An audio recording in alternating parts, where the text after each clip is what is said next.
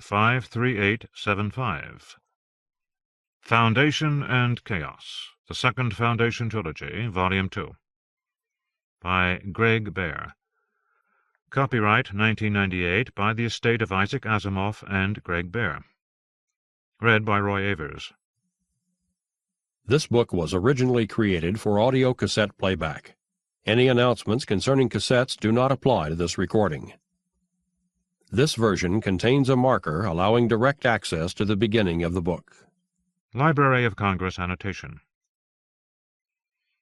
In this sequel to Foundation Sphere, RC 53874, Hari Seldon is on trial for treason, and the Galactic Empire's migration is about to begin. But Daneel Olivaw, the mission's robot leader, discovers a deadly enemy, one of his own kind. 1998. From the book jacket. Isaac Asimov's renowned Foundation trilogy pioneered many of the familiar themes of modern science fiction and shaped many of its best writers.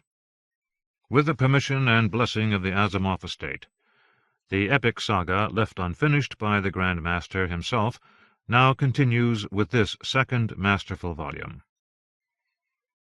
With Hari Seldon on trial for treason, the Galactic Empire's long-anticipated migration to Star's End is about to begin. But the mission's brilliant robot leader, Daneel Olivaw, has discovered a potential enemy far deadlier and closer than he ever imagined. One of his own kind. A freak accident erases the basic commandments in humaniform robot Lodevik Trima's positronic brain. Now Lodevik's service to humankind is no longer bound by destiny, but by will. To ensure his loyalty, Daneel has Lodevik secretly reprogrammed. But can he be trusted? Now other robots are beginning to question their mission and Daneel's strategy. And stirrings of rebellion, too, are infecting their human counterparts. Among them is a young woman with awesome psychic abilities, a reluctant leader with a power to join man and robot in a quest for common freedom, or mutual destruction. The Foundation saga continues. Read Gregory Benford's Foundation Sphere, the first novel in this bold new series, and Foundation's Triumph, the concluding volume from David Brin. About the author. Greg Bear is the winner of 2 Hugo and 3 Nebula Awards. He has been writing best-selling, award-winning science fiction since 1967. His novels include Blood Music, Eon, The Forge of God, and Anvil of the Stars. For Isaac and Janet. Acknowledgements. Special thanks to Janet Asimov, Gregory Benford, David Brin, Jennifer Braille, David Barber, and Joe Miller, and also to the millions of fans of Isaac Asimov who will keep his universes and characters alive for a very long time indeed. The centuries recede, and the legend of Hari Seldon grows. The brilliant man, wise man, sad man, who charted the course of the human future in the old empire. But revisionist views prosper, and cannot always be easily dismissed. To understand Seldon, we are sometimes tempted to refer to apocrypha, myths, even fairy tales from those distant times. We are frustrated by the contradictions of incomplete documents and what amount to hagiographies. This we know, without reference to the revisionists, that Seldon was brilliant. Seldon was key. But Seldon was neither saint nor divinely inspired prophet, and of course he did not act alone. The most pervasive myths involve Encyclopaedia Galactica, 117th edition, 1054 FE. 1. Hari Seldon stood in slippered feet and a thick green scholar's robe on the enclosed parapet of an upper-side maintenance tower, looking from an altitude of 200 meters over the dark aluminum and steel surface of Trantor. The sky was quite clear over this sector tonight, only a few vague clouds scudding before nacreous billows and sheets of stars like ghostly fire. Beneath this spectacle, and beyond the ranks of gently curving domes, obscured and softened by night, lay a naked ocean, its floating aluminum covers pulled aside across hundreds of thousands of hectares. The revealed sea glowed faintly, as if in response to the sky. He could not remember the name of this sea, peace, or dream, or sleep. All the hidden oceans of Trantor had such ancient names, nursery names to soothe. The heart of the Empire needed soothing as much as Hari. Soothing, not sooth.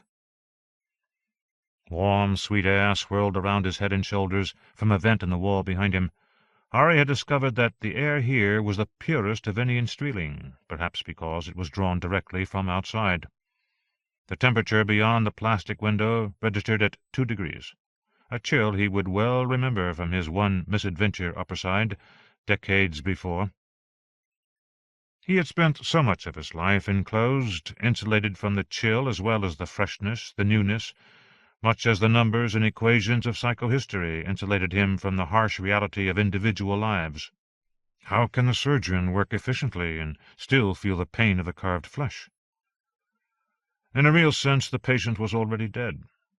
Trantor, the political center of the galaxy, had died decades, perhaps centuries before, and was only now obviously falling to rot, while Hari's brief personal flame of self would flicker out long before the Empire's embers powdered to ash. Through the equations of the project he could see clearly the rigor of morbidity, the stiffening face of the Empire's corpse. This awful vision had made him perversely famous, and his theories known throughout Trantor, and in many parts of the galaxy. He was called Raven Seldon, harbinger of nightmare doom. The rot would last 5 more centuries, a simple and rapid deflation on the time scales of Hari's broadest equations. Social skin collapsing, then melting away over the steel bones of Trantor's sectors and municipalities. How many human tales would fill that collapse? An empire, unlike a corpse, continues to feel pain after death. On the scale of the most minute and least reliable equations, sparkling within the displays of his powerful prime radiant, Hari could almost imagine 1,000,000 billion faces blurred together in an immense calculus to fill the area beneath the Empire's declining curve. Acceleration of decay marked by the loci of every human story, almost as many as the points on a plane, beyond understanding, without psychohistory. It was his hope to foster a rebirth of something better and more durable than the Empire, and he was close to success, according to the equations. Yet still his most frequent emotion these days was cold regret. To live in a bright and youthful period, the Empire at its most glorious, stable, and prosperous, that would be worth all his eminence and accomplishment. To have returned to him the company of his adopted son Raich, and Dors, mysterious and lovely Dors Vanabili, who harbored within tailored flesh and secret steel the passion and devotion of any 10 heroes. For their return alone he would multiply geometrically the signs of his own decay, aching limbs and balky bowels and blurred eyesight. This night, however, Hari was close to peace. His bones did not ache much. He did not feel the worms of grief so sharply. He could actually relax and look forward to an end to this labor. The pressures pushing him were coming to a hard center. His trial would begin within a month. He knew its outcome with reasonable certainty. This was the cusp time. All that he had lived and worked for would be realized soon. His plans moving on to their next step, and to his exit. Conclusions within growth, stops within the flow. He had an appointment soon to meet with young Gale Dornick, a significant figure in his plans. Mathematically, Dornick was far from being a stranger, yet they had not met before. and Harry believed he had seen Daneel once again, though he was not sure. Daneel would not have wanted him to be sure, but perhaps Daneel wanted him to suspect. So much of what passed for history on Trantor now reeked of misery. In statecraft, after all, confusion was misery, and sometimes misery was a necessity. Harry knew that Daneel still had much work to do, in secret, but Harry would never, could never, tell any other human. Daneel had made sure of that, and for that reason Harry could never speak the complete truth about Doors, the true tale of the odd and virtually perfect relationship he had had with a woman who was not a woman, not even human, yet friend and lover. Harry in his weariness resisted, but could not suppress a sentimental sadness. Age was tainted, and the old were haunted by the loss of lovers and friends. How grand it would be if he could visit with Daneel again. Easy to see, in his mind's eye, how that visit would go. After the joy of reunion, Harry would vent some of his anger at the restrictions and demands Daneel had placed upon him. The best of friends, the most compelling of taskmasters. Harry blinked and focused on the view beyond the window. He was far too prone these days to drift off into reverie. The ocean's beautiful glow was itself decay. A riot of bioluminescent algae run rampant for almost 4 years now, killing off the crops of the oxygen farms, making the air slightly stale even in the chill of Upperside. No threat of suffocation yet, but for how much longer? The Emperor's adjutants and protectors and spokesmen had announced imminent victory over the beautiful plague of algae only a few days before, seeding the ocean with tailored phages to control the bloom. The ocean did seem darker tonight, but perhaps the uncharacteristically clear sky dimmed it by comparison. Death can be both harsh and lovely, Harry thought. Sleep, dream, peace. Halfway across the galaxy, Ludovic Trima traveled in the depths of an Imperial astrophysical survey vessel, the ship's only passenger. He sat alone in the comfort of the officer's lounge, watching a lightly plotted entertainment with apparent enjoyment. The ship's crew, carefully selected from the citizen class, had stocked up on such entertainments by the thousands before launching on their missions, which might take them away from civilized ports for months. Their officers and captain, more often than not from the baronial aristocratic families, chose from a variety of less populist book films. Ludovic Trima in appearance was 40 or 45, stout but not corpulent, with a pleasantly ugly face and great, strong, sausage-fingered hands. One eye seemed fixed skyward, and his large lips turned down as if he were perpetually inclined toward pessimism, or at best bland neutrality. Where he had hair, he wore it in a short, even cut. His forehead was high and innocent of wrinkles, which gave his face a younger aspect, belied by the lines around his mouth and eyes.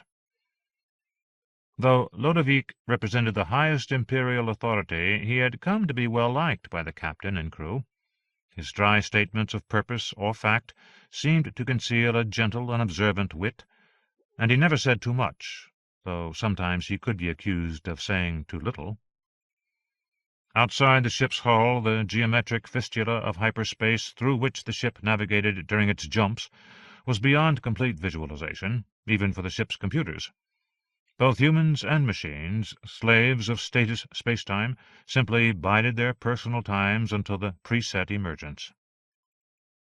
Ludovic had always preferred the quicker, though sometimes no less harrowing, networks of wormholes, but those connections had been neglected dangerously, and in the past few decades many had collapsed like unshored subway tunnels, in some cases sucking in transit stations and waiting passengers.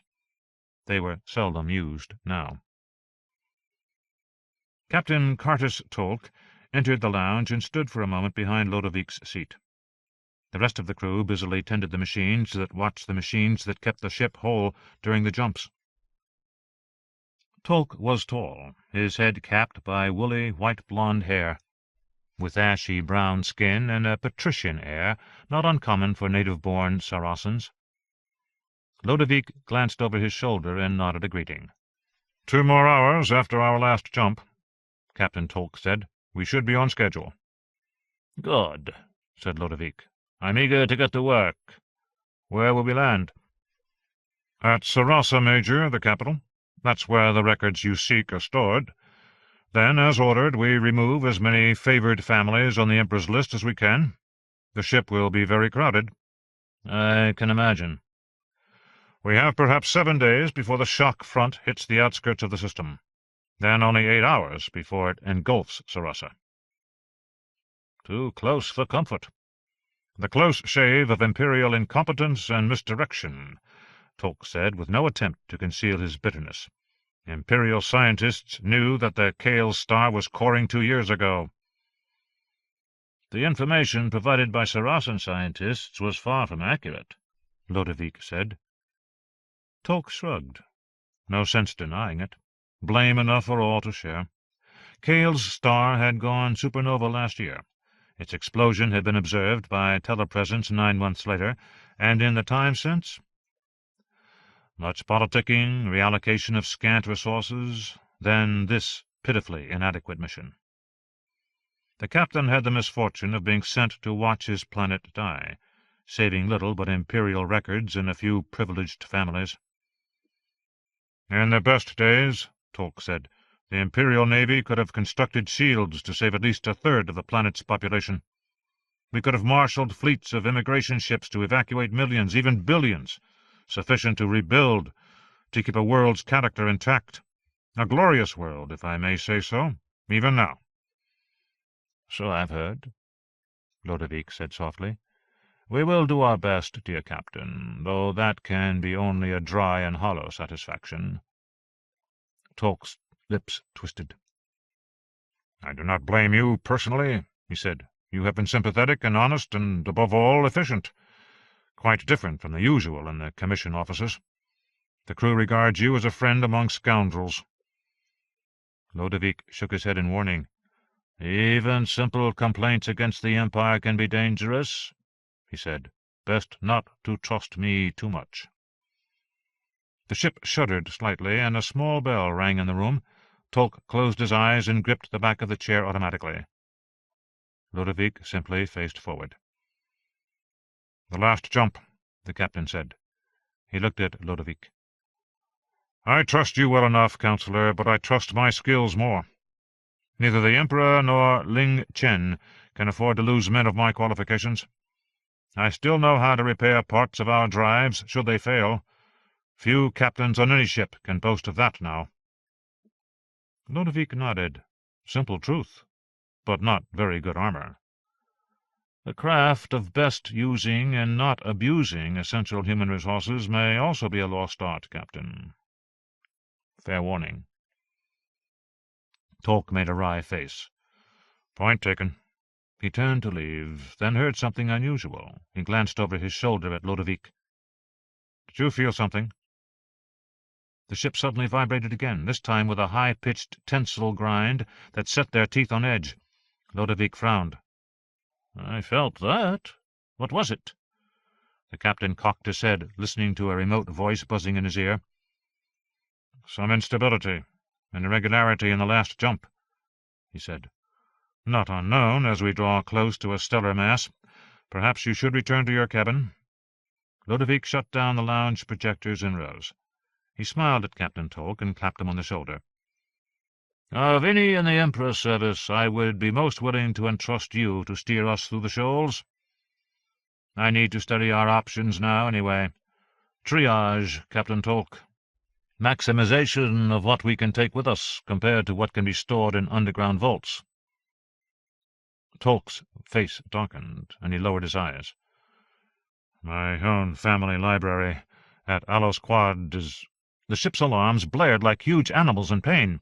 Tolk raised his arms in instinctive self-protection, covering his face. Ludovic dropped to the floor and doubled himself up with amazing dexterity. The ship spun like a top in a fractional dimension it was never meant to navigate. and with a sickening blur of distressed momenta and a sound like a dying behemoth, it made an unscheduled and asymmetric jump. The ship reappeared in the empty vastness of status geometry, normal, unstretched space. Ship's gravity failed simultaneously.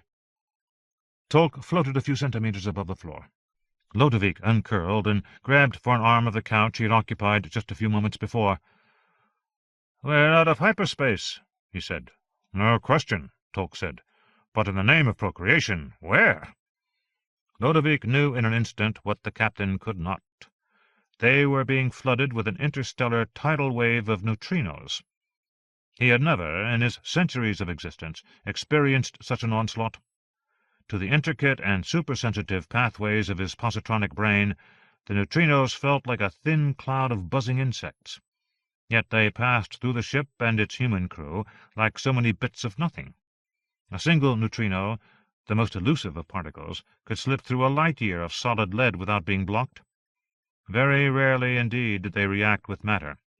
Within the heart of the Kales supernova, however, immense quantities of matter had been compressed into neutronium, producing a neutrino for every proton, more than enough to blow away the outer shells just a year before. "We're in the shock front," Lodewijk said. "How do you know?" Tolk asked. "Neutrino flux." "How?" The captain's skin grayed, its ashen sheen growing even more prominent. "You're assuming, of course. It's a logical assumption." Lodewijk nodded, though he assumed nothing. The captain and crew would be dead within an hour. Even this far from Kale's star, the expanding sphere of neutrinos would be strong enough to transmute a few thousandths of a % of the atoms within the ship and their bodies. Neutrons would be converted to protons in sufficient numbers to subtly alter organic chemistries, causing poisons to build, nervous signals to meet untimely dead ends. There were no effective shields against neutrino flux. "Captain, this is no time for deception," Lodewijk said. "I'm not hazarding a guess. I'm not human. I can feel the effects directly." The captain stared at him, uncomprehending. "I am a robot, Captain. I will survive for a time, but that is no blessing. I am deeply programmed to try to protect humans from harm, but there is nothing I can do to assist you. Every human on this ship is going to die." Tolk grimaced and shook his head as if he could not believe his ears. "We're going crazy, all of us," he said. "Not yet," Lodewijk said. "Captain, please accompany me to the bridge. We may yet be able to save something." 2. Ling Chen might have been the most powerful man in the galaxy, in appearance as well as fact, if he had merely willed it. Instead he settled for something a mere shade less, and wore a far more comfortable rank and uniform, that of the Chief Commissioner of the Commission of Public Safety. The ancient and aristocratic Chens had survived through thousands of years to produce Ling by exercising caution, diplomacy, and by being useful to many emperors. Chen had no wish to supplant the present emperor, or any of his myriad ministers, counselors, and advisers, or to be any more of a target for young hotheads than he needed to be. His present visibility was already too high for his taste, but at least he was a target more of derision than of hatred. He had spent the last of these early morning hours looking over reports from the governors of 7 troubled star systems. 3 had declared war on their neighbors, ignoring threats of imperial intervention, and Chen had used the Emperor's seal to move a dozen vessels into those systems as safeguard. Fully 1,000 other systems were showing severe unrest, yet with recent breakdowns and degradations, the Imperial communications systems could only handle about 1/10 of the information sent from the 25 million worlds supposedly under their authority. The total flux of information, sent in real time and unprocessed by experts on Trantor's companion worlds and space stations, would have increased Trantor's temperature by tens of degrees. It was because of their considerable skill and intuition born of thousands of years of experience that the palace, that is, Chen and his fellow commissioners, could keep a kind of balance with just the minimal, boiled-down stock from the vast galactic stew. He now allowed himself a few minutes of personal exploration, essential to his sanity. But even that was far from frivolous amusement. It was with an expression of curious intrigue that he sat before his informer and asked about Raven Seldon. The informer, a hollow, elongated ovoid arranged horizontally on his desk, gleamed its natural eggshell white for an instant, then brought up all the various murmurings and documents from around Trantor and key outlying worlds. A few small film book articles appeared in the center of the display, a piece from an off-world mathematical journal, an interview with a student newspaper at Seldon's sacrosanct Streeling University, bulletins from the Imperial Library, mentioning nothing about psychohistory. The infamous Seldon was remarkably quiet this week, perhaps in anticipation of his trial. None of his colleagues in the project had had much to say either. Just as well. Chen closed that search and leaned back in the chair, contemplating which crisis to respond to next. He had thousands of problems to deal with daily, most of which he fed to his selected counselors and their assistants, but he was taking a personal interest in the response to a supernova explosion near 4 relatively loyal Imperial worlds, including beautiful and productive Sarasa. He had sent his most reliable and ingenious counselor to oversee what little rescuing could be done at Sarasa. His brows furrowed at the thought of the inadequacy of this response, and what political dangers the Commission and Trantor might face if nothing at all could be accomplished. Empire, after all, was a matter of quid pro quo. If there was no quo, then there might as well be no quid. Public safety was more than just a political catchphrase. In this endless, painful age of decay, an aristocratic official such as Chen still had an important function. The public image of the commissioners seemed to be one of irresponsible luxury, but Chen took his duties very seriously. He harked back to a better time when the Empire could and did look after its many children, the citizens of its far reaches, with established peacemaking, policing, financial and technical aid, and rescue. Chen felt a presence at his elbow, and his hair stood on end. He turned with a sudden flash of irritation, or was it fear, to see his chief personal secretary, small and mild, Crean. Crean's usually pleasant face was almost bloodless, and he did not seem to want to convey his message. "Sorry," Chen said. "You startled me. I was enjoying a relatively peaceful moment on this infernal device. What is it, Crean?" "My apologies for the grief we must all feel. I did not want this news to come to you through your machine." Crean was naturally suspicious of the informer, which could do so many of his own functions so quickly and anonymously. "Yes, damn it, what is it?" "The Imperial survey ship Spear of Glory, Your Honor—" Crean swallowed. His people from the small southern hemisphere, Lavrenti sector, had worked as servants to the Imperial courts for thousands of years. It was in his blood to feel his master's pain. Sometimes Crean seemed less a human being than a shadow, though a very useful shadow. "Yes? What is it? Blown to smithereens?" Crean's face crinkled with anticipated distress. "No, Your Honor, that is, we do not know. It is a day overdue, and there are no communications, not even an emergency beacon." Chen listened with a sinking heart and a twist in his stomach. Lodovik Trima. And, of course, a fine captain and crew. Chen opened and closed his mouth. He needed more information desperately, but of course Crean would have given him all that there was, so there was no more. "And Sarasa?" "The shock front is less than 5 days from Sarasa, Your Honor." "I know that. Have any other ships been dispatched?" "Yes, sire. 4 much smaller ships have been deflected from the missions to save Kisk, Perna, and Transdal." "Sky, no!" Chen stood enfumed. "I wasn't consulted. They must not reduce those rescue forces. They're at minimum already." "Commissioner, the representative from Sarasa was received by the Emperor just 2 hours ago, without our knowledge. He convinced the Emperor and Farad Sinter that—" "Sinter is a fool. 3 worlds neglected for 1? An Imperial favorite?" He'll get his emperor killed some day." But then Chen calmed himself, closing his eyes, focusing inward, drawing on 6 decades of special training to set his mind calmly and quickly to finding the best path through this morass.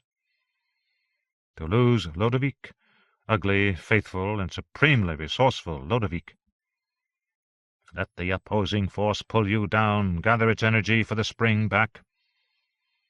Can you get me a summary or an actual recording of these meetings, Green? Yes, sire. They will not yet be subject to review and interdiction by the court historians. There is commonly a backlog of 2 days on these rewritings, sire. Good. When an inquiry is held and questions asked, we will leak Sinter's words to the public. I think the lowest and most popular journals will serve us best. Perhaps the All-World Tongue or the Big Ear. Green smiled. I myself am fond of the Emperor's eyes. Even better. No authentication required. Just more rumors among an uneducated and unhappy population. He shook his head sadly. Even if we bring down Sinter, it will be small recompense for losing Lodovick. What chance he might survive? Green shrugged. That was well outside his limited expertise. So few in the Imperial sector understood the vagaries of hyperdrive and jump science. There was one, however. An old ship's captain turned trader and occasional smuggler, who specialized in sending goods and passengers along the quickest and quietest routes. A bright and unscrupulous rogue, some said, but a man who had been of service to Chen in the past. Get me an immediate audience with Moore's Planch. Yes, Your Honor. Green bustled out of the room. Ling Chen took a deep breath. His time at the display was over. He had to return to his office and meet in person with sector generals and planetary representatives from Trantor's food allies for the rest of the day. He would have much preferred focusing all his thoughts on the loss of Lodovick, and how to convert Sinter's foolishness to his own best interests. But not even such a tragedy, or such an opportunity, could interfere with his present duties. Ah, the glamour of power. 3. Privy Councillor Farad Sinter had overstepped his bounds so many times in the past 3 years that the boy Emperor Claudius referred to him as my pillar of prying ambition, a typically ill-worded phrase that today, at least, carried no overtone of admiration or affection. Sinter stood before the Emperor, hands clasped in unconvincing submission. Claudius I, barely 17 years of age, regarded him with something less than anger and more than irritation. In his all-too-recent childhood he had been called down too many times in private by his tutors, all selected and controlled by Commissioner Chen. He had become a sometimes sly, underhanded young man, more intelligent than most gave him credit for, though still subject to the occasional extreme outburst. Early on he had learned one of the major rules of leadership in statecraft and a competitive and hypocritical government. He never let anyone know what he was really thinking. "Sinter, why are you looking for young men and women in the Dal sector?" the Emperor asked. Sinter had taken pains for this effort to be concealed. Somebody was playing political games, and that somebody would pay. "Sire, I have heard of this search. I believe they are being sought as part of the Genetic Reconciliation Project." "Yes, Sinter, a project you began 5 years ago. You think I'm too young to remember?" "No, Your Highness." "I do have some influence in this palace, Sinter. My word is not completely ignored." "Of course not, Your Highness." "Spare me the obsequious titles. Why are you hunting down children younger than I am and disrupting loyal families and neighborhoods?" "It is essential to understand the limits of human evolution on Trantor, Your Highness." Claudius lifted his hand. "My tutors tell me evolution is a long, slow process of genetic accretions, Sinter. What do you expect to learn from a few invasions of privacy and attempted kidnappings?" "Pardon my even hoping to act as one of your tutors, Your Highness, but—" "I hate being lectured to," Claudius said in a low growl that broke halfway through. "But if I may continue with your permission, sire, humans have lived on Trantor for 12,000 years. We have already seen the development of populations with particular physical and even mental characteristics, the stocky, dark people of Dal, sire, or the menials of Lavrenti. There is evidence, sire, that certain extraordinary traits have occurred in certain individuals in the last century. Scientific evidence, as well as hearsay, of psychic powers, Center?" Caius tittered behind spread fingers and lifted his eyes to the ceiling. A few projected birds flew down and circled them, making as if to peck at Center. The Emperor had rigged nearly all of his chambers to reveal his moods with such projections, and Center did not like them in the least. "Of a kind, your Highness?" "Extraordinary persuasion." "So I've heard. Perhaps the tumbling of dice in games of chance, or the ability to render women susceptible to our charms? I'd like that very much, Center. My assigned women are growing tired of my attentions." His expression grew peevish. "I can tell." "I hardly blame them," Center thought. "An oversexed partner of few charms and little wit." "It is a matter of some curiosity and perhaps importance, Highness. Meanwhile, you cause unrest in sectors that are already unhappy. Center, it's a foolish liberty, or rather a foolish breach of liberty. I am supposed to guarantee my subjects' freedom from being strapped to the horrid little hobby-horses of my ministers and advisers, or even my own. Well, my hobby-horses are relatively comfortable mounts. But you, Center." For a moment Center thought the Emperor was actually going to show a spine, some imperial fortitude, and forbid this activity, and he felt a momentary chill. It was because Center was so good at finding attractive women for young Caius, and replacing them when he or they grew bored, that Caius put up with so many of his peccadilloes. But the Emperor's eyes grew heavy-lidded, and his energy and irritation appeared to dissipate. Center hid his relief. Caius the Young was, after all, relenting once more. "Please don't be so obvious, my good man," Caius said. "Slow down. What you need to know will come to you in good time, don't you think? I'm sure you have all of our interests at heart. Now, about this woman, Teresia." Farad Center listened to Caius's request with apparent interest, but in fact had switched on his recorder and would pay attention in more detail later. He could hardly believe his fortune. The Emperor had not forbidden these actions. He could indeed redirect and slow the less fruitful investigations, and he could also continue. In fact, it was not humans, exceptional or otherwise, that he was after. Center sought evidence for the most extraordinary and long-lived conspiracy in human history. A conspiracy he had traced back to the time of Cleon I, and probably long before that. A myth, a legend, a real entity coming and going like a wraith in Trantor's history. The Mycogenians had called him Dani. He was one of the mysterious Eternals, and Center was determined to find out more, however he might risk his reputation. Talk of the Eternals was regarded with as little respect, less actually, as talk of ghosts. Many on Trantor, an ancient world filled to overflowing with extinct lives, believed in ghosts. Only a select few paid attention to stories of the Eternals. The Emperor talked on about the woman he was interested in, and Center appeared to listen attentively, but his thoughts were far away. Years away. Center imagined himself being credited with saving the Empire. He savored energizing visions of sitting on an imperial throne, or, even better, of replacing Ling Chen on the Commission of Public Safety. "Farad!" The Emperor's voice was sharp. Center's recorder instantly fed him the last 5 seconds of conversation. "Yes, Your Highness, Teresia is indeed a beautiful woman, reputedly very high-spirited and ambitious."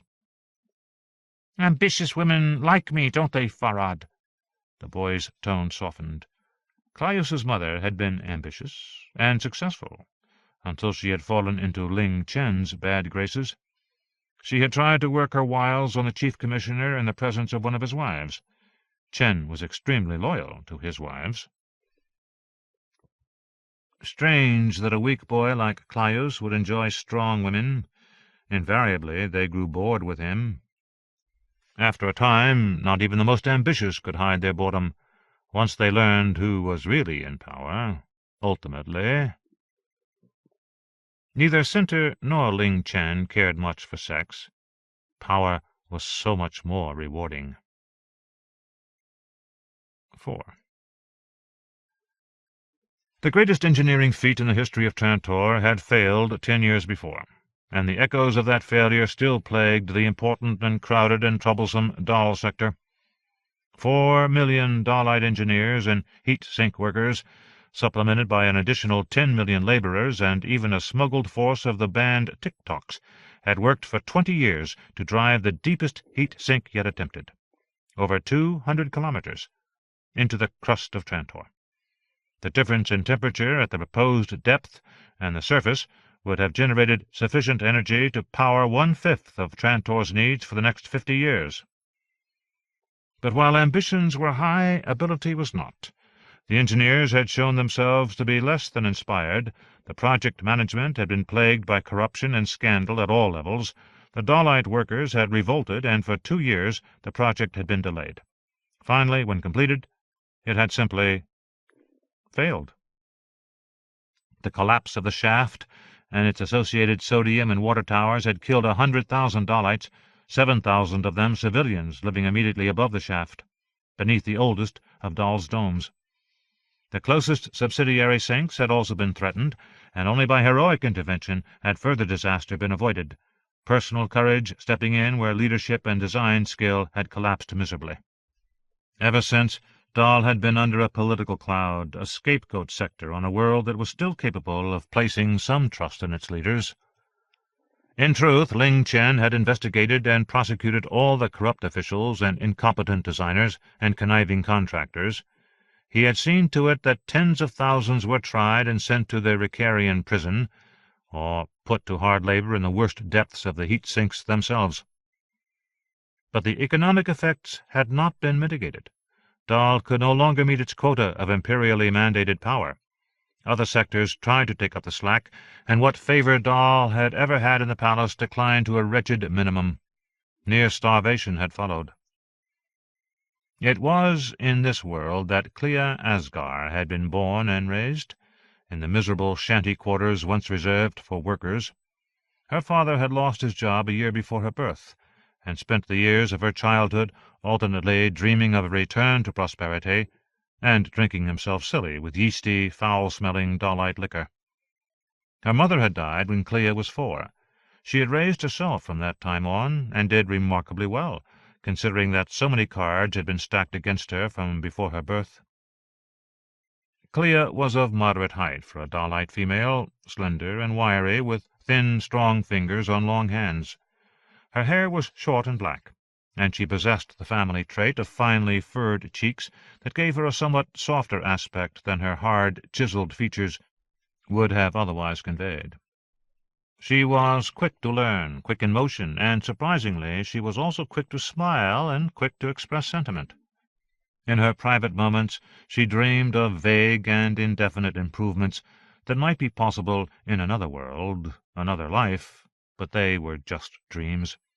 All too often she dreamed of a strong alliance with some resourceful and handsome, bushy-moustached male, no more than 5 years her senior. No such male entered her life. She was no great beauty, and the esteem and affection of others was the one area where she refused to exercise her surprising abilities to charm and persuade. If the male entered without prodding, well and good. But she would not apply any major push to get him. She believed she naturally deserved better. In another age, another time, long forgotten, Clea Asgar would have been called a romantic, an idealist. In Dahl, in the year GE 12067, she was simply regarded as a stubborn but naive girl of 16. Her father told her so whenever he was sober enough to express himself at all. Clea was thankful for small favors. Her father was neither brutal nor demanding. When sober, he took care of his own few needs, leaving her free to do whatever she wanted, work in the black market, smuggle from the outside luxuries to the less savory and imperially oppressed elements of the unemployed. whatever she could do to survive. They rarely even saw each other, and they had not lived in the same apartment for 2 years. Not since that argument and the things she had done in anger. This day she stood on a promenade overlooking the distributors' market, the most ragged and disreputable retail district in Dal, waiting for an unnamed man in dusty green to pick up a package. The pieced squares of sky and the overarching dome showed great flickering gaps that cast shadows on the crowds, now thinning as the evening and home hours approached for the first shift of workers. Men and women shopped for their night's sparse supper, bartering more often than using credits. Dal was developing its own economy. In 50 years, Clea thought, it might go independent, pushing out a weak and vacillating palace-mandated economy for something more fundamental and native. But that, too, was little more than a dream. Imperial trade monitors stood on the outskirts of the market. Men and women with eyes and cameras constantly watching, recording the crowds. Where money and political oversight were concerned, creativity seemed to flourish. In every other endeavor, Clea thought, Trantor was intellectually bankrupt.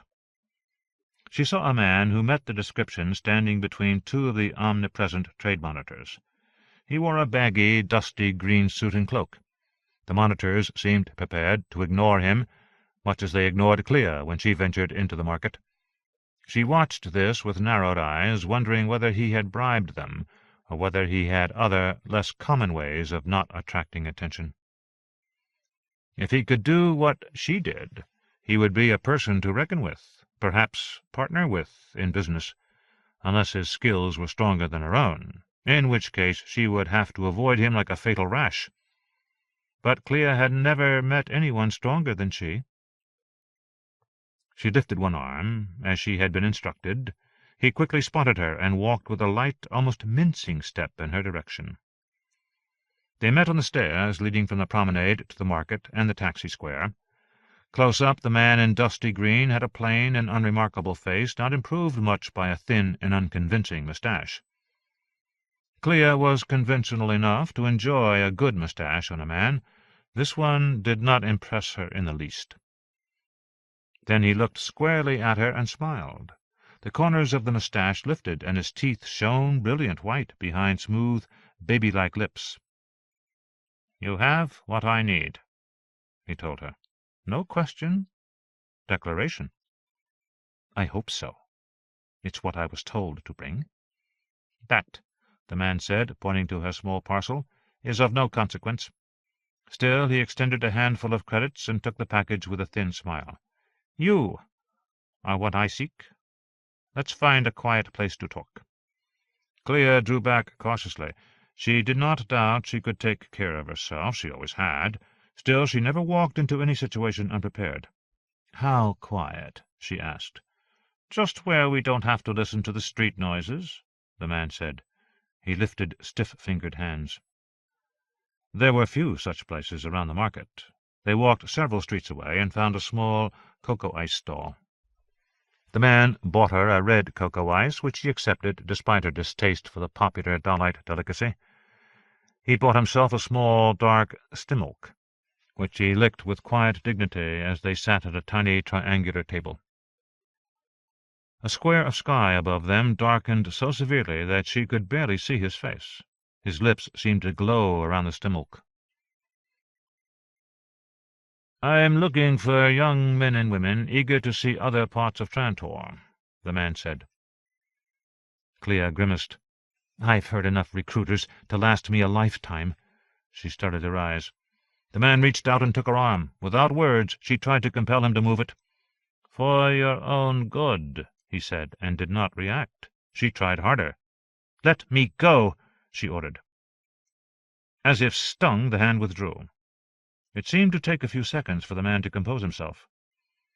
"Of course, but this is a good time to listen." Clea watched the man curiously. She hadn't compelled him. He had obeyed more like a servant reacting to his mistress than to a young girl he was trying to collar in a public place. Clea focused with more intensity on the man. His surface was not particularly attractive, but she encountered unexpected reserves, a central stillness, a peculiar metallic sweetness. His emotions did not taste the same as others. "I only listen to people who are interesting," Clea said. She was starting to sound a little too arrogant. She fancied herself a more dignified sort of woman, not a street braggart. "I see," the man said. He finished his stimulk and deftly tossed the stick into a receptacle. The proprietress walked to the receptacle, removed 5 sticks, a meagre show for the day, and took them back to the rear of the stall to clean. "Well, is survival interesting?" She nodded. "As a general topic." "Then listen closely." He leaned forward earnestly. "I know what you are and what you can do." "What am I?" Clea asked. He looked skyward just as the square immediately above flickered back to full brightness. His skin was unusually sallow, as if he wore makeup against some skin condition, though she could not detect the pockmarks of brain fever. Clea's cheeks themselves showed deep pocks beneath the fur. "You had a bout of fever as a child, didn't you?" he asked. "Most do. It's typical on Trantor." "Not just here, young friend.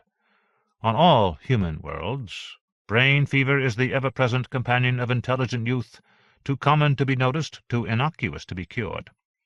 But in you it was no easy childhood illness. It nearly killed you."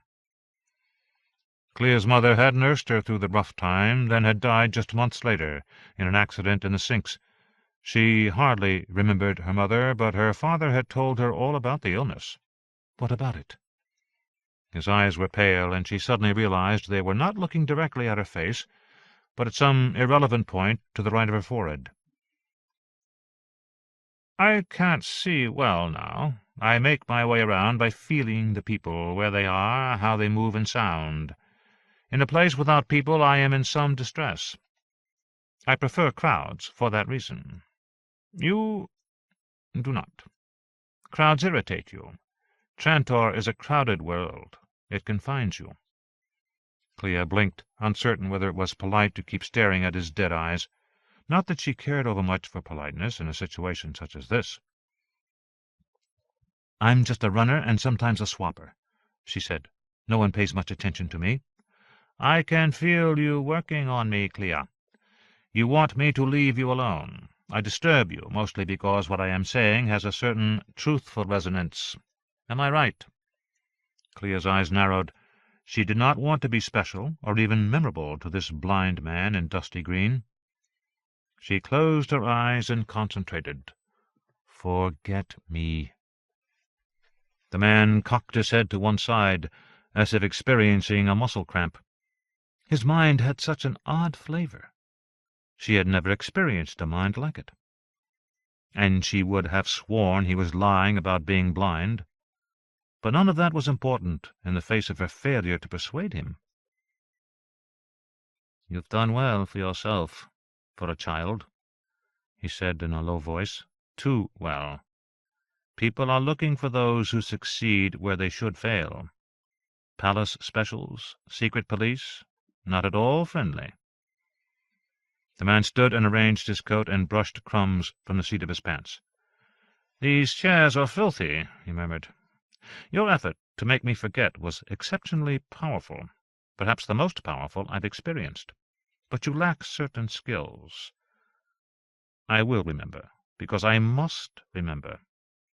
There are a surprising number of those with your skills on Trantor now, perhaps 1,000 or 2,000. I've been told, no matter by whom, that most of you are marked by a particularly strong reaction to brain fever. Those who hunt for you are mistaken. They believe it passed you by." The man smiled in her general direction. "I'm boring you," he said. "I find it painful to be where I'm not wanted. I'll go." He turned, seemed to feel for somebody to guide him, and took a step away from the table. "No," Clea said, her voice catching. "Stay for a minute. I want to ask you something." He stopped with a small tremor. Suddenly he seemed very vulnerable. "He thinks I can hurt him. And maybe I can." She wanted to understand his strange flavor. clean and strangely compelling, as if within this man, behind flimsy masks of deception, lurked a basic honesty and decency she had never encountered before. "I'm not bored," she said. "Not yet." The man in dusty green sat down again and put his hand on the table. He took a deep breath. He doesn't need to breathe, Clea thought, but put away the absurdity quickly. "A man and a woman have been searching for your kind for a number of years, and many have joined their group.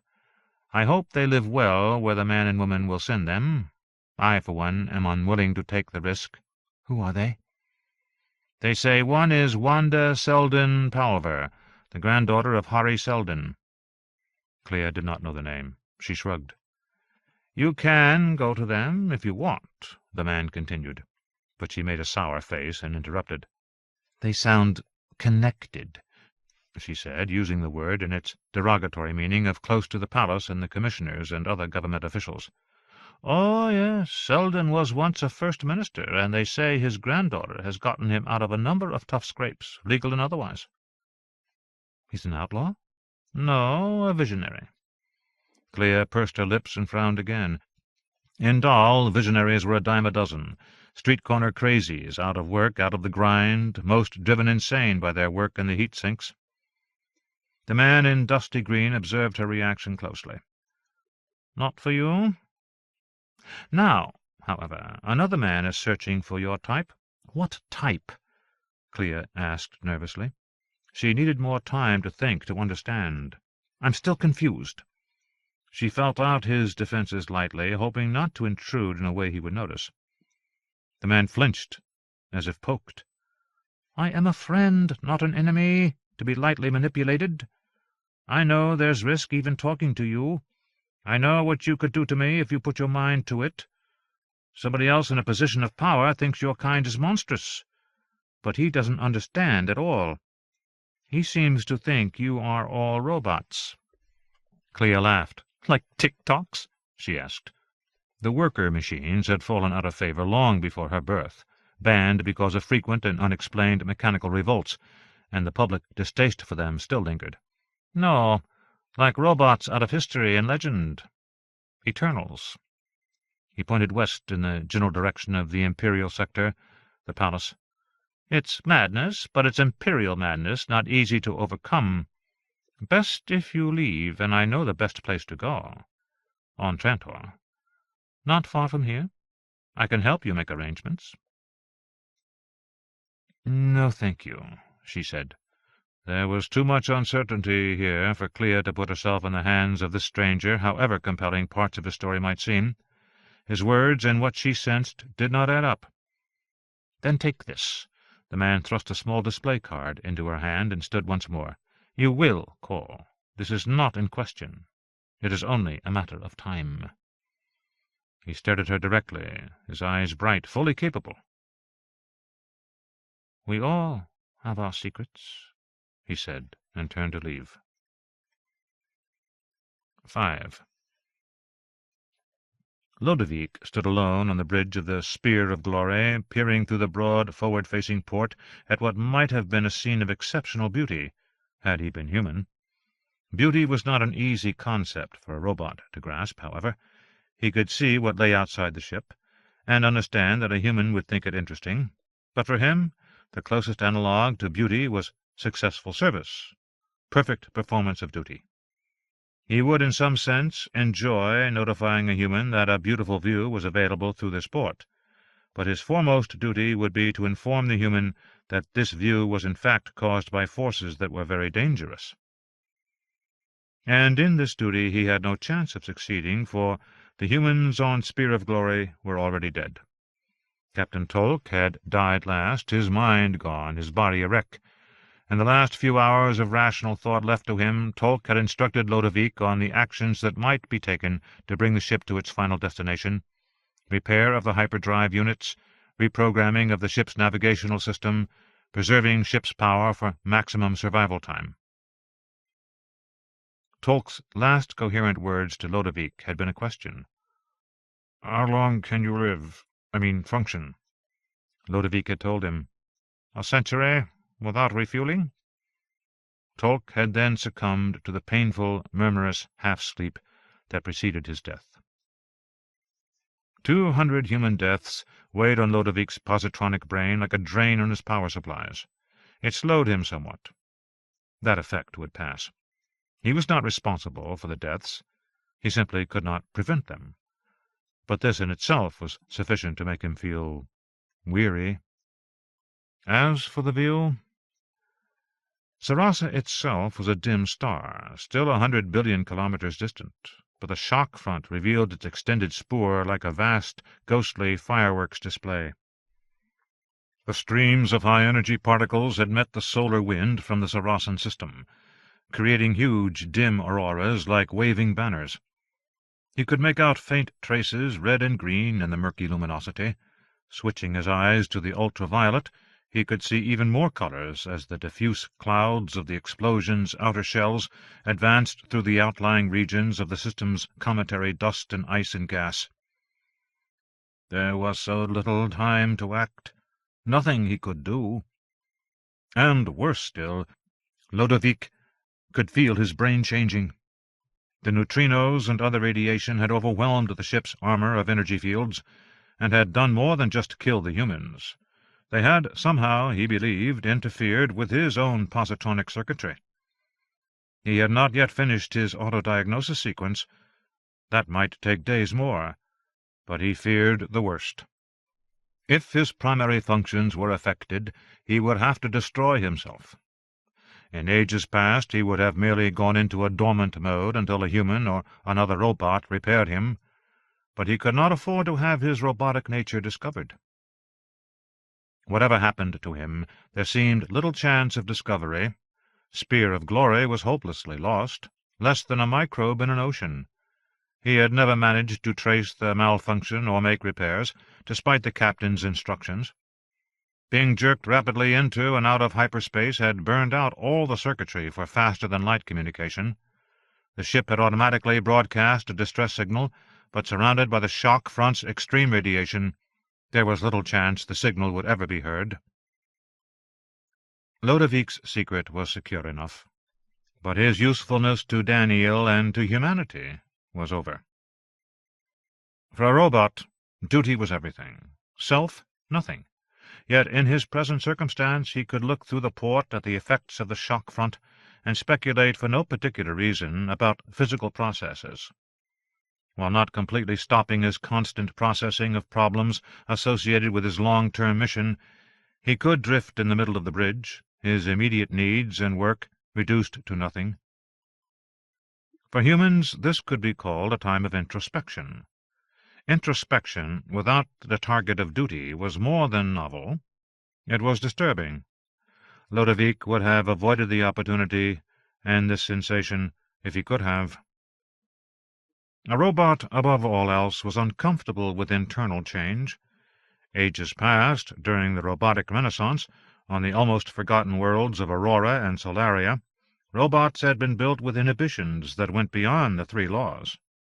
Robots, with a few exceptions, were not allowed to design and build other robots. While they could manage minor repairs to themselves, only a select few specialty units could repair robots that had been severely damaged. Lodewyk could not repair this malfunction in his own brain. If it was a malfunction, the evidence was not yet clear. But a robot's brain, its essential programming, was even more off-limits to meddling than its body. There was one place remaining in the galaxy where a robot could be repaired, and where occasionally a robot could be manufactured. That was Eos, established by R. Daneel Olivaw 10,000 years ago, far from the boundaries of the expanding empire. Lodewyk had not been there for 90 years. Still, a robot had a strong urge to self-preservation. That was implicit in the 3rd law. With time to contemplate his condition, Lodewyk wondered if he might in fact be found, then sent to Eos for repair. None of these possibilities seemed likely. He resigned himself to the most probable fate, 10 more years in this crippled ship until his mini-fusion power reserves ran down, with nothing important to do, a Robinson Crusoe of robots, lacking even an island to explore and transform. Ludovic could not feel a sense of horror at this fate, but he could imagine what a human would feel, and that in itself induced an echo of robotic unease. To cap it all, he was hearing voices, or rather, a voice. It sounded human, but communicated only at odd intervals, in fragments. It even had a name, something like Voldar, and it gave an impression of riding vast but tenuous webs of force, sailing through the deep vacuum between the stars. Seeking out the plasma halos of living stars, reveling in the neutrino miasma of dead and dying stars, neutrinos intoxicating as hashish smoke. Fleeing from Trantor's boredom, I grow bored again, and I find between the stars a robot in dire straits, one of those the Eternal brought from outside to replace the many destroyed. Look, my friends, my boring friends who have no flesh and know no flesh, and tolerate no fleshly ideals. One of your hated purgers. The voice faded. Added to his distress over the death of the captain and crew of the Spear of Glory, and his odd feedback of selfless unease, this mysterious voice, a clear sign of delusion and major malfunction, brought him as close as a robot could come to complete misery. 6. From his vantage in the tiny balcony apartment overlooking Streeling University, R. Daneel Olivaw could not feel human grief, lacking the human mental structures necessary for that bitter reassessment and reshaping of neuronal pathways. But, like Ludovic, he could feel a sharp and persistent unease, somewhere between guilt at failure and the warning signals of impending loss of function. The news that one of his most valued cohorts was missing distressed him at the very least in that way. He had lost so many to the TikToks, guided by the alien meme entities, it seemed so recently, decades, however, and his discomfort and loneliness still burned. He had seen the news film in a store window the day before, of the loss of the Spear of Glory and the probable end to any hope of rescue for the citizens of several worlds. In his present guise he looked very much as he had 20 millennia before, in the time of his first and perhaps most influential relationship with a human, Elijah Bailey. Of medium height, slender, with brown hair, he appeared about 35 human years of age. He had made some small accessions to the changes in human physiology in that time. The fingernails on his pinky fingers were now gone, and he was some 6 centimeters taller. Still, Bailey might have recognized him. It was doubtful that Daneel would have recognized his ancient human friend, however. All but the most general of those memories had long since been stored in separate caches, and were not immediately accessible to the robot. Daneel had undergone many transformations since that time, the most famous of them being Demerzel, first minister to the Emperor Cleon I. Hari Seldon himself had succeeded him in that post. Now the time was approaching when Daneel would have to intensify his direct participation in Trantor's politics, a prospect he found distasteful. The loss of Ludovic would make his work all the more difficult. He had never enjoyed public displays.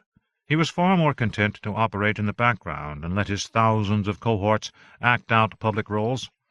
He preferred, in any case, that his robots assert themselves in small ways, here and there, over time, at key locations, to effect changes that would in turn effect other changes, producing a cascade with, he hoped, the desired results. In the centuries of his work he had seen a few failures and many successes, but with Ludovic he had hoped to ensure his most important goal, the perfection of the plan, Hari Seldon's psychohistory project, and the settlement of a first Foundation world. Seldon's psychohistory had already given Daneel the tools necessary to see the Empire's future in bleak detail. Collapse, disintegration, wholesale destruction, chaos. There was nothing he could do to prevent that collapse. Perhaps had he acted 10,000 years ago, with then impossible foresight, using the crude and piecemeal psychohistory then at his disposal, he might have put off this catastrophe. But Daneel could not allow the Empire's decline and fall to proceed without intervention, for too many humans would suffer and die, over 38 billion on Trantor alone, and the first law dictated that no human should be harmed or allowed to come to harm. His duty for all of those 20,000s of years had been to mitigate human failures and redirect human energies for the greater human good. To do that, he had mired himself in history, and some of the changes he had effected had resulted in pain, harm, even death. It was the Zeroth Law, first formulated by the remarkable robot Giscard Reventloff, that allowed him to continue functioning under these circumstances. The Zeroth Law was not a simple concept, though it could be stated simply enough. Some humans could be harmed, if by so doing one could prevent harm for the greater number. The ends justify the means. This dreadful implication had powered so much agony in human history, but it was no time to engage in that ancient internal debate. What could he learn from the loss of Ludovic Trima? Nothing, it seemed. The universe sometimes decided things beyond the control of rational action. There was nothing so frustrating and difficult to encompass for a robot as a universe indifferent to humans. Daneel could move anonymously from sector to sector, along with the migrating unemployed, now pandemic on Trantor. He could maintain contact with his cohorts through a personal communicator or his portable informer, as well as through illegal hookups to the planet's many networks. Sometimes he dressed as a pitiful street beggar. He spent much of his time in a cramped, dirty apartment in the Trans-Imperial sector, barely 70 kilometers from the palace. Nobody wished to look at a figure so old, bent, filthy, and pitiful. In a way, Daneel had become a symbol of the misery he hoped to overcome. No humans remembered a fictional character who had so enjoyed going out in disguise among the common people, the lower classes, a man of pure and impossibly discerning intellect, a detective, much like Daneel's old friend Elijah Bailey. With Daneel's frequent memory dumps and adjustments, all that he remembered was a single name and an overall impression: Sherlock. Daneel was one of the many robots who had become disguised Sherlocks among the masses, tens of thousands throughout the galaxy, trying not just to solve a mystery but to prevent further and greater crimes. The leader of these dedicated servants, the First Eternal, brushed as much of the street's filth from his rags as he could manage, and left the cramped and empty General Habitation Project hovel in search of finer clothes. 7.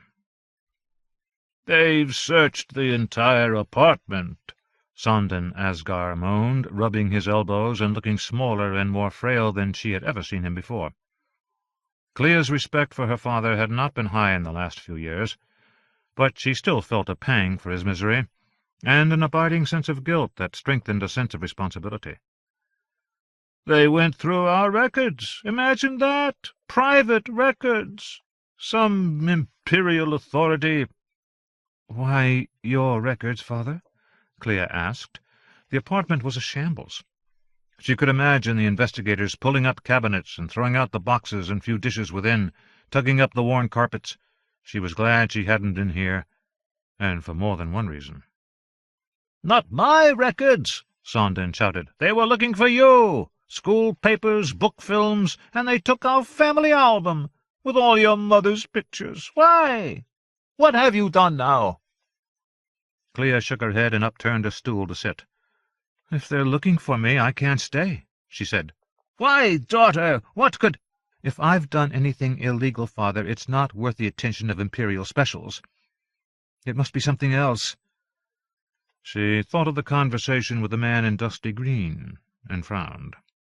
Seldon Asgar stood in the middle of the main room, 3 meters square, hardly a room at all, more of a closet, and shivered like a frightened animal. "They were not kind," he said. "They grabbed me and shook me hard. They acted like thugs. I might as well have gotten mugged in Billy Bottom." "What did they say?" Clea asked softly. "They asked where you were, how you had done in school, how you made your living. They asked whether you knew a Kindrel Nashak. Who is that?" "A man?" she said, hiding her surprise. "Kyndryl Nashak." He had been the kingpin in her greatest success so far, a deal that had put 400 new credits in her accounts with a banker in Billybottom. But even that had been trivial, surely nothing worth their attention. Imperial Special Police were supposed to seek out the lords of the underground, not clever girls with purely personal ambitions. "A man," her father said sharply. "Someone who's willing to take you off my hands, I hope." "I haven't been a burden to you for years," Clea said sourly. "I only dropped by to see how you were doing, and to discover why any thought of you made my head itch." "I told them you're never here," Seldon cried. "I said we hadn't seen each other in months. None of it makes sense. It will take days to clean this mess. The food! They spilled the entire cookery." "I'll help you pick up," Clea said. "Shouldn't take more than an hour." She certainly hoped not. Other faces were making her head itch now, friends, colleagues, anyone associated with Nashak. One thing she was sure of, she had suddenly become important, and not because she was a clever member of the black market community. An hour later, with the mess largely taken care of, and Seldon at least beginning to recover his calm, she kissed him on the top of the head and said good-bye, and she meant it. She could not look at her father without her scalp seeming to burn. Nothing to do with the guilt, she told herself. Something new. Hereafter, any contact with him would be extremely dangerous. 8. Major Pearl Nam, of Special Investigations, Imperial Security, assigned to the Dahl sector, had been waiting for 2 hours in the private palace office of Imperial Councillor Farad Center. He adjusted his collar nervously. The desk of Farad Center was smooth and elegant, crafted from Karen wood from the Imperial Gardens, a gift from Claudius I. The top of the desk held only an inactive Imperial-class informer. A sun and spaceship plaque hovered to one side of the desk. The office's high ceiling was supported by beams of Trantorian basalt, with intricate floral patterns spun-carved by tuned blaster beams. The Major looked up at these beams, and when he looked down again, Farad Center stood behind the desk, wearing an irritated frown. "Yes?" Major Nam, very blond and compact, was not used to private audiences at this social level, and in the palace as well. "A second report on the search for Clea Asgar, daughter of Seldon and Bethel Asgar. Survey of the father's apartment." "What else did you learn?" "Her early intelligence tests were normal, not exceptional. After the age of 10, however, those tests showed extraordinary jumps. Then, by the age of 12, they revealed that she was an idiot." "Standard Imperial aptitude tests, I assume?" "Yes, sir. Adjusted for Dahlite needs." Center walked across the room and poured himself a drink. He did not offer any to the Major, who wouldn't have known what to do with fine wine anyway.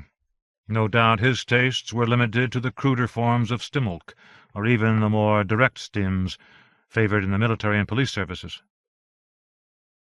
"There are no records of childhood illness, I presume?" Center said. "Two possible explanations for that, sir," the blond Major said. "Yes?" "Hospitals in Dahl typically record only exceptional illnesses, and in those cases, if the exceptions might reflect badly on the hospital, they report nothing at all." "So perhaps she never had brain fever at all. As a child, when almost everyone of any intelligence contracts brain fever." "It's possible, sir, though unlikely. Only 1 out of 100 normal children escape brain fever. Only idiots escape completely, sir. She may have avoided it for that reason." Center smiled. The officer was stepping outside his expertise. The number was actually closer to 1 in 30 million normals, though many claimed they had never had it. And that claim in itself was evocative, as if escaping conferred some added status. "Major, are you at all curious about the sectors you do not patrol?" "No, sir. Why should I be?" "Do you know the tallest structure on Trantor, above sea level, I mean?" "No, sir." "The most populated sector?" "No, sir." "The largest planet in the known galaxy?" "No." The Major frowned, as if he were being mocked. "Most people are ignorant of these things. They don't care to know. Tell them, and they forget. The larger vision is lost in the day-to-day minutiae, which they know well enough to get along." What about the basic principles of hyperdrive travel? Sky, no. Pardon me. No, sir. I'm ignorant of that myself. No curiosity at all about such things. He smiled pleasantly. Have you ever wondered why Trantor seems so run down nowadays? Sometimes, sir. It is a nuisance. Have you thought to complain to your neighborhood council? Not my place. There's so much to complain about. Where to begin? Of course. Yet you're known as a competent and perhaps even an exceptional officer. Thank you, sir. Sinter looked down at the polished copperstone floor. Are you curious why I am so interested in this woman, this girl? No, sir. But the Major thought it worth a small conspiratorial wink. Sinter's eyes widened. You believe I'm interested in her sexually? The Major straightened abruptly. No, sir, not my place to think anything of the sort. I would be frightened even to be in her presence for long, Major Nam. Yes, sir. She never had brain fever. We don't know that, sir. No records. Sinter dismissed that with a shake of his head.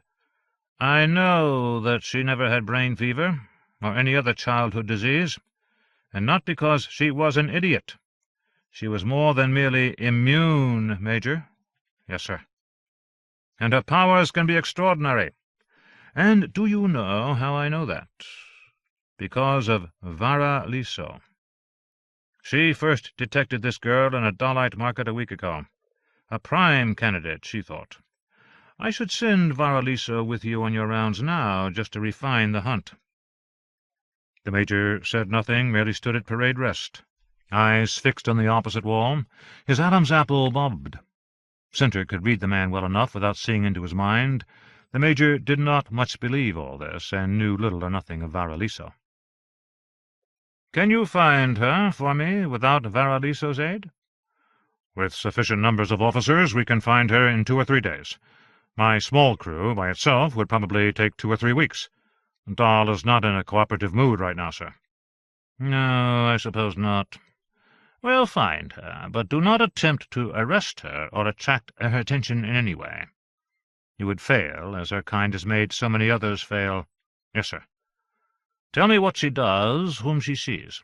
When I give you the order, you will shoot her with a large-bore kinetic energy gun from a distance, in the head. Understood? Yes, sir. As you have so faithfully done before? Yes, sir. Then you will bring her body to me. Not to the criminalists, but to me, my private chambers. Enough, Major. Sir. Major Nam departed. Sinter did not much trust the competence of any police in any sector. They could be bribed easily enough, yet Sinter's extended police patrols had not yet managed to bring down one robot. All of their targeted individuals had been humans, after all. The robots had deceived them very cleverly. But Clea Asgar, a young girl, in form at least, how did a robot manage to appear to grow? There were so many mysteries Sinter looked forward to solving.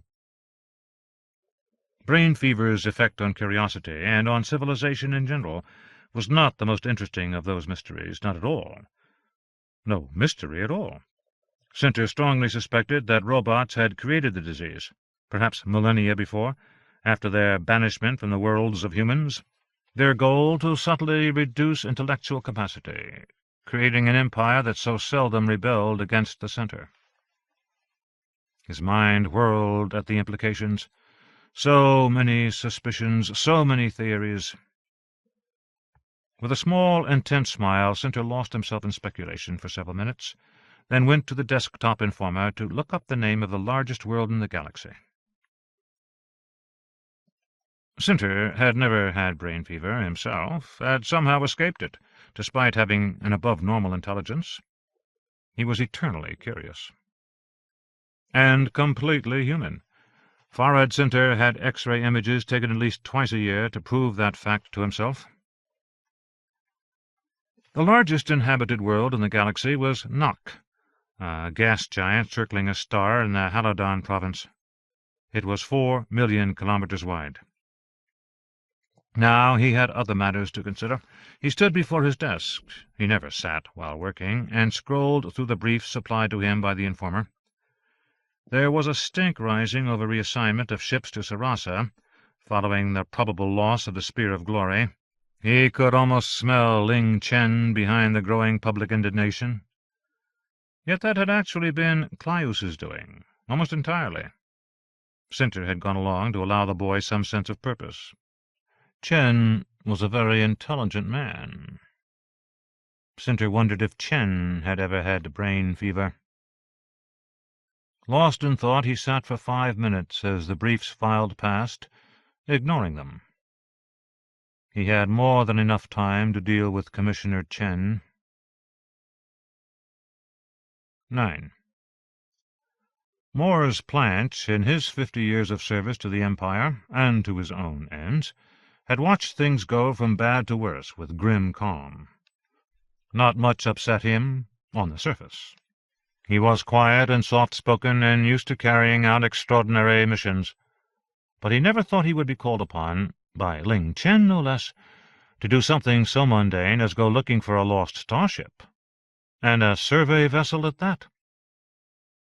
He stood on the steel balcony suspended above the central Trantor spaceport docks, looking down the long rows of bullet-shaped bronze and ivory Imperial ships, all gleaming and brightly polished on the surface, and all run by crews who performed their duties more and more by ritual and rote, not even beginning to understand the mechanics and electronics, much less the physics, behind their miraculous jumps from one end of the galaxy to the other.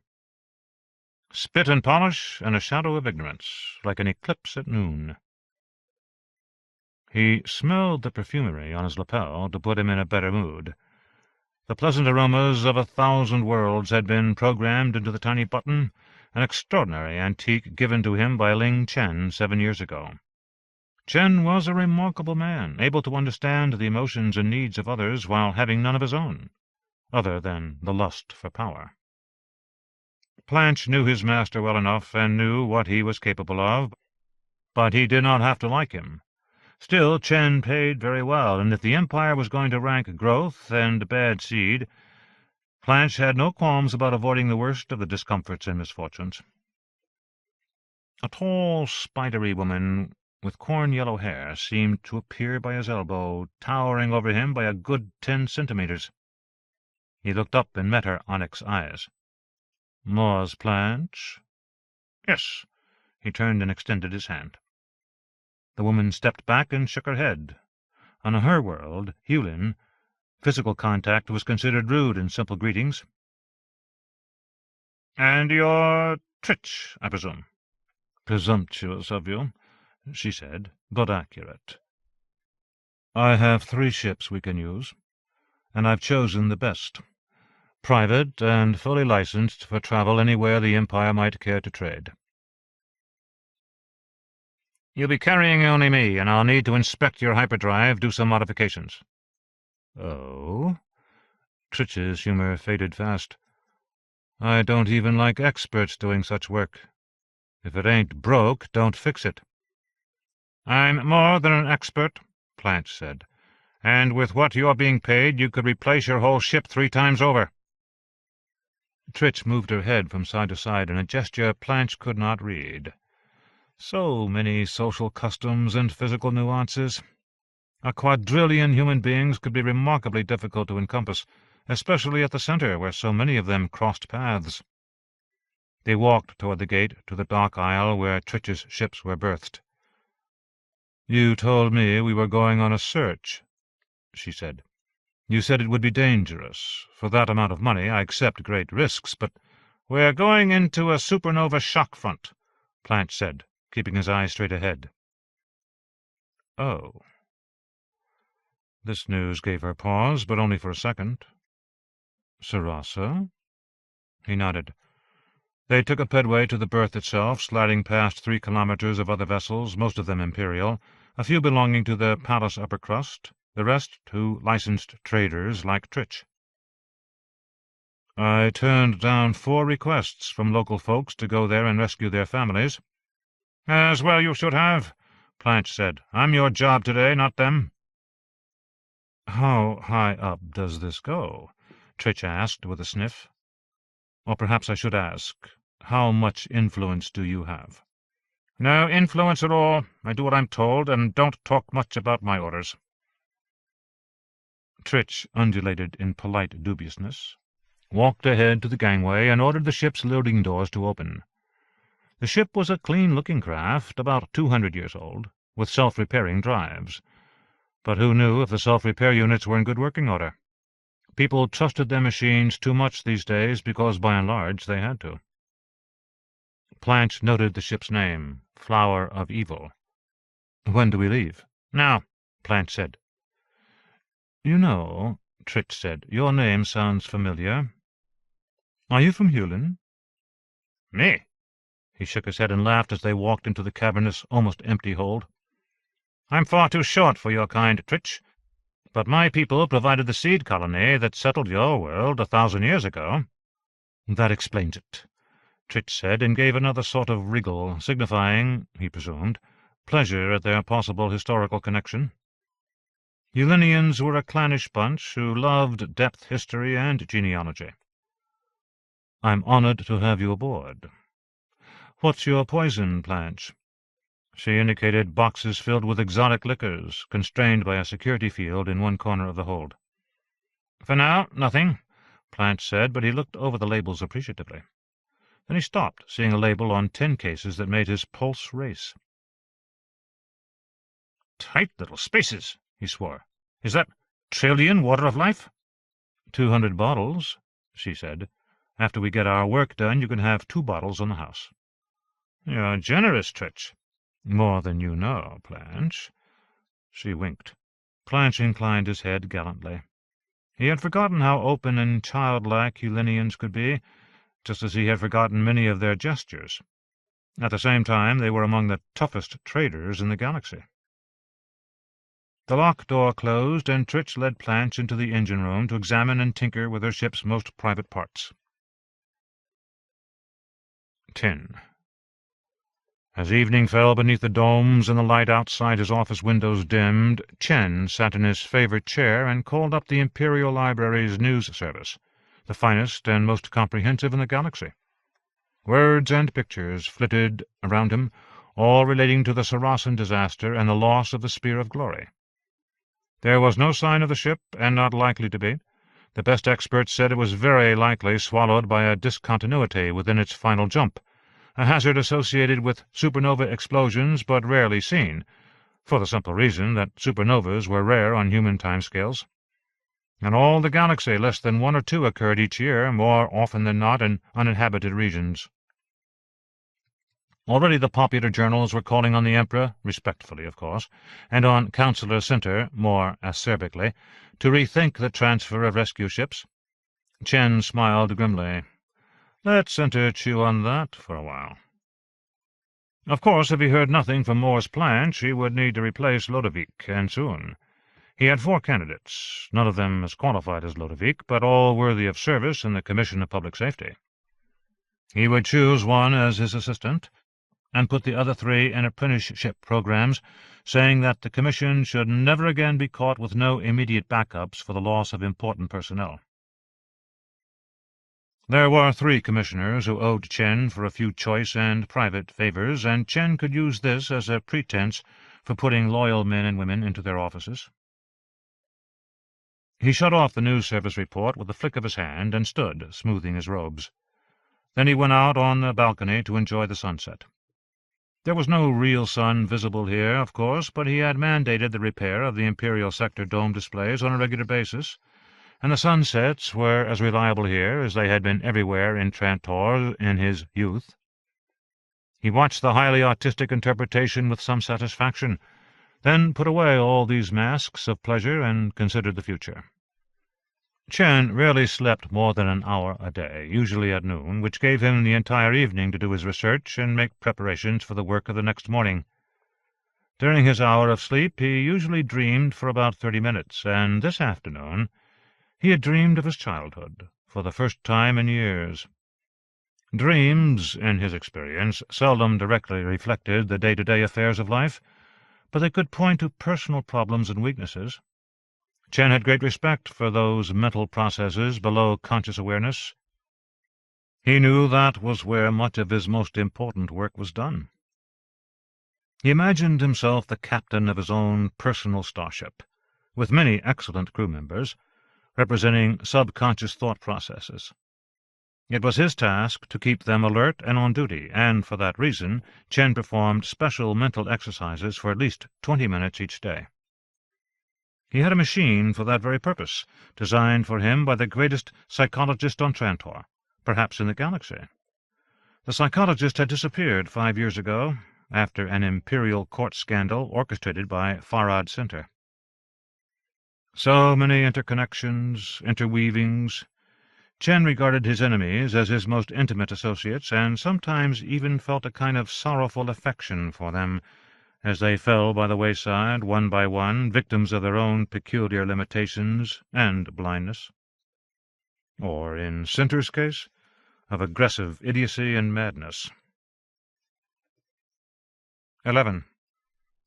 Hari lived in simple quarters on the university grounds, in his third apartment, since the death of Doris Vanabili. He could not seem to find a place that felt like home. After a few months, or in this case 10 years, he would grow dissatisfied with the feel of a place, no matter how bland and characterless the decor was, and move to another. Often he spent his nights in a room in the library, explaining that he needed to get to work very early the next morning, which he did, but that was not his main reason for staying. Wherever he was, Hari felt so very alone. He was not above using his rank in the university and his standing in the Imperial Library to get new housing assignments. He allowed himself a few eccentricities, as one might allow an old engine extra maintenance, hoping that he could finish his task without breaking down. Coming to the end was difficult. He had so many memories of the beginnings, and they were far more exciting, far more satisfying than anything reality at this point in his life could generate. For that reason he was almost looking forward to the trial, to a chance to confront Ling Chen directly and force the Empire's hand, his last and grandest finesse. Then he would know. It would be finished. When he had been First Minister to Cleon I, he had also taken advantage of his position, on rare occasions, to gather the information he most needed.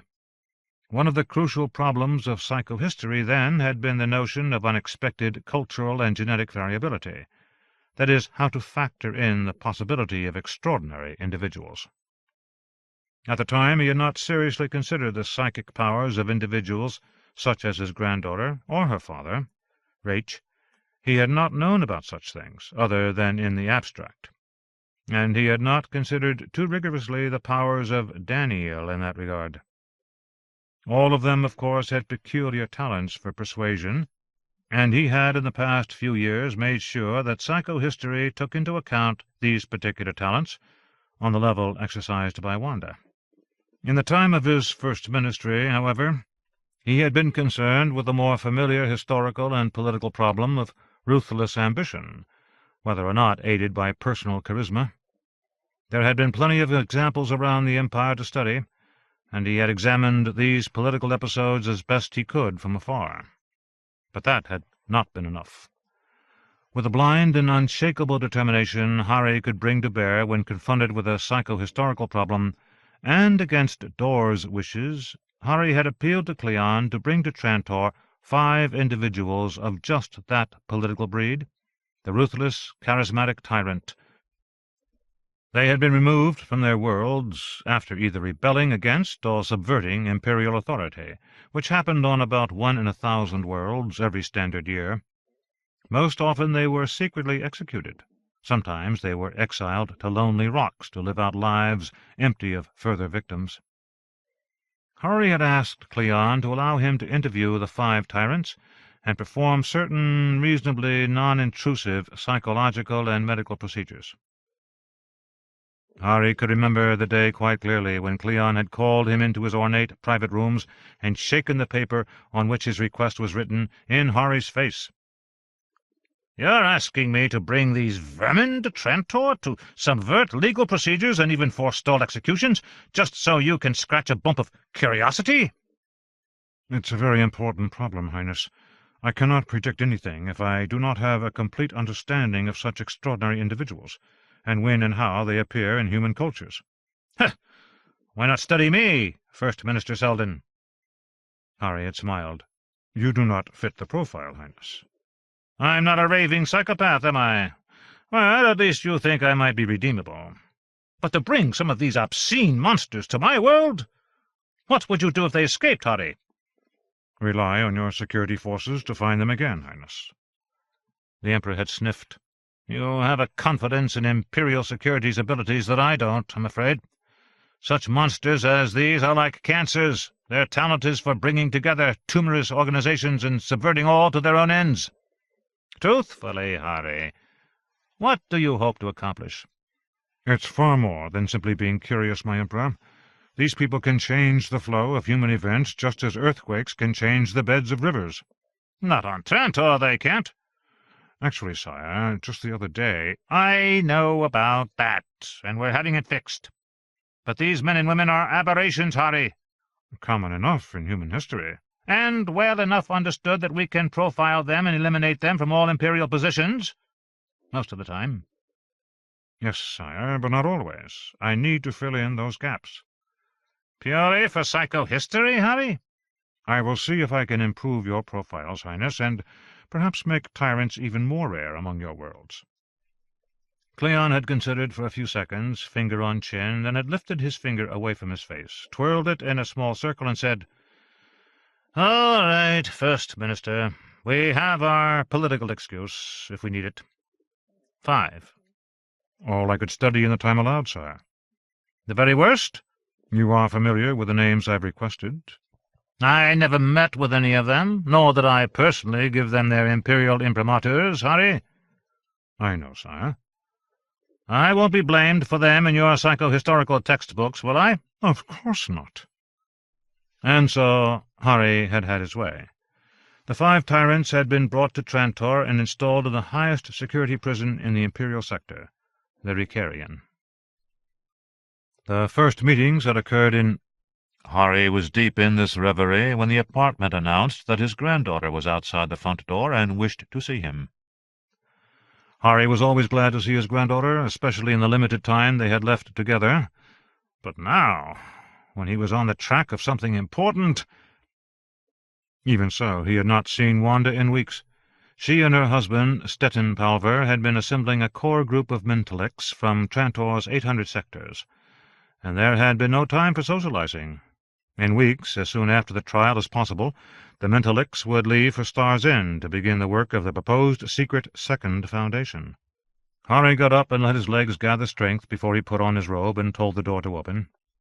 Wanda entered, bringing with her a draught of cold air and the smells of the halls outside, cooking yeast, and not delicacies from Mycogen, either. Ozone, something like fresh paint. "Grandfather, have you heard? The Emperor is hunting us down." "Whom, Wanda? Hunting whom?" "Mentalics. They've subverted one of our party, and she's confessed to all sorts of incredible stories, lies, to save her own skin. How could that boy do this? It's totally illegal to hunt citizens and assassinate them." Harry held up his hands and implored her to slow down. "Tell me about it, from the beginning," he said. "The beginning is a woman named Liso, Vara Liso. She was one of the people we'd picked out for the Second Foundation. I thought she was unstable to start with. Stettin agreed with me, but she was very skillful, very persuasive and sensitive. We thought we could use her to speed up our hunt for other Mentalics, if we didn't trust her to go with us, on the flight." "Yes, I met her at the last meeting," Harry said. "A small woman, nervous-looking." "Like a little mouse, I thought," Wanda confirmed. "She went to the palace last month without our knowing." "Whom did she talk to?" "Farad Sinter." Wanda fairly spat out the name. "And what did she tell him?" "We don't know, but whatever it was, Sinter has secret police hunting for certain Mentalics, and if he finds them, they die, or of a bullet in the head." "Ours? The ones chosen for the project?" "No, amazingly enough. There's no one-to-one correlation, but he has killed candidates we haven't yet approached." "Without even taking them in for questioning?" "No such amenities. Murder pure and simple. Grandfather, we're never going to fill our quotas at this rate. Our type of person is not common." "I've never met Center personally," Harry mused, "though some of his people interviewed me last year. Wanted to know about Mycogenian legends, as I recall." "They're tearing up Dal now, looking for a young woman. We don't even know her name yet, but some of our people in Dal have felt her, almost found her, an extraordinarily powerful talent. We're sure she must be the one they're looking for. I hope she can survive long enough for us to find her first." Harry gestured for Wanda to sit at a small table and offered her a cup of tea. "Center seems to have no interest in me or in the project, and I'm certain none of them know about our interest in Mentalix. I wonder what he's up to." "It's madness," Wanda said. "The Emperor won't rein him in, and Ling Chen does nothing." "Madness is its own end and its own reward," Harry said softly. He had followed the popular discontent with Center's handling of the Saracen problem. "Chen may know what he's doing, and in the meantime we have to survive and keep the project on track." Even the seriousness of Wanda's news did not stop Harry from being irritated by the intrusion. If anything, it made the intrusion worse. He wanted very badly simply to be left alone to think about the tyrants and his interviews. Something important lurked in those memories, though he could not pin it down. However, he asked Wanda to stay for dinner with him to calm her and see if she knew anything more. And in the course of their dinner, Harry suddenly put the memories and equations together, and had the link he sought. The link was his vague sensation that he had encountered Daneel. When? Where? Then came the suggestion, and he had little doubt the meeting had occurred, and that Daneel had told him something ridiculous and potentially damaging about Farad Center. "I'm going to request an audience," Harry said to Wanda, as they brought out dessert together. She set the cups of cold pudding on the table and added a cocoa ice for herself, a taste she had acquired from her father, Raich. "With who?" she asked. "Center?" "Not him, not yet," Harry said. "With the Emperor." "He's a monster, a terrible infant." "Grandfather, I won't allow it." Harry laughed sharply. "Dear Wanda, I've been wandering into the jaws of lions since long before you were born." He looked at her seriously for a moment, then asked quietly, "Why, do you sense something going wrong?" Wanda looked away, then turned back to him. "You know why we've continued looking for Mentalix, Grandfather." "Yes, you and Stettin have discovered that your abilities wax and wane for unknown reasons. You're looking for a more stable core group whose opposed strengths and weaknesses will cancel each other out and produce a steady influence." "I can't hear anybody very clearly the past few weeks, Grandfather. I don't know what could happen to you. I see nothing. A blank." 12. Varaliso had not slept through the night in years, for fear of what she might hear while asleep or on the edge of sleep. It was at these times that she could feel her net spread out over her neighborhood like a cloud, and when it came back, reeling itself in, as it were, stuck to it were the emotional colors and desires and worries of her fellow humans for kilometers around, like fish she could not help but consume. When young, this unwanted talent for night fishing had come only once or twice a month, and she had never been sure whether she was simply mad or really could learn what she seemed to learn, from parents and brother, from neighbors, from lovers, the few she had attracted, for there was something spooky about her manner and appearance even then. Now the net swept wide every single night, and she could no longer absorb what it brought back, nor could she discard the bits and pieces of other people's lives. She felt like a strip of insect-gathering paper left to hang in a garbage dump. It was when she had been approached by other Mentalix, that was what they called themselves, though she had never given her talent a name, that she realized what she could do might be valuable to some. And it was when she spent one night in training at Streeling University with other Mentalix that she caught a bit of dream that shook her to her core. It was a dream of mechanical men, Not tick-tocks, those funny little worker machines that had so worried the workers of Trantor and other worlds in their heyday, now gone. Not tick-tocks, but robots who looked like men, who could move unnoticed among men. And there were even mechanical women, so this dream showed, capable of amazing feats, capable even of murder and of provoking love. Varaliso thought about this dream for weeks before requesting an audience with the Emperor. This half-mad request, how could she hope to have an audience with such a lofty personage, had been answered, and she had met not with the Emperor, but with another, his self-anointed voice of imperial conscience, Imperial Councillor Farad Sinter. Sinter had received her with politeness, a little cool at first, but as she had expanded upon her evidence, he had begun to burrow down with his questions, digging underneath her confusion to find the gems of evidence she herself had missed.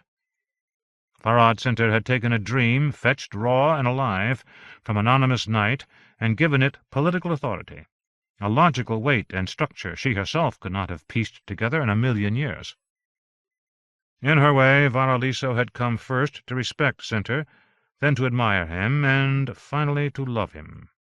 He was so like her in many ways, sensitive and nervous, tuned to frequencies of thought no others could see, or so he convinced her.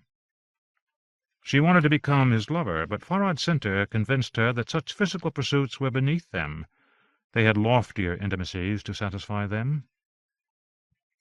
So she went this morning to his complex of private rooms in the palace, escorted as always by a frosty pair of female security guards, convinced she was going to deliver to him that which he most sought.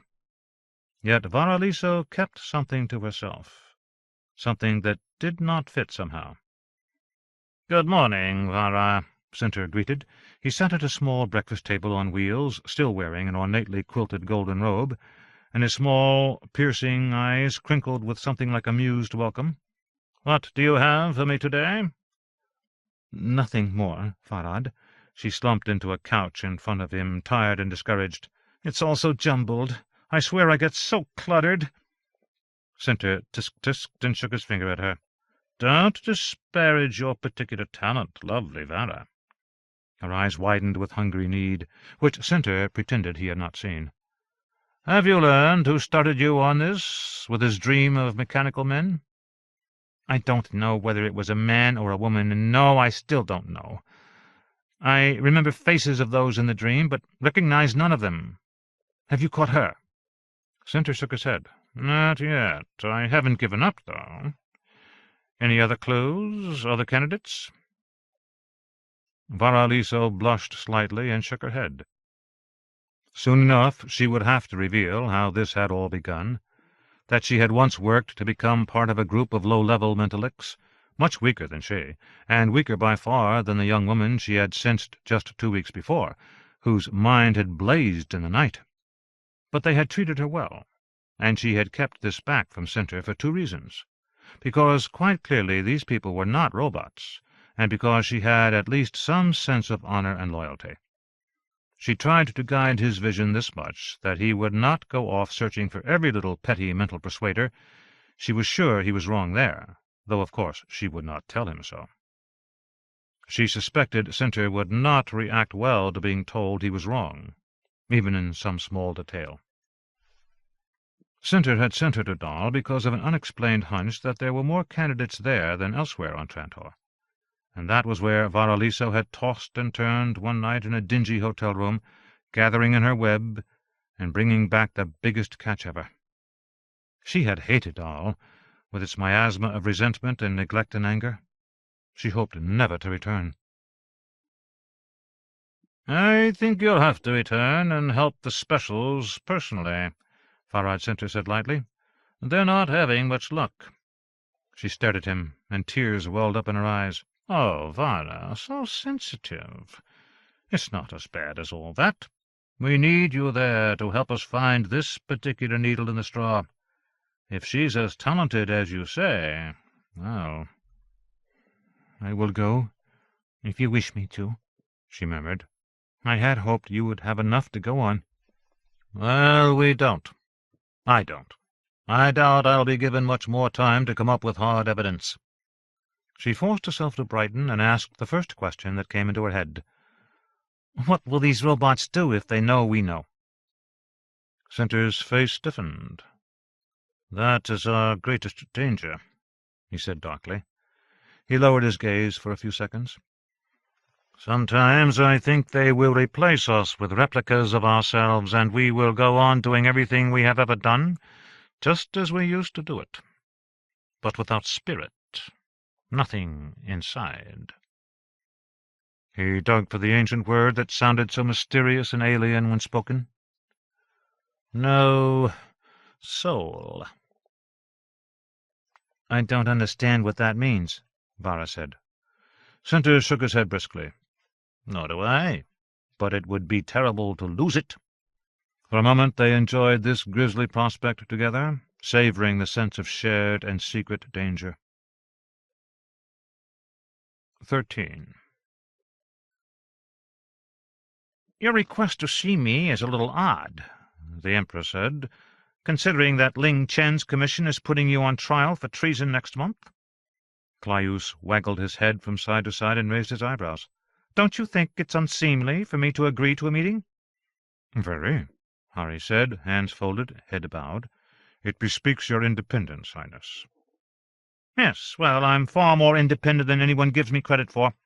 In truth, I find the commission convenient because it does a lot of the uninteresting work of managing little details I care nothing for. Ling Chen is wise enough to let me handle my own affairs and projects without interference. So, why should I be interested in you, other than your professorial eminence?" "I thought you might be interested in the future, Highness," Hari said. Claudius snorted faintly.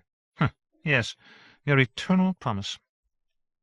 Hari followed the Emperor through a central circular chamber at least 12 meters in diameter and perhaps 30 meters high.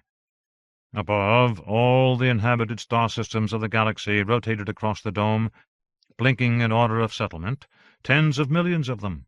Hari glanced up and squinted at the immensity of humanity's reach. Claudius I ignored the display. His pinched lips and wide, yet somehow vacuous eyes disturbed Hari. Claudius pushed open a huge door to his entertainment room. Silently the door, more like the entrance to a vault, swung on its immense hinges, and insects, green and gold, crawled over the frame. Hari assumed they were projected, but would not have been surprised to discover they were real. "I have very little interest in your future, Raven," the Emperor said lightly. "I do manage to keep informed. I won't stop the trial, and I won't second-guess Chen on this." "I refer to your own immediate future, sire," Hari said. "I hope Daneel's message was not just a dream, a fancy. This could turn deadly if so." The Emperor turned, smiling at this dramatic turn of phrase. "You're on record as saying the Empire is doomed. That sounds treasonous enough to me. On this, Chen and I agree." "I say Trantor will be in ruins within 500 years. But I've never predicted your future, sire." The entertainment room was filled with hulking sculptures of giant creatures from around the galaxy, all savagely carnivorous, all caught in poses of attack. Hari regarded them with little appreciation for the artistry. Art had never interested him much, and certainly not the more popular forms, except where he could abstract entertainment trends as indicators for social health. "I've had my palm read," Claudius said, still smiling, "by a number of beautiful women. They all found it most attractive and assured me my future was bright. No assassinations, Raven." "You will not be assassinated, sire." "Deposed? Exiled to Smyrmo? That's where they sent my heroic quintuple great-grandfather. Smyrmo, hot and dry, where you can't go outside without protective clothing, where the rooms smell of sulphur and there are only cramped tunnels through the rock fit for vermin. His memoirs are quite good entertainment, Raven." "No, sire. You will be ridiculed until you lose all stature. Then you will be ignored, and Ling Chen will never even have to defer to you. He will soon enough declare a people's democracy and leave you only as a symbol, with declining revenues, until you can no longer even keep up appearances. The Emperor stopped between two Gareth lions, the largest carnivores in any mid-gravity world, life-size, about 20 meters from clawed feet to razor-barbed, prehensile snouts. He leaned on the canted ankle of one. "Psychohistory tells you this?" "No, sire. Experience and logical deduction, without benefit of psychohistory. Have you ever heard of Geronum?" The Emperor shrugged. "I don't think so. Person or place? Or perhaps beast?" "A man who wanted to become emperor, and who betrayed his hidden origins by subscribing to an ancient myth about robots." "Robots? Yes, I believe in them." Hari was taken aback. "Not tic-tacs, sire, but intelligent machines made in human form." "Of course, I believe they existed once, and that we outgrew them. Put them aside, like toys. The tic-tac experiment was simply an anachronism. We don't need mechanical workers, much less mechanical intelligences." Hari blinked slowly, and wondered if he had underestimated this young man.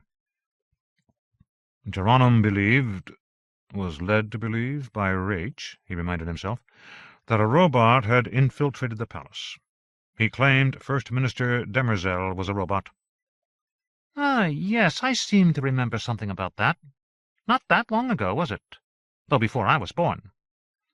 Demerzel laughed at him, sire, and Geronum's political movement collapsed under the weight of ridicule. "Yes, I remember now. Demerzel resigned, and Cleon I filled his shoes with another's feet. With your feet. Correct, Raven?" "Yes, sire." "That's where you acquired the political skills you so ably exercise, isn't it?"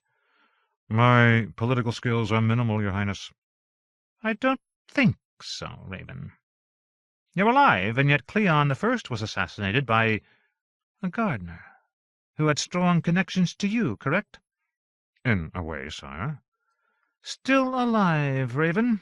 Very savvy indeed, perhaps with your own secret and embarrassing files to reveal at key moments to key players. Do you have a secret file on Ling Chen, Raven?"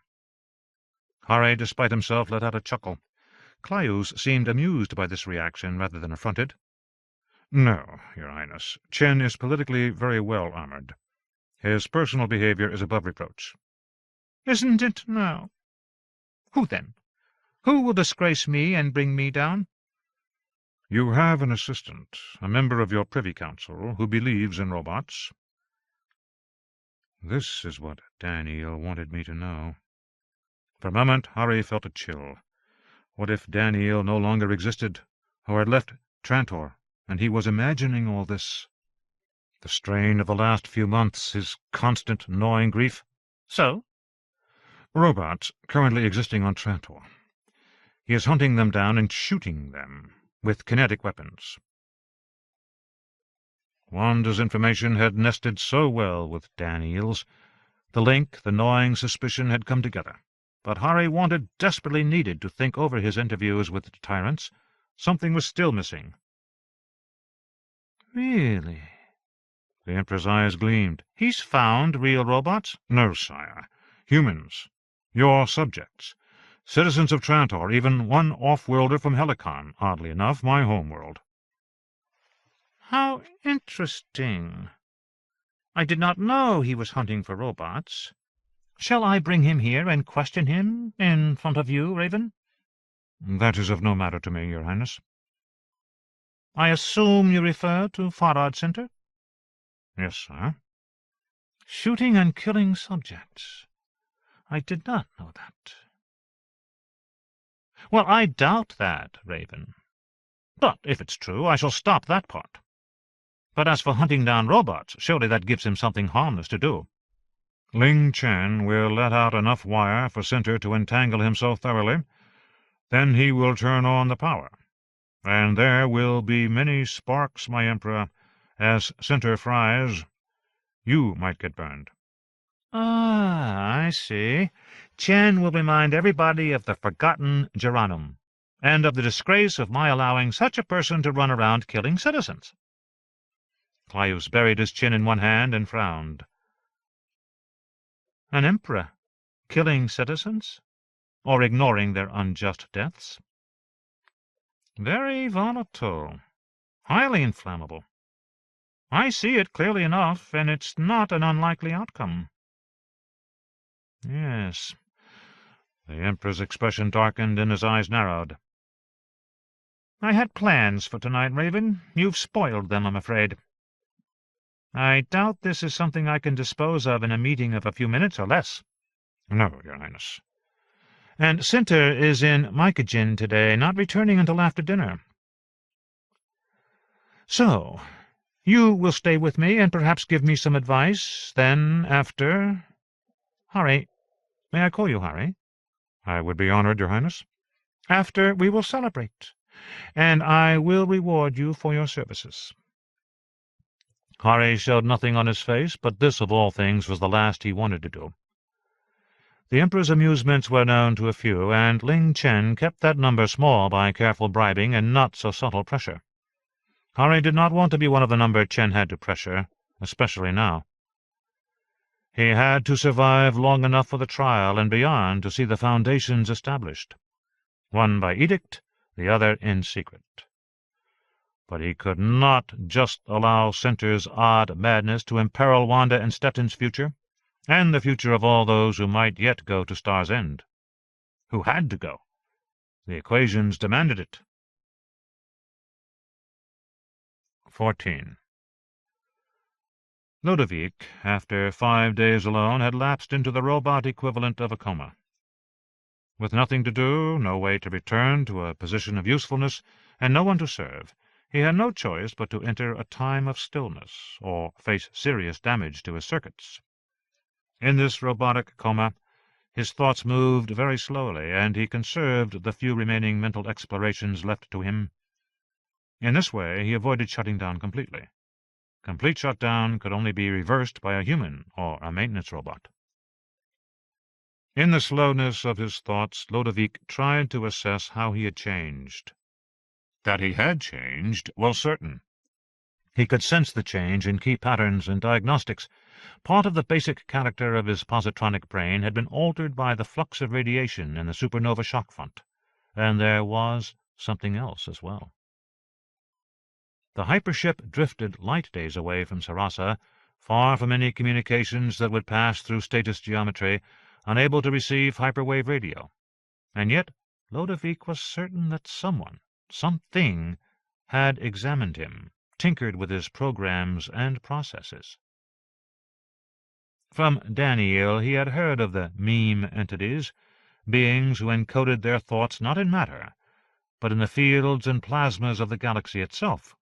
Those intelligences who had occupied the data processors and networks of Trantor, who had taken revenge upon some of Daneel's robots before Ludovic's arrival on the capital world of the Empire.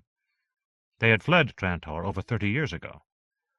Ludovic knew little more about them. Daneel had seemed reluctant to spell out details. Perhaps one or more of the meme entities had come to inspect the supernova, or to energize themselves in its violent brilliance. Perhaps they had come across the lost hypership and found only him, and had touched him. Altered him.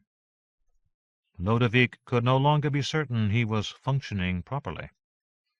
He slowed his thoughts even further, preparing for a long, cold century until extinction. Tritch and her first mate, Trin, regarded Blanche's activities with some concern. He had buried himself with several mobile diagnostic machines deep in the hyperdrive, far enough from the active coils of solid helium and the anti-queried, positunneled, meter-cubed crystals of sodium chloride, common table salt, to avoid injury, but still... Tritch had never allowed any work on a hyperdrive while her ship was actually in transit. What Blanche was doing fascinated and frightened her. Tritch and Trin watched from the engine gallery, a small weighted balcony that looked down the 15-meter length of the drive core. The end of the core was darkness. Blanche had suspended a light over the place he worked, surrounding him in a pale golden glow. "You should tell us what you're doing," Tritch said nervously. "Right now? Planch asked, irritated. "Yes, right now. It would ease my mind." "What do you know about hyperphysics?" "Only that you pull up the deep roots of all atoms within a ship, twist them widdershins, and plant them in a direction we don't normally go." Planch laughed. "Very impressionistic, dear Tritch. I like it. But it doesn't butter any parsnips." "What are parsnips?" Trin asked Tritch. She shook her head. "Every traveling hypership leaves a permanent track in an obscure realm called Meyer space, named after Connor Meyer. He was my teacher 40 years ago. It's not studied much anymore, because most hyperships get where they're going, and the Empire's actuaries believe it's more trouble than it's worth to track lost ships, since they're so few." "1 in 100 million voyages," Trin said, as if to reassure herself. Planch poked up from between two long pipes and pushed a mobile diagnostic machine away from the engine, allowing it to float free. "Every engine has an extension into Meyer space while a ship is in transit, which helps the ship avoid becoming random particles. Old techniques, which I won't go into, allow me to hook up a monitor to the engine and look at recent trails. With some luck, we can pick up a trail with a frayed end, like a sawed-off rope, and that will be our lost ship, or rather the track of its last jump." "Frayed end?" Tritch asked. "An abrupt exit from hyperdrive status leaves a lot of ragged discontinuities, like a frayed end. A planned exit solves all those discontinuities, smooths them over." "If it's so simple, why doesn't everybody do this?" Tritch asked.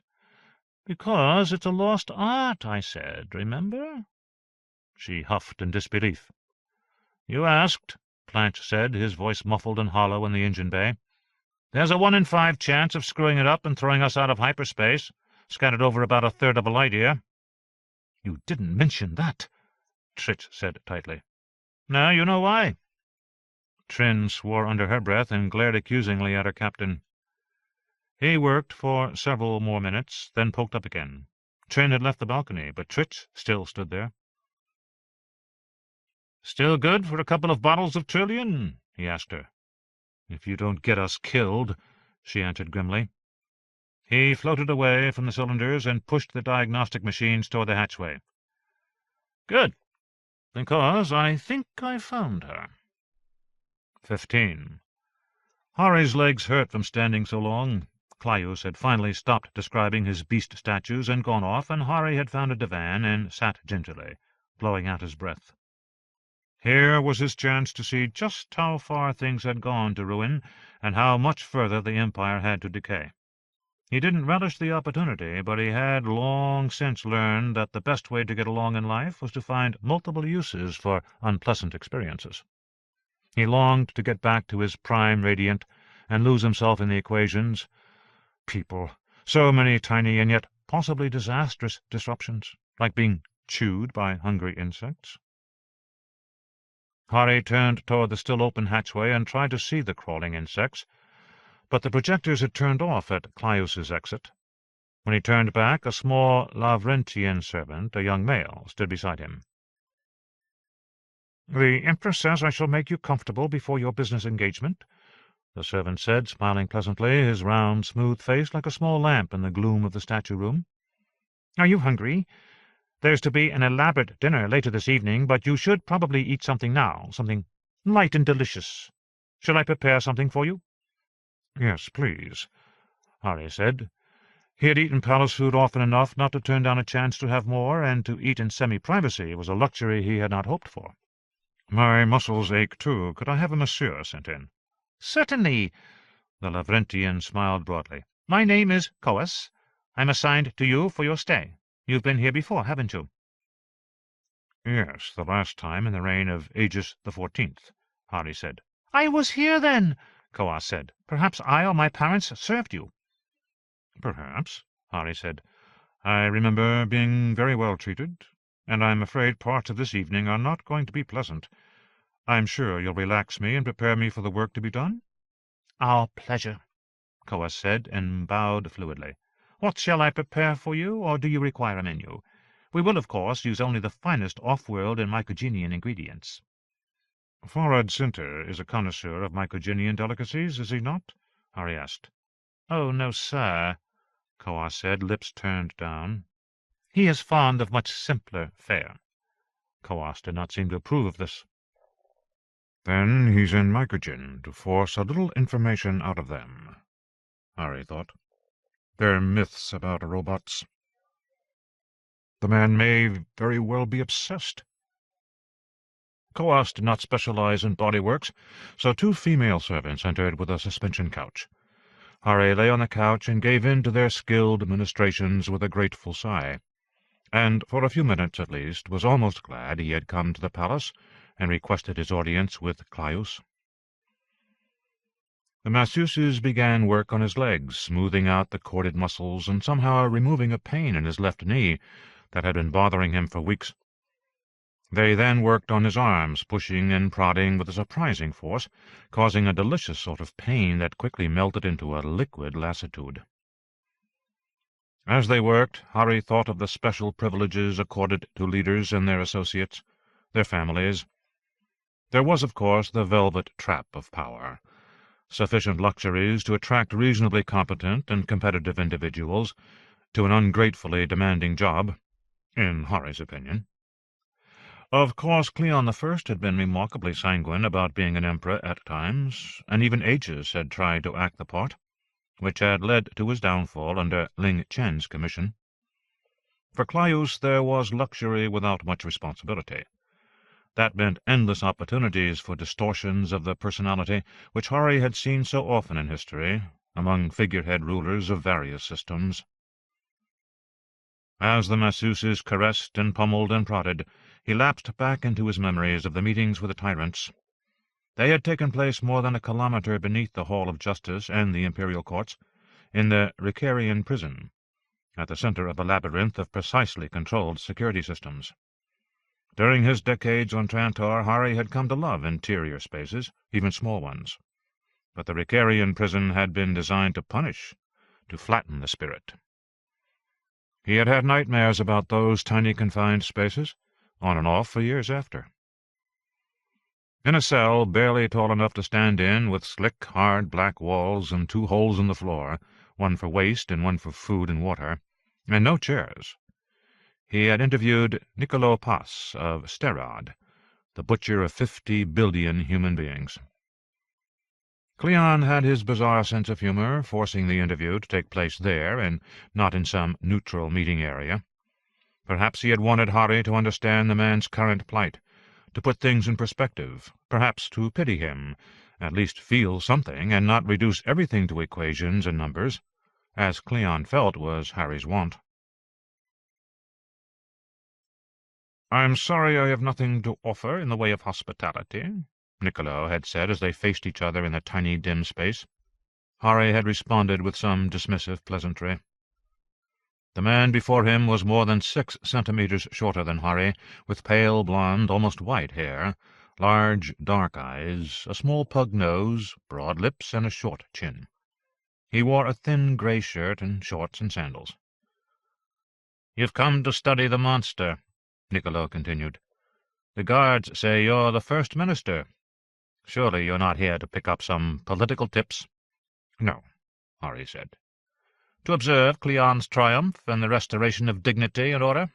"No." "I never rebelled against Cleon. I never usurped the Emperor's authority." "I understand. How do you explain what you did?" Harry asked, deciding to jump in with no further preliminaries. "What was your reasoning, your goal?" "They tell everybody I butchered billions on 4 worlds within my system, the system I was chosen to preserve and protect." "That's what the records tell. What happened in your opinion? And I warn you, I have the accounts from thousands of witnesses and other records at my disposal." "Why should I even bother talking with you, then?" Niccolo said. "Because it's possible what you say can prevent more butchery in the future. An explanation and understanding could help us all avoid similar situations." "By killing a monster such as myself at birth?" Harry did not answer. "No, I see you're more subtle than that," Niccolo murmured.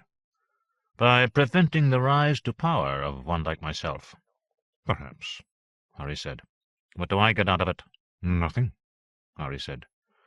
Nothing for Niccolo Pass. How about the right to kill myself? Cleon would never allow that, Hari said.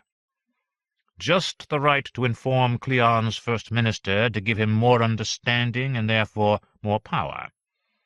I suppose you could look at it that way. Not in this hole, Niccolo had said. I'll talk, but someplace clean and comfortable. That's my price. You wouldn't put vermin in a hole like this. And I have ever so much to tell you. About humans as well as machines. Or about machines that seem human. Past as well as future. Hari had listened, trying to keep his face impassive. I'm not sure I can get Cleon to— Then you'll learn nothing, Hari Seldon. And I see by the look in your eyes I've touched something that provokes a deep curiosity, haven't I? Hari twitched on the suspension couch, and the masseuse working on his neck softly ordered him to lie still. Why haven't I remembered this conversation before now? Hari asked himself. What else has been suppressed, and why? Then, tension spoiling all the masseuse's work, another question. Daneel, what have you done to me? 16. The bodies had been arranged in neat floating rows in the crew lounge, the largest space in the ship and also the closest space to the emergency hatch amidships. Moore's Planch backed away from the entrance, wondering for a moment if he had come upon a scene of torture and piracy. All the bodies were connected by ropes to keep them in place. Tended to. Taken care of even in death. The air in the weightless chamber smelled from the decay of several days. Yet he had to make a count to see if there was any value in searching elsewhere in the ship. Tritch kept well back from the hatchway. Her red-rimmed eyes stood out above the white handkerchief she held over her nose and mouth. "Who put them in there?" she asked, voice muffled. "I don't know," Moores said grimly. He put on a breather mask and entered to make his count. Several minutes later he emerged, his face wan. "Nobody alive, but not everybody is in there." He pushed past her and expertly caromed down the corridor toward the bridge. Reluctantly, Tritch followed, stopping briefly to pass an instruction to Trin. "They all died within minutes of each other, I'm guessing," Planch told Tritch as she caught up with him. "Radiation poisoning from the shock front."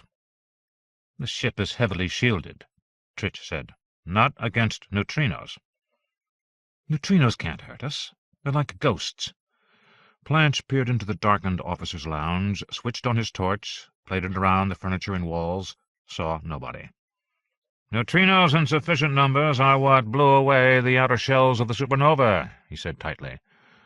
"Under such conditions, in such hordes, they can play strange and deadly tricks with matter, particularly with people's bodies. Smell the ship?" "I smell the dead back there," Tritch said. "No, smell the ship here. What do you smell?" She took the handkerchief away from her nose and sniffed. "Something burnt." "Not flesh?" "Right," Planch said. "It's not a common smell, and I've only experienced it once before. In a ship caught in a neutrino surge, but not from a supernova. From a planet being broken up and swallowed by a wormhole. One of the transit station disasters 30 years ago. The ship was caught in the emerging jet of converted mass. I investigated, part of a salvage crew. Everybody aboard was dead. The ship smelled scorched, like this. Burnt metal." "Pleasant work," Tritch said, putting the cloth back to her nose. The hatch to the bridge was open. Planch held out his arm to keep Tritch back. She did not argue. The bridge was illuminated only by starlight from the open direct viewports. He turned his torch on and shined it on the panels, the captain's chair, the displays. The displays were all blank. The ship was dead. "We won't have much air soon," he told Tritch. "Keep your crew back." "I already have," Tritch said. "I don't want to stay here any longer than I have to. We can't salvage anything if the ship can't be revived." "No," Planch said. The bridge seemed empty and cold enough to make his breath cloudy. He pushed in farther, flailing briefly against the cold, stale air with one hand, until he caught a stanchion and rotated. From that vantage he aimed his beam into the opposite corner. There, he saw a form curled into a fetal ball. He pulled himself along until he floated a meter from the form. What he had been told was true. This one was alive. They had turned, and he recognized the features of Councillor Ludovic Trima. But it was not Chief Commissioner Chan who had told him Trima would be alive. When they had first sighted the hulk in deep space, drifting helplessly, he had communicated first with Chan, then with another, who had paid him even more handsomely than Chen, the tall man who had many faces and many names, and who had hired him so often before. That man was never wrong, and he had not been wrong this time. Where all others might be dead, one might still be alive, and he must not be returned to Chen. He must be reported dead. Ludovic Trima blinked slowly, calmly at Planche. Planche held his fingers to his lips and whispered, "You're still dead, sir. Don't move or make a sound." Then he spoke a coded phrase incorporating both numbers and words that the man of many faces had told him to use. Tritch watched them from across the bridge. "What did you find?" she asked. "The man I'm looking for," Planche said. "He lived a little longer. He must have arranged the others, then come here to die." As he brought out Ludovic, Tritch tried to back away, but could not find a grip fast enough. The body, curled and lifeless, floated ahead of Planche, under Tritch's nose, and she nearly gagged with some reflex expectation. "Don't worry," Planche said. "This one doesn't smell much. It's colder on the bridge." Tritch could not believe they had come all this way just to retrieve a single body. Back aboard the Flower of Evil, with Ludovic safely stowed in a box in the hold, she passed Planche a bottle of Trillion Water of Life, and he poured himself a glass and lifted it in cheerless toast. "The Chief Commissioner wanted to make sure, and now that we know he's dead and all the others with him, I'm to take him back to his home world and see him decently buried, with full Imperial honors." "And leave all the others? That seems a little bizarre." Planche shrugged. "I don't question my orders." "Which world is he from?" "Matter loss," Planche replied. Tritch shook her head in disbelief. A man in such high authority from a planet of disgraced parasites? Planche inspected his glass and lifted one finger before finishing its contents. Then he poked glass and finger at Tritch. "I remind you of our contract," he said. "The death of this man could have political repercussions." "I don't even know his name."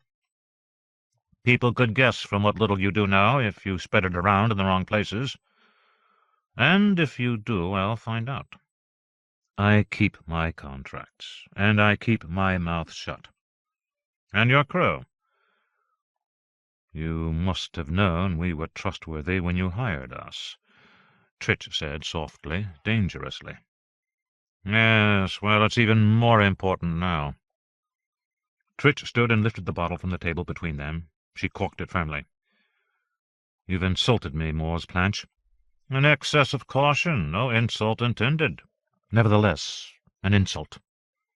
And you ask me to go to a world that no self-respecting citizen willingly visits?" "They're citizens on Matter Lost, too." She closed her eyes and shook her head. "How long do we stay?" "Not long. You drop me there and leave at your own pleasure." Tritch was finding this harder and harder to believe. "I will ask no more questions," she said, and tucked the bottle under her arm. Apparently Planche was no longer so attractive to her, and henceforth their relationship would be strictly professional. Planche regretted this, but only slightly. When he delivered Ludovic Trima to Matter Loss, he would be a very wealthy man, and he would never have to work for anyone again. He imagined buying his own luxury vessel, one that he could keep in tip-top condition, which was more than could be said for most Imperial ships. As for the strange and tightly disciplined man in the hold, a man who could stay enclosed in a coffin for days without complaint or need, the less he thought about that, the better. Ludovic lay in the darkness, fully alert but quiescent, having heard the coded phrase that alerted him to Daneel's participation in his rescue. He was to cooperate fully with Morris Blanche. Eventually he would be brought back to Trantor. What would happen to him there, Ludovic did not know. Having performed 3 self-checks in the coffin-shaped box, he was reasonably certain that his positronic brain had been altered in subtle ways. The results of his self-checks were contradictory, however. To keep himself from deteriorating through disuse, he activated his human emotional overlay and ran diagnostics on that as well. It seemed intact. He could operate as a human in human society, and that provided some relief. However, the contact with Morris Blanche on the bridge of the Spear of Glory had been too brief for him to try out these functions. Best to be kept isolated until a more thorough test could be performed. Above all, he must not reveal himself to be a robot. For all the robots in Daneel's cadres, this was of paramount importance. It was essential that humans never learn the extent to which robots had infiltrated their societies. Ludovic put his human overlay into the background and began a complete memory check. To do so, he had to shut down his control of external motion for 20 seconds. He could still see and hear, however. It was at this moment that something bumped against the box. He heard fumbling outside, then the sound of metal scraping against metal.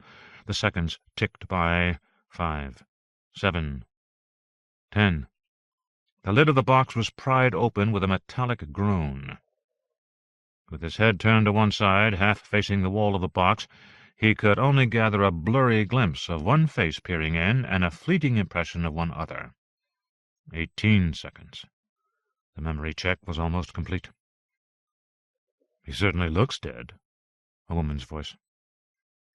The memory check ended, but he decided to remain still. "His eyes are open," a male voice, not that of Morris Blanche.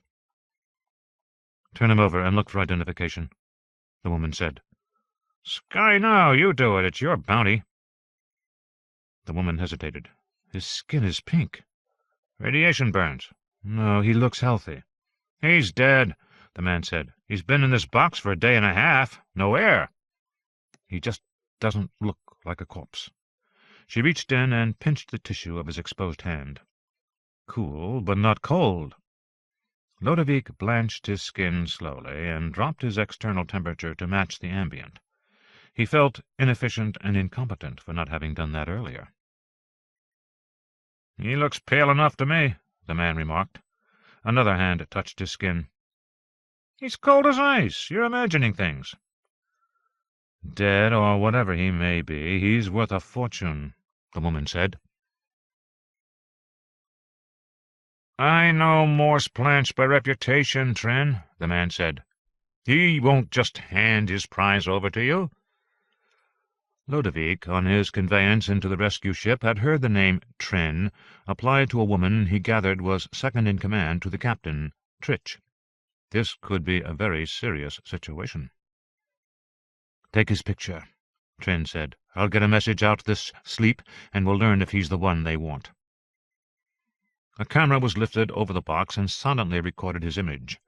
Ludovic tried to model all the possible causes for this behavior, all the scenarios and their potential outcomes. "Besides, Tritch has given her word to Blanche," the man continued. "She's known to be honorable." "If we succeed, we'll make 10 times what Blanche is paying Tritch," Trin said tightly. "We could buy our own ship and become free traders on the periphery, never have to deal with imperial taxes or inspections again. Maybe even go to work in a free system." "Pretty rough territories, I hear," the man said. "Freedom is always dangerous," Trin said. "All right, we're here. We've broken the seals on the box. We're committed. Make an incision in his scalp, and let's get what we came for." The man withdrew what sounded like a scalpel from his pocket. Ludovic activated his eyes and watched them in the dim light of the hold. The man swore under his breath and brought the scalpel down. Ludovic could not allow himself to be cut. He would bleed from any superficial wound, but even an untrained eye would see that he was not human if the scalpel cut deep.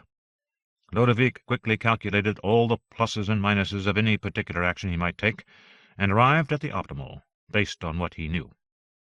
His arm shot up from the box, his hand wrapped around the wrist of the man with a scalpel. "Hello," Ludovic said, and rose to a sitting position. The man seemed to have a fit. He jerked and shrieked and tried to pull his hand away, then shrieked again. His eyes rolled up to show nothing but white, and foam appeared on his lips. For several seconds he twitched in Ludovic's grasp as Ludovic appraised the situation from his new perspective. Trin backed toward the hatchway. She looked terrified, but not as terrified as the man in his grip. Ludovic judged the man's condition and carefully removed the scalpel from his fingers, then released him. The man clutched his shoulder and gasped, his face turning a medically questionable pale green. "Trin!" the man groaned, twisting toward her. Then he collapsed. Ludovic climbed from the box and bent to examine him. The woman near the hatch seemed transfixed. "Your friend is suffering a heart attack," Ludovic said, glancing at her. "Do you have a doctor or medical appliances on the ship?" The first mate gave a small, bird-like cry and fled. 17. Clea Asgar approached her contact in Fleshplay, a tough though popular family and labor resort on the outskirts of Dal, near the entertainment sector of Little Colgan. Here, acts and rides from Little Colgan itself were tried on very tough customers before they were exported around Trantor. Fleshplay was full of brilliantly illuminated signs climbing up the walls of buildings almost to the seal of the dome, announcing new shows and performance teams, old favorites revived in the Stardust Theater, popular beverages, stimilk, even outlaw stims from off-world. Clea glanced at the pouring cascades of projected beverages with a dry and thirsty appreciation. She had been standing in a store alcove for 20 minutes waiting for her contact, not daring to abandon her position even for the time it might take to get a drink at a nearby street vendor stall. Clea watched the crowds with more than just her eyes, and saw them in more than just surface detail. On the surface all seemed well enough. Men, women, and children at this evening hour strolled by in what passed for leisure-time dress in Dal, white blouses and black culottes with red stripes around the waist for the women, pink jumpsuits for prepubescent children, a more rakish cut of black worksuit for the men. A more than cursory examination showed the strain, however. These were the higher citizen classes in Dal, the more fortunate day-shift and managerial workers, functionally the equivalent of the omnipresent grey-clad bureaucrats in other sectors. Yet there was a grimness in their faces when they weren't actively responding to banter or forcing smiles. Their eyes seemed tired, a little glazed, from months of disappointment and extensive layoffs. Clea could read the colors of their internal moods as well, caught in brief flashes, since she was otherwise occupied. Angry purples and bilious green murmurings hidden within the deep holes of their minds, not auras, but pits into which she could glimpse only from certain mental perspectives. Nothing extraordinary in all this. Clea knew what the mood of Dal was, and tried to ignore it as often as possible. Full immersion would not just distract her, but could even infect. She had to remain isolated from the general herd to keep her edge. She recognized the boy as soon as he walked into view across the street. He was perhaps a year older than she, shorter and squat, with a pinched face marked by several small scars on his cheek and chin, gang marks from Billy Botton's tougher streets. She had delivered goods and information to him several times in the last year, when better courier jobs were not to be had. Now she realized she might be seeing even more of him, and she did not like it one bit. He was tough to convince. Good jobs had become almost impossible to find in the past few days. Clea was known to be marked. Few trusted her.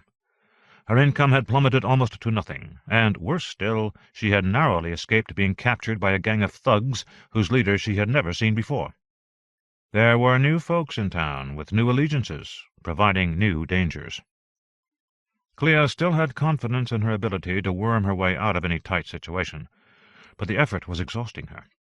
She longed for a quiet place with friends, but she had few friends, none willing to take her in, the way things were.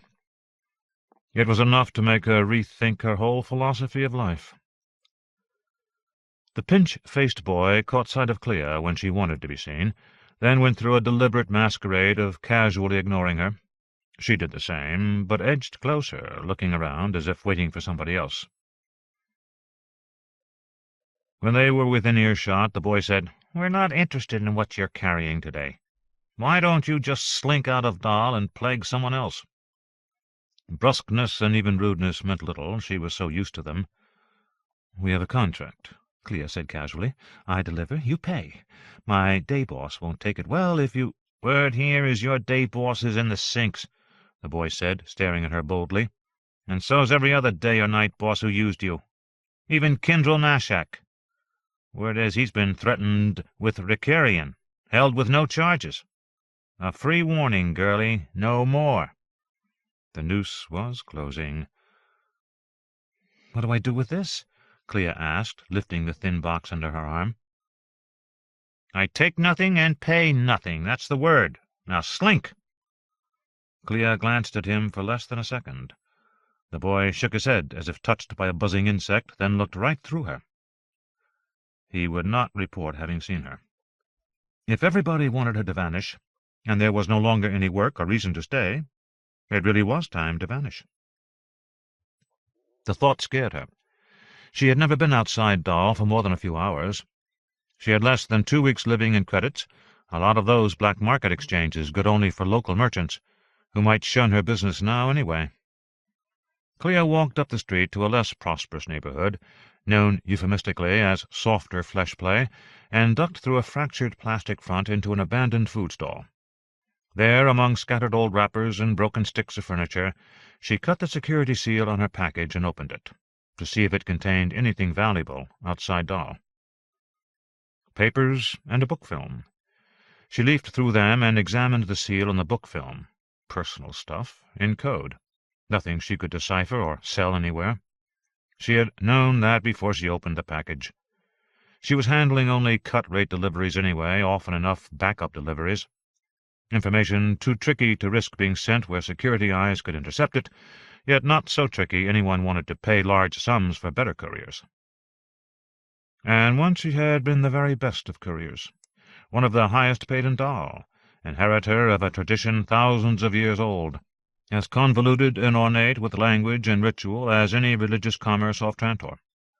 Sometimes even official and public papers were handed to the Dalite couriers by legitimate day bosses, just to ensure faster delivery now that other communications systems were so often stalled or subject to surveillance by the Commission. For her, it had all come to nothing in just a few days. With a jerk, she realized she was crying, silently, but nevertheless crying. She wiped her face and blew her nose on a reasonably clean, if dusty, wrapper, dropped the package in the litter, and took to the street again. Once outside, she crossed the street and waited for a few minutes. Soon enough, Clea saw her tail, the one she expected would be after her, if the delivery failed. It was a small, thin girl, only a few years younger than she, pretending to play in the streets, dressed in a scaled-down version of a black heat-sink work jumper. Clea was too far away to exert any persuasion or learn anything, but she did not need to. The girl darted into an abandoned stall and emerged a few seconds later with the shredded wrappings and contents of the package. Clea had tailed couriers at the very beginning, sometimes cleaning up after failed deliveries. Now it was being done to her. This was the last slap in the face, the final insult. The street traffic was increasing. With the darkening seal, the lights on the marquees above the streets would become brighter and more frantic. The crowds would jam shoulder to shoulder, looking for a moment's relief from dreary lives. For a hunted person, such a crush could be fatal. Anything could happen in a crowd, and she would be hard-pressed to persuade, hide, make the masses forget, or even just get away quickly. She might be found and killed. She thought of the man in dusty green. The memory of him did not make her scalp itch, but she would have to fall much lower before she gave up her independence and actually joined a movement. even if they claimed to be like her. Perhaps especially if they were like her. The thought of being among people who could do what she did. Suddenly, everyone around her made her scalp itch. With a moan, she pushed through the roiling crowds, looking for the entrance to a plunger, the large, ancient elevators that worked the levels in Dahl and most of the other sectors of Trantor. Vara Lisa, exhausted and haggard, begged the stolid young major by her side to let her rest. "I've been here for hours," she groaned. Her head ached, her clothes were drenched in sweat, her vision blurred. Major Nam plucked at his imperial insignia absently, chewing on his lower lip. Vara focused on him with a hatred she had seldom felt before, but she dared not hurt him. "Nobody?" he asked in a gruff tone. "I've found nobody for the last 3 days," she said. "You've scared them all away." He stepped back from the edge of the balcony overlooking the crowded Transdahl thoroughfare through flesh play. Throngs on foot passed below the balcony, while trains and rowboats on elevated rails and narrow slaveways rumbled a few meters above them, rattling the empty apartment. Vara had been surveying the crowds from that location for 7 hours.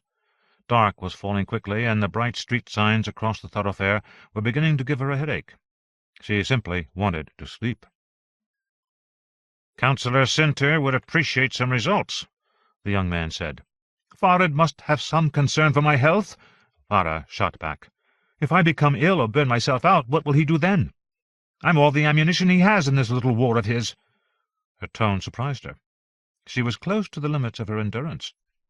But rather than keep the focus on Farad's need for her, she pushed the onus onto the major.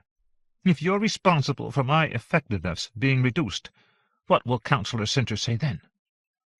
The young man considered this possibility with little apparent emotion. "You're the one who has to answer to him. I'm just here to watch over you." Vara Lisa held back a sharp bolt of anger. How close they come. They don't even know. "Well, take me to a place where I can rest," she demanded sharply. "She's not here. I don't know where she is. I haven't sensed her for 3 days. "Councillor Sinter is especially concerned that you should find her. You told us she was the strongest—" "Other than me!" Vara shouted. "But I haven't felt her." The blonde major seemed to get it through his head that she wasn't going to work any more today. "The councillor will be disappointed," he said, then bit his lower lip again. "Is everybody here an idiot?" Vara raged inwardly, but realized anger, letting her exhaustion control her, would get her nowhere, and could even harm her chances of getting what she wanted from Sinter. "I need to be alone for a while. Rest, not talk," she said hoarsely. "We can try again tomorrow in another sector. I need a smaller area to work in, a few blocks at most. We need more agents and better reports." "Of course," the major said, matching her tone with a more reasonable approach of his own. "Our intelligence has been a little weak. We'll try it again tomorrow." "Thank you," she said softly. The major walked through the empty apartment and stood by the door, holding it open for her. She was almost through the door when a sharp spike of what she could only call envy shot through her. The sudden awareness she was close to a fellow human with talents like her own. Her face went white, and she stammered, "Not yet. She's here." "Where?" the major demanded, pushing her back to the window. Yes, Vara muttered as he propelled her. "They treat me like a despicable runt." But the excitement of the chase was strong. She pointed a trembling finger and wiped her lips with the back of her other hand. "Down there. She's close." The agent peered down into the crowd, following the line of the small woman's finger. He saw a female figure, swift and almost colorless, dart through the crowds toward the entrance of a plunger. Immediately he used his comm to alert other agents on the street below. "You're sure?" he demanded of Vara, but she could only point and rub her lips. The sensation was so great. She had to work hard to keep from trembling. She hated this sensation, had come to know it whenever she was around the others in Wanda and Stettin's group, but never as strongly as this. Envy, like an ache in her chest, as if this girl could steal everything in life from her and leave only empty expectations and endless disappointment. "Her," she said.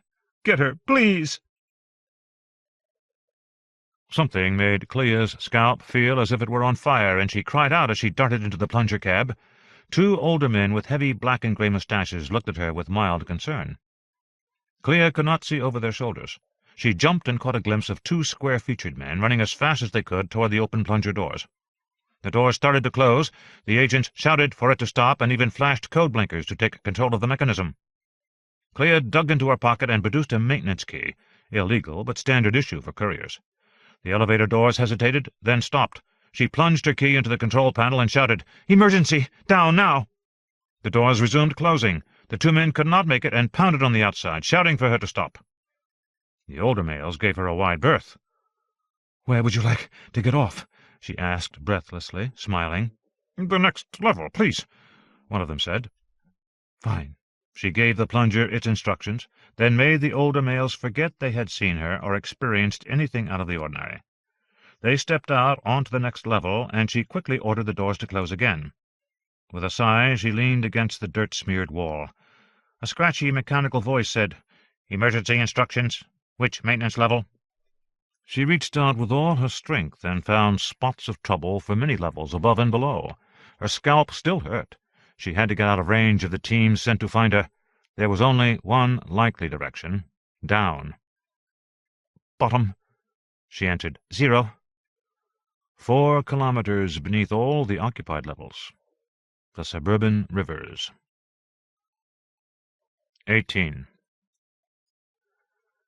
Tritch met Moore's planch in neutral territory, far from the hold, but aft of the crew quarters, in a weightless service hallway. If she had hoped to have him at a disadvantage in weightless conditions, she had hoped in vain. Planch was as much at home weightless as in standard gravitation. "Your corpse has some remarkable talents," she said, as Planch pushed into view around the curve of the bulkhead. "Your crew suffers some remarkable ethical lapses," Planch replied. Tritch shrugged. "Ambition is a constant curse these days. I found Gala Andanch outside the hold, in very bad condition. He's stable now in the infirmary." Planch nodded. Lodovick had not heard the man's name, and had just happened to run into Planch while carrying the limp body forward. Planch had taken Andanch and told Lodovick to return to the hold. Presumably he was still there. "What were they looking for?" "Someone paid them off," Tritch said lightly. "I presume it was someone opposed to the party or parties paying you. If they delivered Lodovick Trima, they'd each get 50 times what I pay them in a standard year. That's a lot of money, even for imperial corruption." "What are you going to do with them?" Planch asked. "I presume they would have taken the ship and put us out of action, maybe killed us. Trin is in my cabin now, drinking heavily. And not Trillian, either. When she's drunk enough, I might just toss her out of the hold over Trantor and hope she burns up over the palace." Tritch's eyelids fluttered slightly, and her lips grew tight. "She was a good first mate. My problem now is, what should I do with you?" "I haven't betrayed you," Planch said. "And you haven't told me the truth.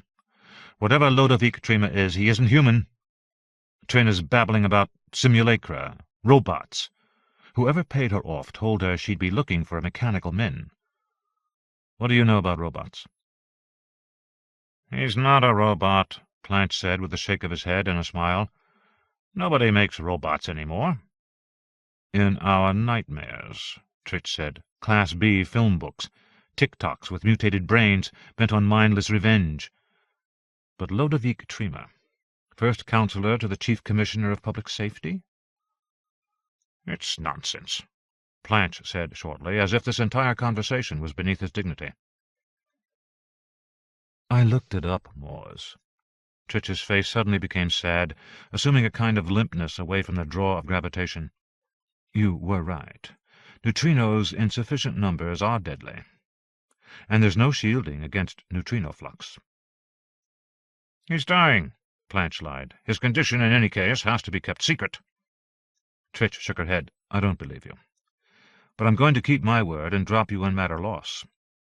She mused for a moment. "Maybe I'll drop Trin and Andanch there with you, let you all work things out. Now, go confer with your dead minister." She turned and headed forward. "What about getting back into my cabin?" Planch said. I'll send food and a cot back to the hold. If I let someone who consorts with a living corpse go forward, I'd have a mutiny on my hands. We'll be at Matterloss in a day and a half." Blanche shuddered as she passed out of sight. He, too, didn't like associating with Ludovic Trima. Tritch was perfectly correct. Nobody aboard the Arrow of Destiny could have survived. Nobody human. Ludovic stood in the hold beside his box, hands folded, waiting for Blanche to return.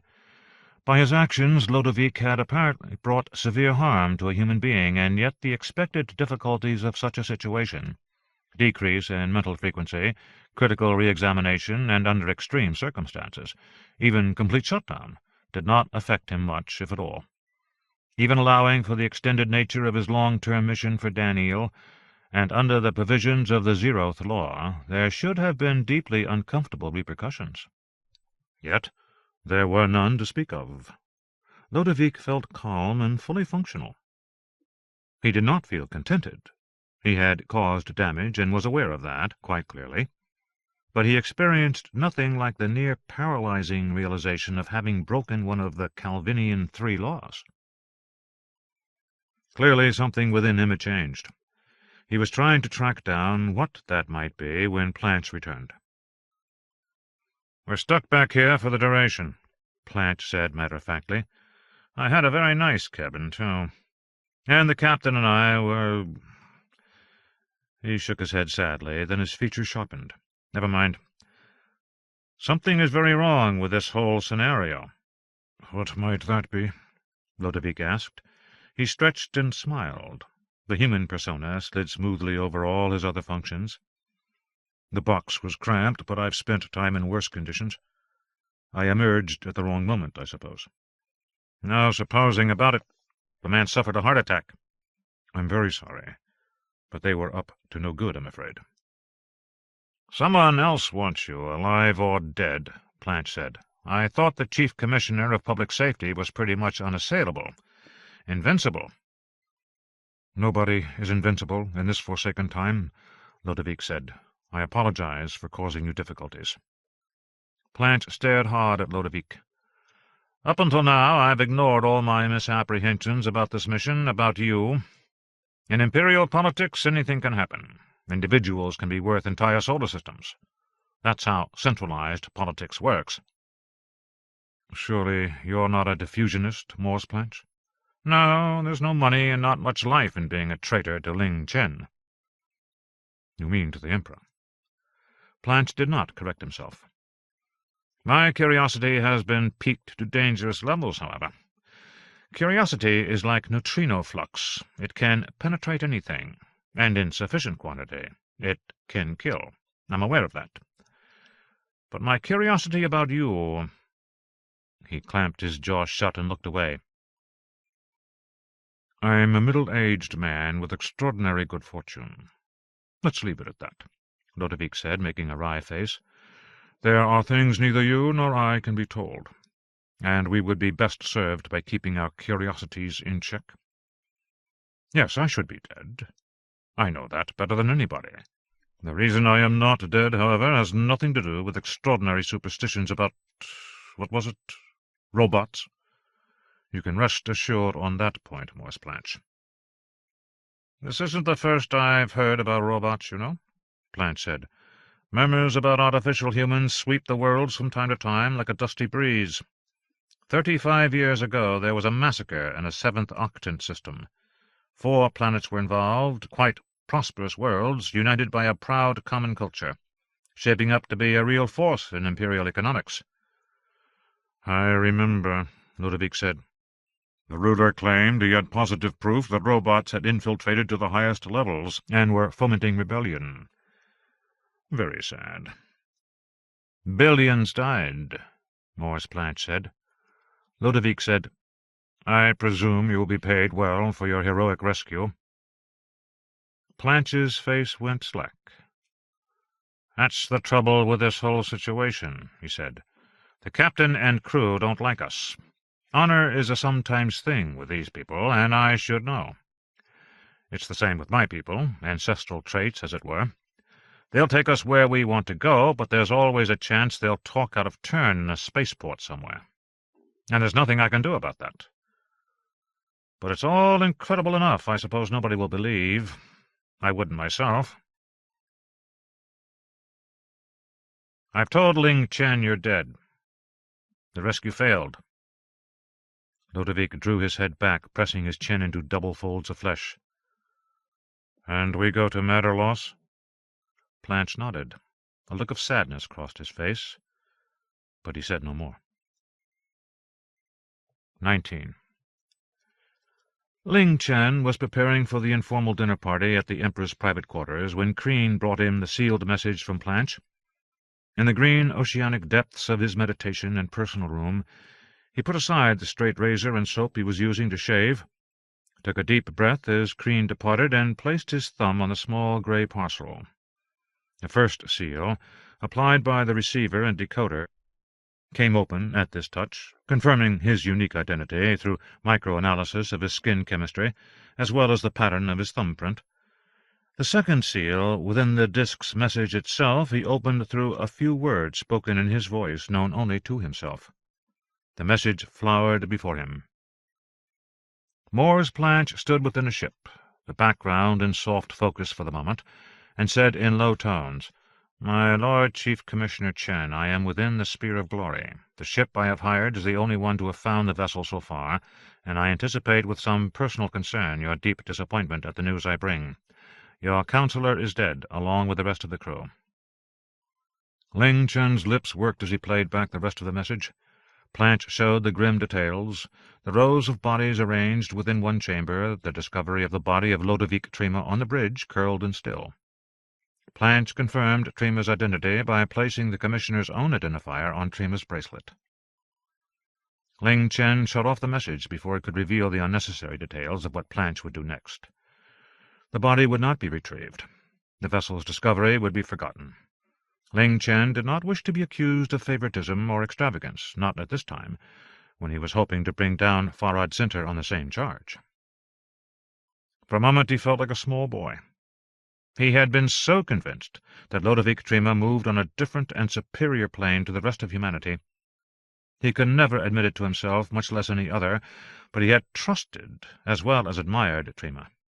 His personal instincts, which had proved almost infallible, had told him that Trima would never betray him, never do anything not in Ling Chen's best interests. He had even invited Trima to join his family on special occasions, the only counselor, or commissioner for that matter, he had ever invited to do so. Ludovic Trima had been a steady and pleasant presence on those occasions, playing solemnly and with his own kind of innocence with Ling Chen's children, extravagantly complimenting their mothers on their cooking, which was adequate at best, and Ludovic's advice. Ludovic Trima had never given Chen bad advice. They had risen together to this supreme pinnacle of responsibility over 25 years of, at first, inglorious and often painful service. They had weathered the end of Aegis's reign and the first years of the junta, and Ludovic had proven invaluable in designing the Commission of Public Safety to moderate and eventually replace the junta's military rulers. 10 minutes passed. Crean knocked gently on the door to the chamber. "Yes," Chen said, "I'm almost done." He picked up the razor and finished shaving his fine beard, leaving smooth, pallid skin behind. Then, as a measure of his emotion, he cut 2 small slices in his skin just in front of his left ear. Blood welled over the hairs, and he patted it with a white towel, then dropped the towel into an incinerator, offering his own blood to the powers that be, unspecified. In his youth in the Imperial Education Municipality of Runim, he had learned such rituals as part of the path to adulthood, following the rules of Tua Chen. Tua Chen had been the most successful product of the secret plan among Orthodox Ruelians to develop a select breed of imperial administrators and bureaucrats, 4,000 years before, known as the Shining Lights. In his late maturity, Tua Chen had devised 2 books of rules, based on Ruelian principles, one for the training of aristocratic administrators, and occasionally an emperor, the other for the training of the Empire's hundreds of billions of bureaucrats, the Greys. Ling Chen was reputedly a direct descendant of Tua Chen. The Shining Light School in its modern form was rife with superstition and almost useless, but in its heyday it had trained administrators that were sent to the far corners of the empire, and in return, from all over the empire, each year, millions of candidate Greys came to Trantor to receive the Tua Chen training. The best assumed positions in the planet's infinitely layered bureaucracy, competing with the entrenched and resentful Trantor Greys. The rest, having completed their pilgrimage, returned to their homes or took positions on frontier worlds. Ling Chen was the most successful of all the students to come out of the school, and he had not succeeded by being overly observant of those damnably persuasive secret rituals. But for Ludovic Trima, it was the very least he could do. "Sire," Crean said. With some concern he observed his master's small wounds, but he knew enough to say nothing. "I'm done. Bring me my robe for imperial presence, and also the sash of black." "What shall I place on the sash, sire?" "The name of Ludovic." Crean's face fell in anguish. "No hope, sire." Ling Chen shook his head abruptly and pushed past his small servant into the wardrobe. Crean stood very still in the lavatory for a few seconds, his grief genuine. Ludovic had always given Crean the impression that the small Lavrentian was the equal of anybody within their acquaintance. Crean treasured that evaluation, even though it had never been spoken. Then with a jerk he roused himself and followed his master. 20. The private dining-room was crowded with palace staff, making last-minute arrangements. Hari looked up at the huge chandelier, with its 10,000 gleaming round glass ornaments modelled after the Emperor's chosen worlds of the galactic year, then around the 100-metre-long hall, with its solid prime opal matrix columns and the famous deep green copperstone staircase, imported from the only system yet settled in the greater Magellanic cloud. A failed colony, abandoned 40 years ago, leaving only this gift as a reminder. His lips twitched at the sight of the staircase. As First Minister, he had cut off imperial support for that vigorous world, lest it grow independent and too powerful. So many things done to preserve the centre, so many necessary sins of power. He had made sure that no more far-flung colonies were established, and none had been. The table was set with 30 plates along its midriff, and 30 high-backed ebon chairs, none yet occupied, for the guests had not yet arrived, and, of course, the Emperor himself had not yet been seated. Claudius I escorted Hari around the hall as if he were an honoured guest, rather than a last-minute annoyance. "Raven, I've been calling you that, haven't I? Do you mind? Raven Seldon. Such an evocative title. Harbinger of doom." "Call me what you wish, Highness." "A tough moniker to lift properly," Claudius said with a smile. Hari, never one to miss feminine beauty, caught sight of 3 dazzling women in the corner of his eye, and automatically turned to face them. The women brushed past him as if he were a statue, and approached the Emperor, seeming to work as a team. As they surrounded him, and 2 leaned to whisper in his ears, Claudius's face reddened, and he practically giggled with glee. "My extraordinary trio," he greeted them, after listening for a few seconds. "Hari, you would not believe how accomplished these women are, or what they can do. They've entertained at my dinners before." The women looked at Hari as one now, with mild interest, but they read the Emperor's attitude toward this old man with quick, deadly accuracy. Hari was not a powerful figure to be attracted to, merely a toy, less even than themselves. Hari thought that if they had suddenly grown fangs and sprouted hair on their noses, they could not have become less attractive so quickly. With wisdom born more out of his long life and from many conversations on human nature with doors than any equation, he quickly imagined their expert blandishments, warm skin, dulcet voices, masking primordial ammonia ice. Dors had frequently made wry observations of that human sex after which she was modelled, and she had seldom been wrong. Claudius dismissed the women with a few soft words. As they departed, they strolled around the hall, and he bent over to confide to Hari, "They don't impress you, do they? Their kind make up a large portion of the women here, beautiful as frozen moons. My privy councillor manages to search out others of higher quality, but—" He sighed. Fine stones are easier to procure than gems among females, for a man in my position. It was so with Cleon as well, Highness, Hari said. He made arrangements with 3 princess consorts throughout his youth, then in his middle years forswore women entirely. He died without an heir, as you know. I've studied Cleon, of course, the Emperor said thoughtfully. A solid man, not intelligent, but very capable. He liked you, didn't he? I doubt any emperor has ever liked a man such as myself, Highness. Oh, don't be so modest. You have great charms, really. You were married to that remarkable woman, Dars Vanabeli, said a reedy voice behind them. The Emperor turned gracefully, his robe swishing over the floor, and his face lit up. Farad, how nice of you to come early. The Privy Councillor bowed to his Emperor and glanced in passing at Hari. When I heard of your visitor, I could not resist, Highness. You know my Privy Councillor, Farad Center? And, Farad, this is the famous Hari Seldon. We've never met, Hari said. No one shook hands in the Emperor's company. Too many weapons had been transferred between conspirators and assassins in past centuries that way for a simple handshake to be any other than a gross and even dangerous breach of etiquette. I've heard much about your famous wife, Center said with a smile.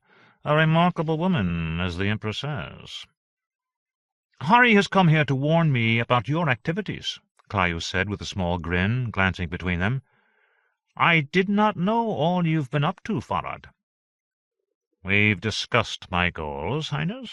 What more does Professor Seldon have to add in the way of information? He says you're hunting down mechanical men, robots. From what he says, you appear to be obsessed with them.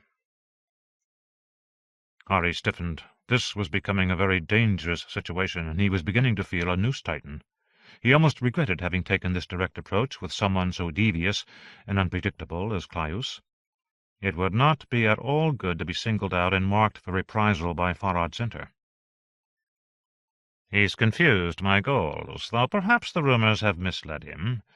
There are many false rumors about our activities, Highness.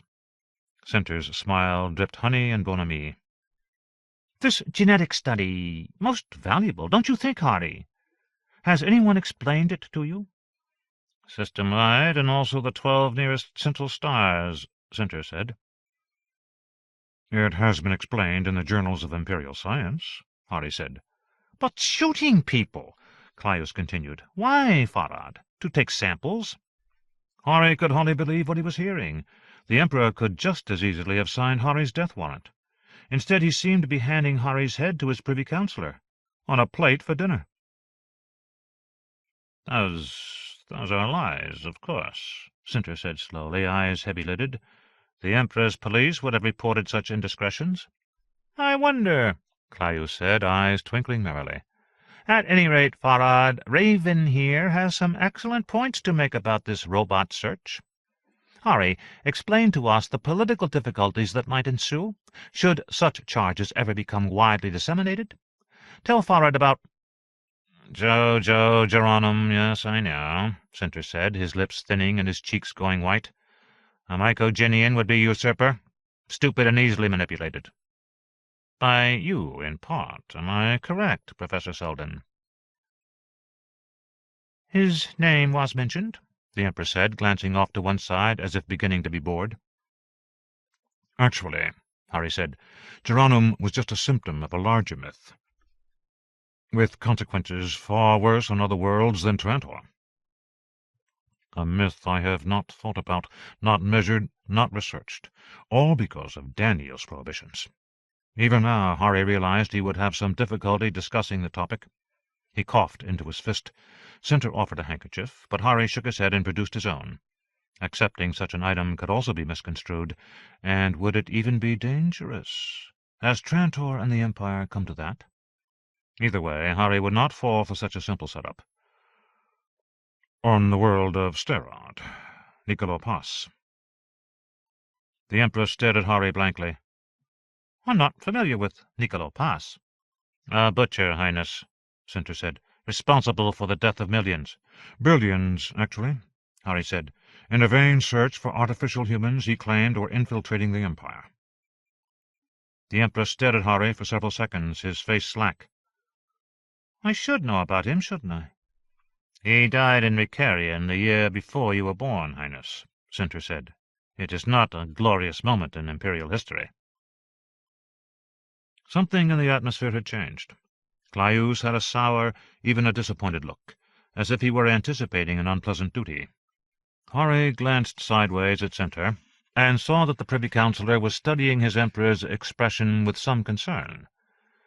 Then it was that Hari realized Claudius and Sinter had been playing with him. The Emperor already knew about the murders of citizens on Trantor. Yet neither Sinter nor any of his tutors had told him about Niccolo Pass, and this was upsetting him. I'm not supposed to be so ignorant, Claudius said. I really should set up more time for personal study. Go on, Raven. What about Niccolo Pass? In decades past, and every few centuries, Highness, there have been tides and even storms of psychological disturbance, centered on the myth of the Eternals. Sinter visibly flinched. This gave Hari some satisfaction, he continued. The resurgence of that myth has almost invariably led to social unrest, and in a few extreme cases genocide. I conducted an interview with Niccolo Pass when I served Cleon as First Minister, Highness. I spent several days speaking with him, an hour or two at a time, in his cell deep in Ricarian. The memories seemed to fill Hari's mind now. What did Pass believe? The Emperor asked. The servants were at their positions around the hall. All the arrangements had been completed. The dinner was being delayed. Guests could not be allowed to enter until the Emperor had left, to make a more formal entrance later. Claudius did not seem concerned by this. Pass claimed to have captured an active artificial human. He claimed to have placed it— Hari coughed again. In this context he could hardly bring himself to use the word robot. He felt badly exposed and even handicapped, for the prohibition against discussion of Daneel's nature had spread to other areas of thought, memory, even will.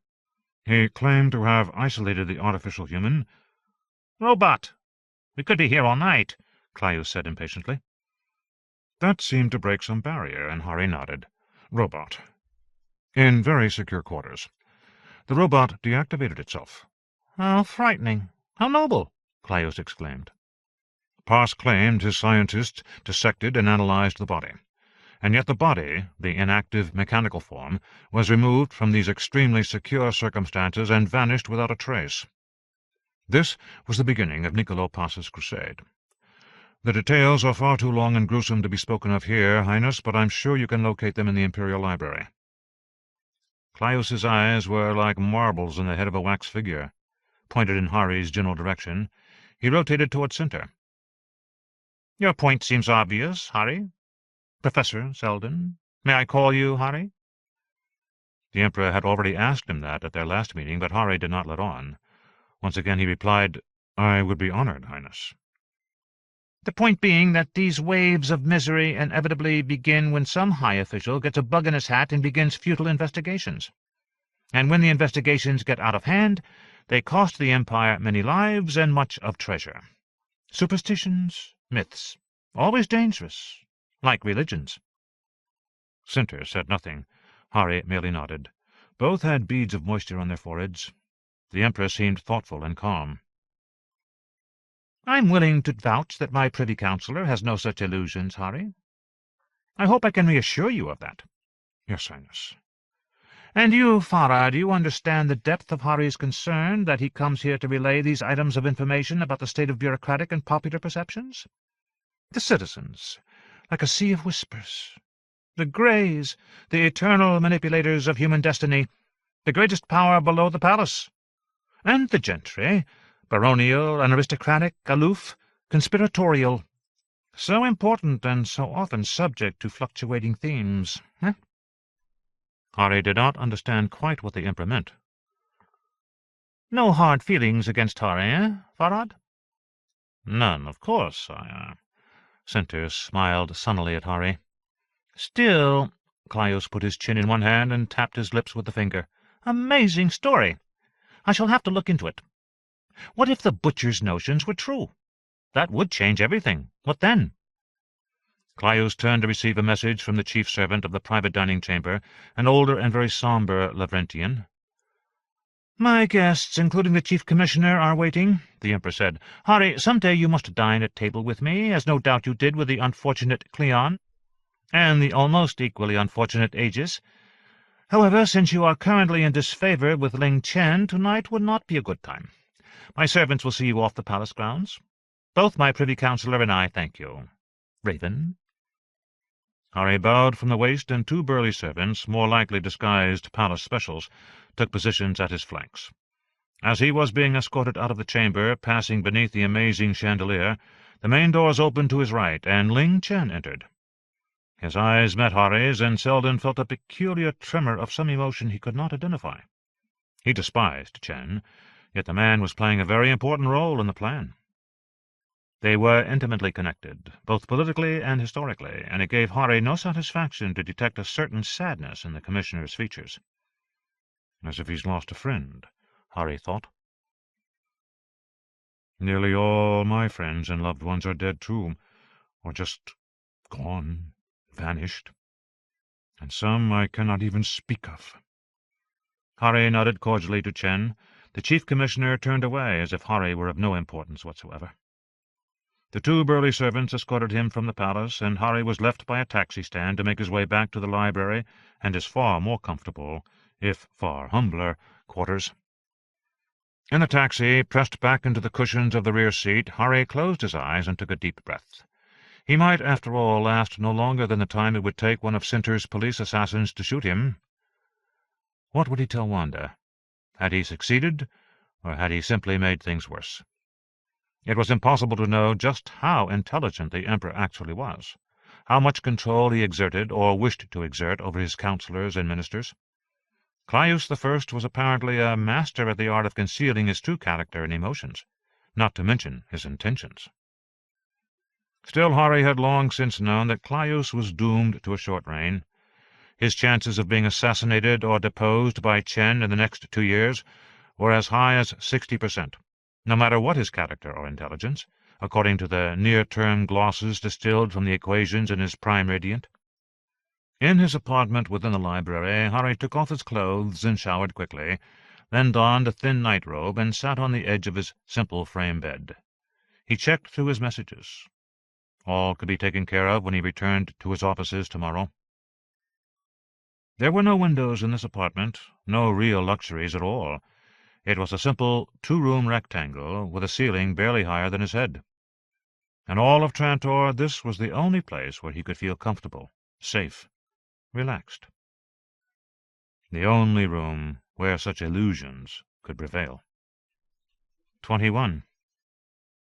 Clea shivered in the vast hollow space and looked between her feet at the conjunction of two of Trantor's greatest rivers. Once, 12,000 years ago, they had had names. Now they were designated simply by numbers, but even those numbers hinted at greatness. 1 and 2.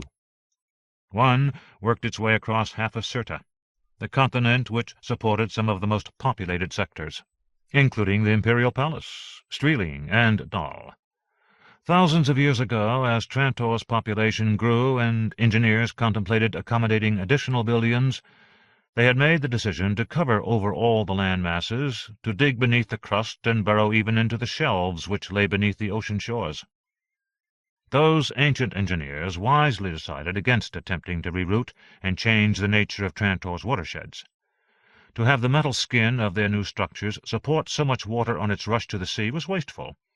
So they lined deep channels where natural rivers once had flowed, and let the rains gather and flow into them. Where early sectors laid claim to natural aquifers, the engineers, with the mandate of the legendary Emperor Quan Shonam, created new porous materials for the basins to allow the aquifers to remain useful. Clea could no more understand the intricacies of water on Trantor than any normal citizen.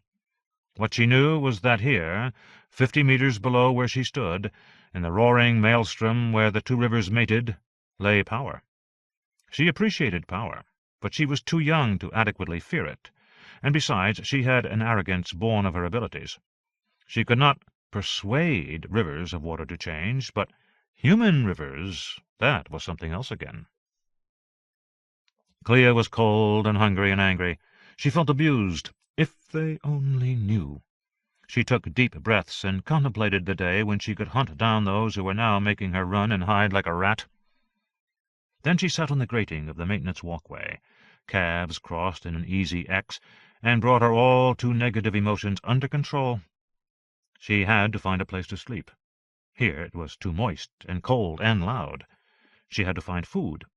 There would be little of that below ground. She could wait for a maintenance tram to rumble past, flag it down, steal food boxes, and persuade the crew to forget. She smiled at that. She would be a ghost, a phantom, the phantom of the two rivers.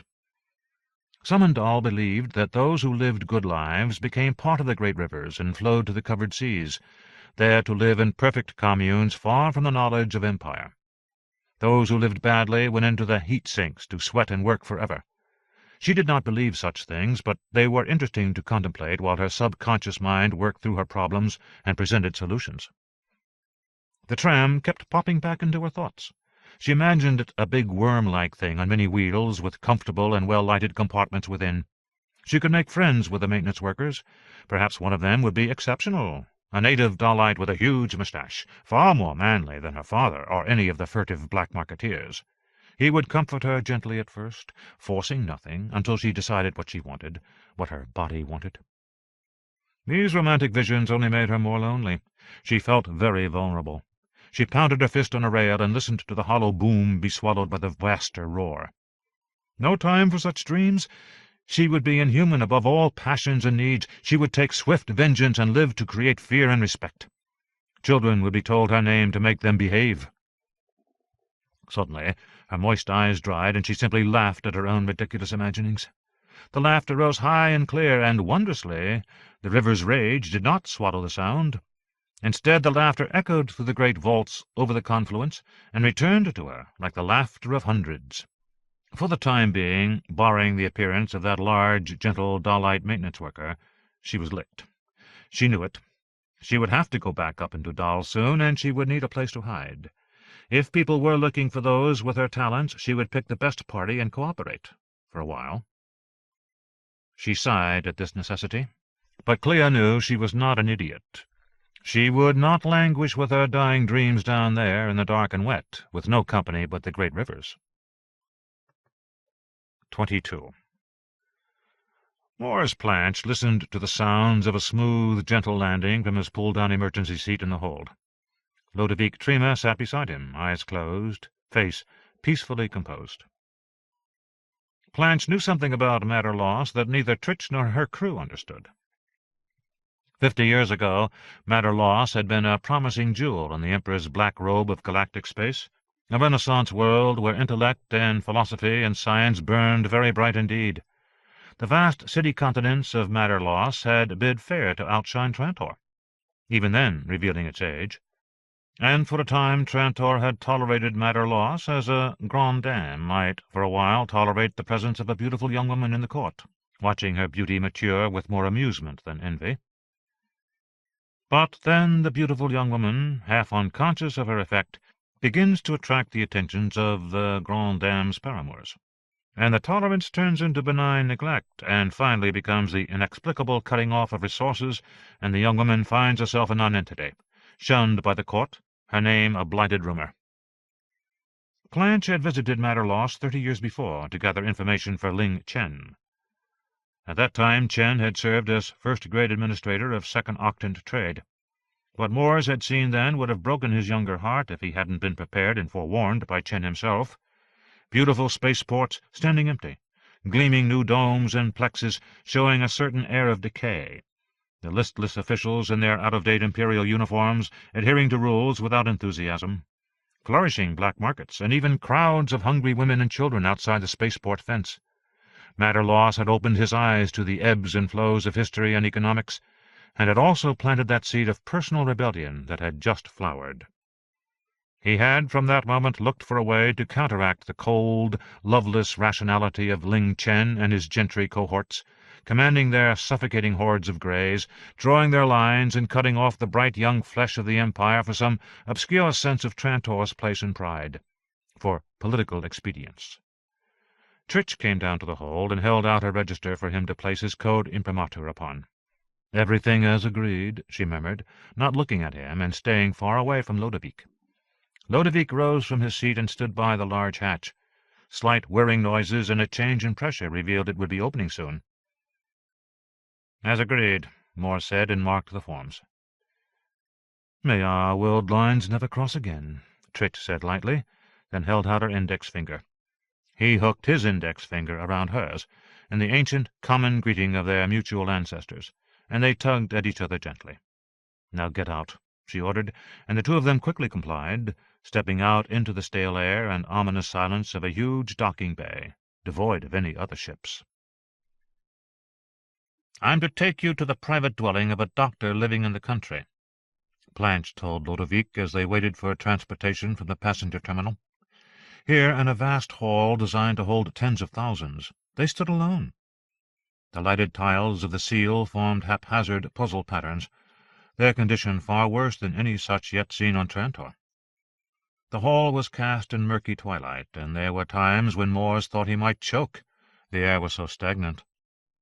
They had encountered a single elderly imperial official in the dusty passport docket, and he had waved them through with a sniff and something that might once have been a sneer. His world did not care, why should he? The hall was littered with broken-down tick-tocks, like victims of some mechanical plague. The plague had been lack of replacement parts. Matter laws had embraced the mechanical laborers and retained them long after Trantor and most other imperial worlds shrugged them off. They were no longer even being collected for scrap. Lodewijk looked at Blanche sympathetically. "This is not pleasant for you," he observed. "No," Blanche said with a sigh. "Look what the Empire has done. A waste." "What do you mean?" "Trantor did this because it feared it would lose its eminence, squeezed the life out of an entire world." Lodewijk looked away. "Do you blame Ling Chen? Is that why you have double-crossed him?" Blanche paled. "I never said anything about Ling Chen." "No," Lodewijk said. Blanche looked at the man with sudden misgivings. If Chen ever learned, there was no place in the galaxy where he would be safe. A rickety, lozenge-shaped ground taxi approached on large white wheels. The driver was an elderly woman dressed in faded red livery. Her dialect was almost too thick to understand, but Blanche managed to communicate with her. She seemed relieved to have paying passengers, in imperial credits, and even happier to be getting out of the urban center. "I know that you have done work for Chen in the past," Lodewijk said as they lurched along a potholed expressway. Here the expressways lay out in the open, rather than being routed below domes or underground, as they were on Trantor. The morning sunshine dazzled Blanche, and the air was tinted pink, giving everything a warm, nostalgic glow. "I was privy to some of the arrangements." "Of course," Blanche said. "Now you work for a man named Posset," Lodewijk said. Blanche started in shock and looked particularly miserable. "I should shoot you right now and leave matter loss," he murmured. "Well, you know the proper codes," Lodewijk said. "That much is obvious. You became angry at Chen when he carried on the policies that strangled matter loss, and other Renaissance worlds. Yet the squeezing, as you describe it, of the Renaissance worlds was not Ling Chen's policy initially.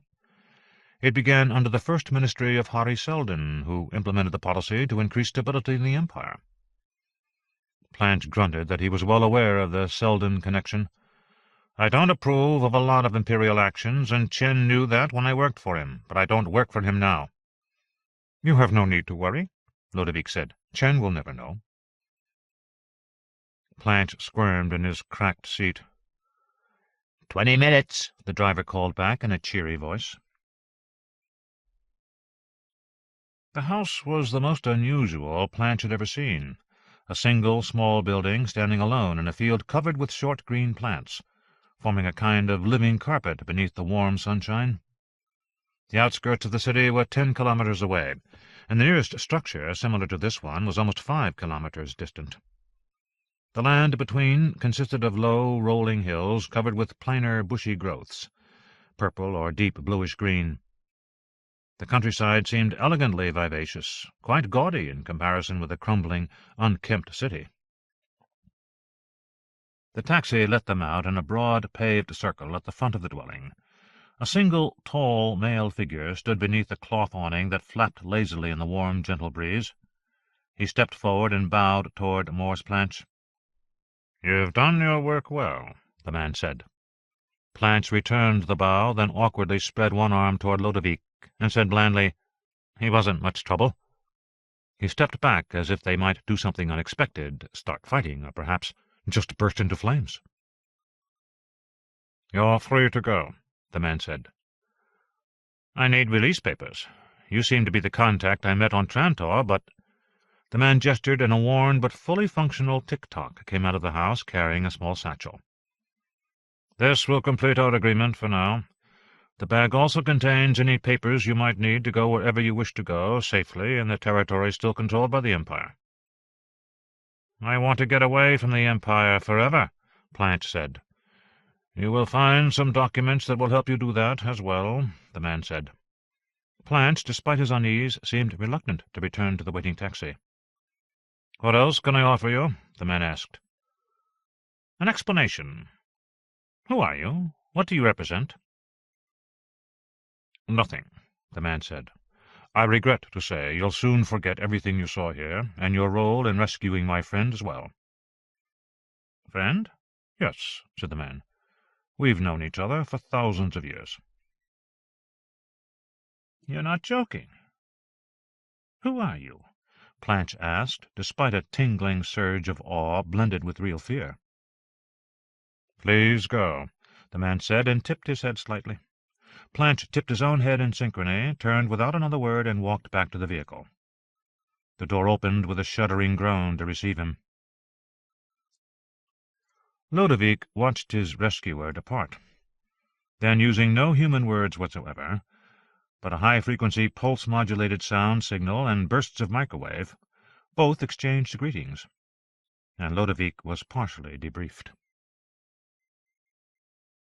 After, Daneel Olivaw said in spoken words, "Let's do this on human time and in human ways for the moment." "Certainly," Ludovic said. "I am curious as to where I might be assigned next." Daneel opened the door to the dwelling, and Ludovic entered before him. "You state that there is something different about you, yet I examine your transmitted status profile and see nothing amiss." "Yes," Ludovic said. "I have been examining my mental structure and programming since the accident, trying to pinpoint what that difference could be." "Have you reached any conclusions?" "I have. I am no longer compelled to obey the 3 laws." Daneel received this declaration with no humanly observable reaction. The main room of the house contained 2 chairs, and in the walls there were niches for 3 tick-tocks. But to Ludovic they looked like the niches once reserved for robots on Aurora, tens of thousands of years ago. "If that is true, there will be grave difficulties, for I observe you are still functioning. You have not deactivated yourself." "That would have been impossible under the circumstances, for I did not understand this new condition until after I had been rescued by Morse Planch. I caused harm, unwittingly, to a human being on the ship Planch had hired to find the Spear of Glory. I did not feel even a hint of the reaction I should have felt. I conclude that the neutrino flux has altered my positronic brain in an unanticipated fashion. Certain key elements in my logic circuits may have been transmuted." "I see. Have you decided on what action you should take now?" "I must either deactivate and impose on you to destroy my remains, or I must be sent to Eos, if my continued existence will serve any purpose." Daneel sat on one of the chairs, and Ludovic took the other. It no longer seemed at all appropriate to occupy the niches, which, in any case, were too narrow for their human-scale frames.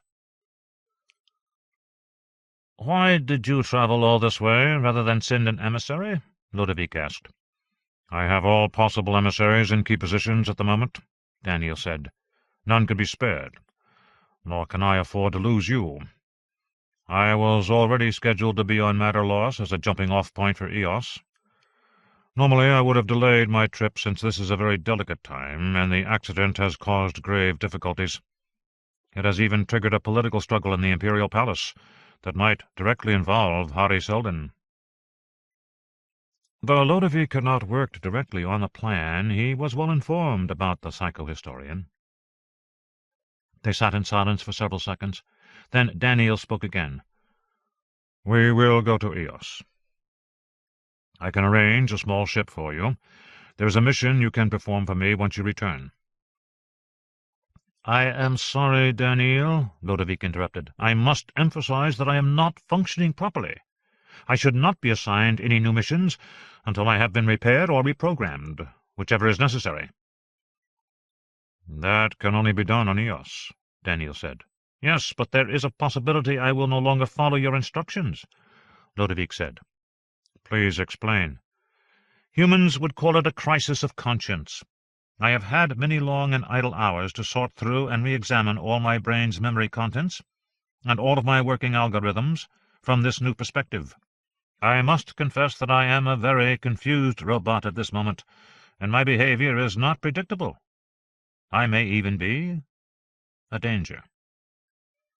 Daneel stood and stepped over to Ludovic's chair, then bent from the waist and placed his hand on Ludovic's shoulder.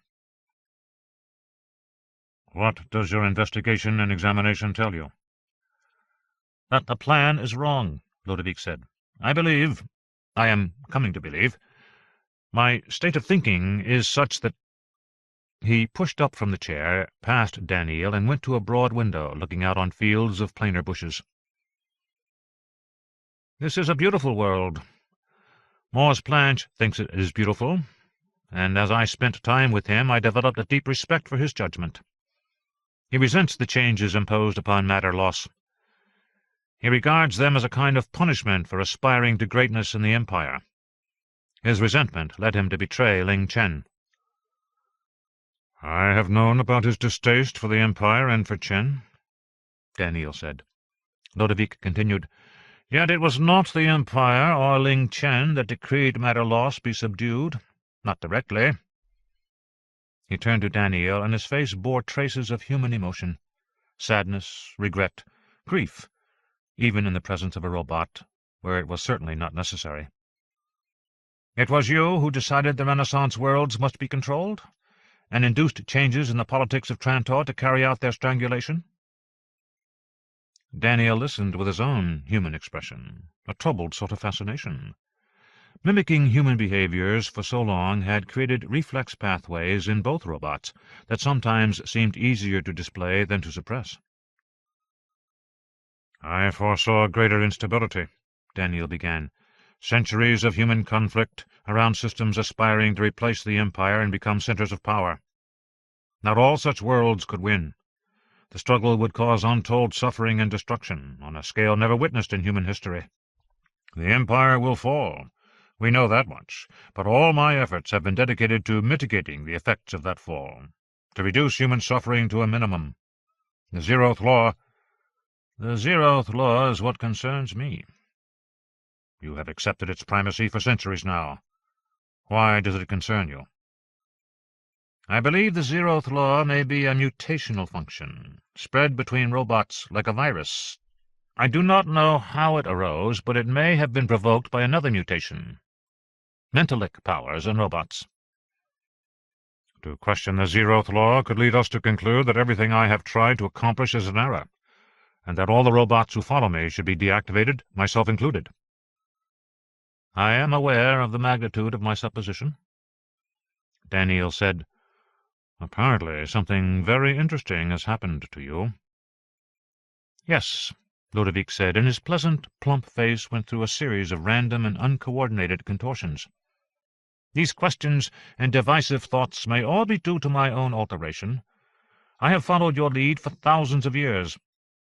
To feel doubts now—" His voice became a strained, metallic squeak. "I am miserable, Daneel." Daneel considered the situation carefully, as if he were walking through a minefield. "I regret the disturbance you feel. You are not the first to disagree with the plan. Others expressed similar views, many more thousands of years ago. There were many schisms among robots when the humans abandoned us. The Giscardians, those like myself who followed the ideas of Giscard Reventlow, were opposed by others who insisted on a strict interpretation of the three laws." "I do not know of these events," Ludovic said, his voice steadier. "There has been no need to talk of them. Besides, these robots may all be inactive now. I have not heard from them for centuries." "What happened to them?" "I do not know," Daneel said. "They called themselves Calvinians, after Susan Calvin." Every robot knew of Susan Calvin, though no human remembered her now. "Before those schisms there were far worse events, unspeakable tasks that humans set for robots, carried out by some of those who would become Calvinians. These memories are in themselves disturbing." "It gives me no satisfaction to cause you distress, Daneel," Ludovic said. Daneel sat in the second chair again and folded his arms. Both robots were aware of this mimicry of human actions. Both were used to the promptings of their human overlays, and did not regard these behaviors and gestures as particularly annoying. Sometimes they were even reassuring, and Ludovic noticed that Daneel's posture in the chair, the inflection of his voice, and his facial expression all seemed to become more human as their conversation progressed. Neither wished to return to the much more rapid modes of microwave or high-frequency sound communication. This was a situation of complexity and subtlety, and the slower modes of human speech seemed much safer. "You will return to Eos. We will see what can be done there," Daneel said. "I hope for your complete recovery." "As do I," Ludovic said. Planch sat without moving for most of the ride back to the spaceport. He looked through the front windscreen, over the shoulder of the driver, and tried to ignore her thickly accented chatter. Then, with a small shudder, he removed the tiny recorder from its hidden pocket in his jacket and stared at it. He could not make up his mind for several minutes whether to play back the recording or just throw it out the window. "This all war very rich. Caught a flow from the poor. All the ships to come in her," the elderly woman said, and glanced over her shoulder. Her eyes were pale blue, very alert, very wise. She smiled, and her face wrinkled into 100 river deltas. Planch nodded, while only half hearing what she said. "Now to be called poverty, not ships, not work. I'm hard a day and a now for my weir and amusement, no more than that." She did not seem especially resentful, merely stating facts. Yet her words rankled. There were worlds in the stellar neighborhood where the accent of matter loss was considered comic, used by entertainers portraying simpletons or charlatans. Tritch herself had referred to matter loss as a planet of parasites. Few from outside came here any more. Few knew what had really happened. Yet now, within this recorder, there might be proof of something extraordinary, a clue to the larger picture. His memory since yesterday seemed murky and full of gaps. He did not even know why he had brought the recorder. He had done nothing important since taking Ludovic Trima's body to the transfer terminal and handing it over to Imperial agents. And why this ride into the country? Just to relive old, sometimes painful memories? "We're here. You shall stay longer. There are still beautiful sights of the country, lovely hostels where to stay." Her voice became sly, a little wheedling. "I could show you places of beautiful women, natural farm girls, all very poor and lone." "No, thank you," Planch said, though he was tempted. His last love had been a native of Matterloss, 30 years before. He had had no taste for others since, yet he felt a hollow ache at the thought of leaving the planet without trying for another romance. He was somehow convinced that to stay, however, could be very dangerous. He paid the woman and thanked her in her own accent, then stood beneath the huge balloon roof of the Immigration and Transfer Authority area. The blue skies and distant fields showed through gaps where buildings had been torn down and not replaced. He found a cool, secluded spot next to an empty restaurant and sat on a bench, holding the recorder display up to see how much it had captured. 5 hours. For a few seconds he simply sat and tapped the recorder against his chin, eyes heavy-lidded. Then, brows drawing in, fingers white where they gripped the tiny tube, he said, "Code unforgivable. This is Planch. Log in, personal. Playback. All." 23.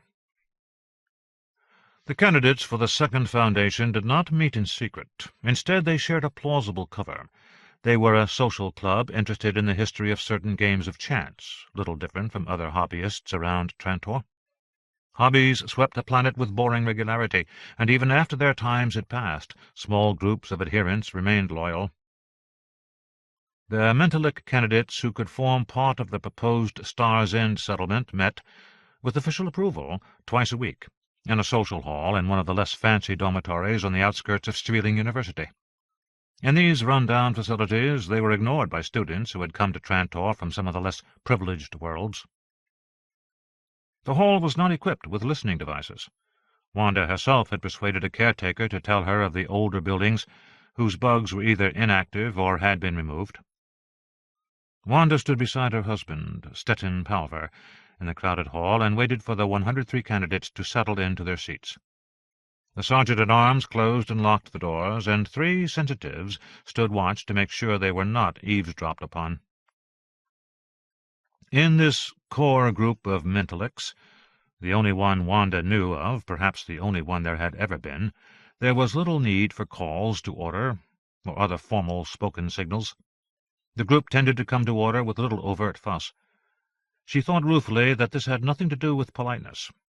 There had been a large number of fractious outbreaks in the community since the beginning, but disorder manifested itself in different ways with her people.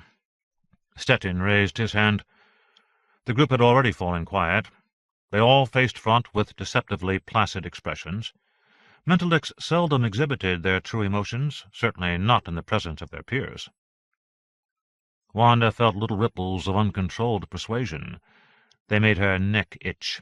She could pick out a few distinct strands in the welter, like smells from a rich stew, currents of social and sexual tension, focused concern, even uncoordinated attempts to override Stettin's dominance. In Mentalics, not just the conscious mind exerted its persuasive effects. "My people," she thought. "Heaven save me from my people." "We need the reports from our recruitment cells," Stettin said quietly. "Next I'll give my report on mathematical and psychological training, to bring our candidates up to speed with the other groups preparing for the mission. Then we'll discuss the attrition." "We need to discuss the murders now," said a young woman historian with thick black hair cut in a wide bowl. Her green eyes blazed at Stettin and Wanda. Wanda deflected the woman's automatic whip of persuasion. Her neck itched fiercely.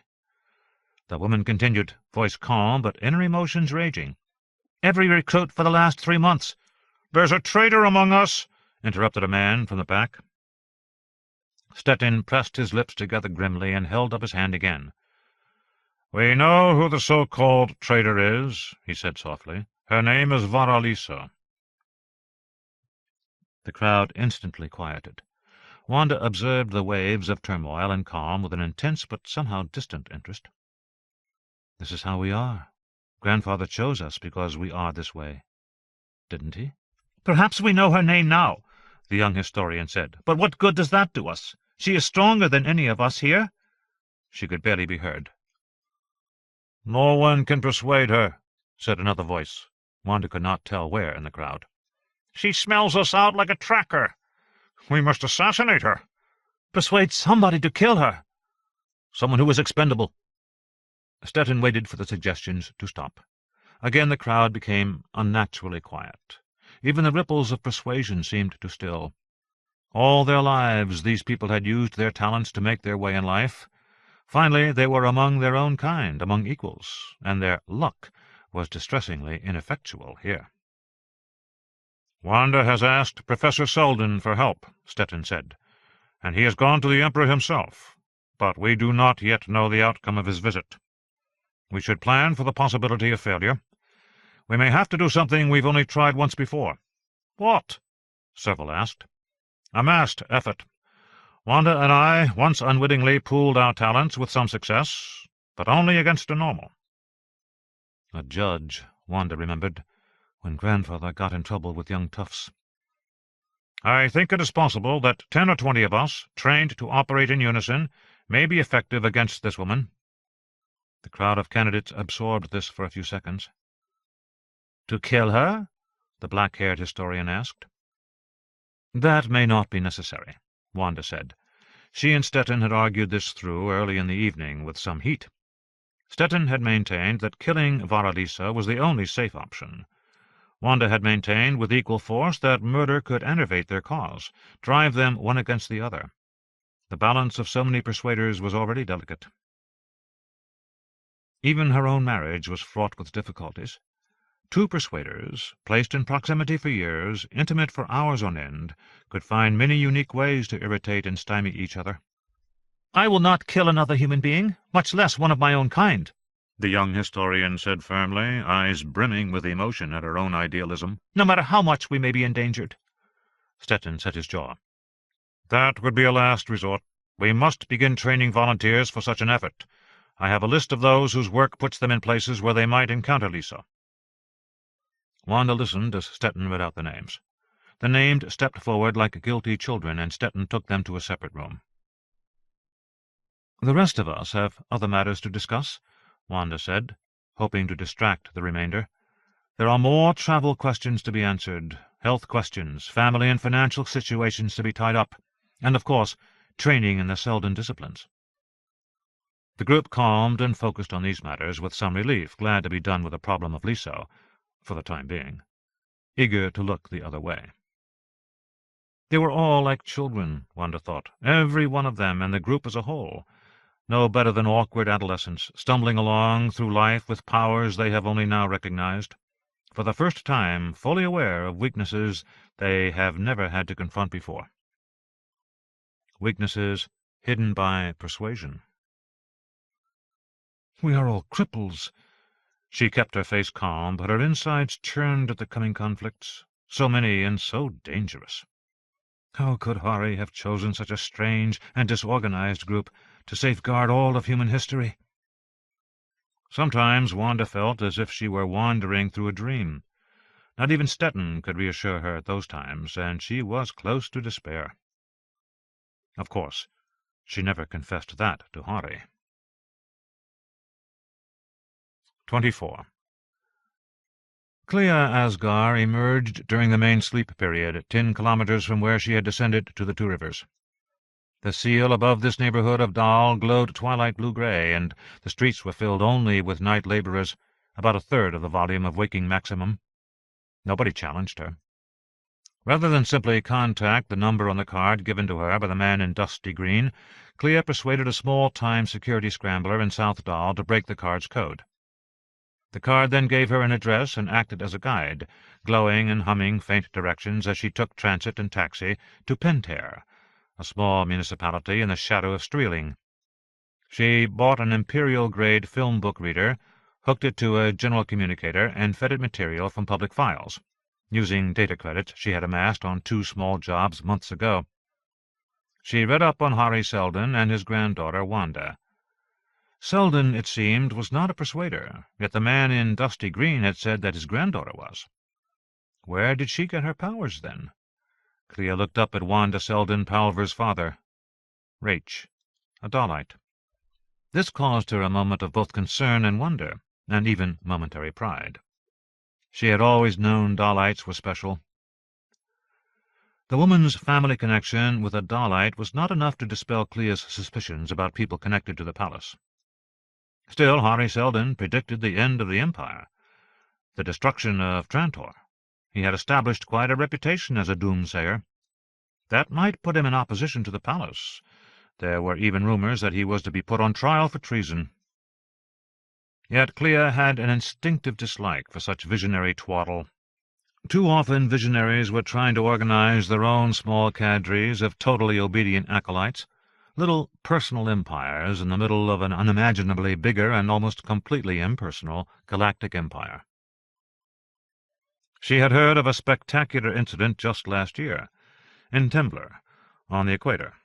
50,000 followers of a schismatic Mycogenian had committed suicide, claiming to get messages telling them of Trantor's imminent destruction.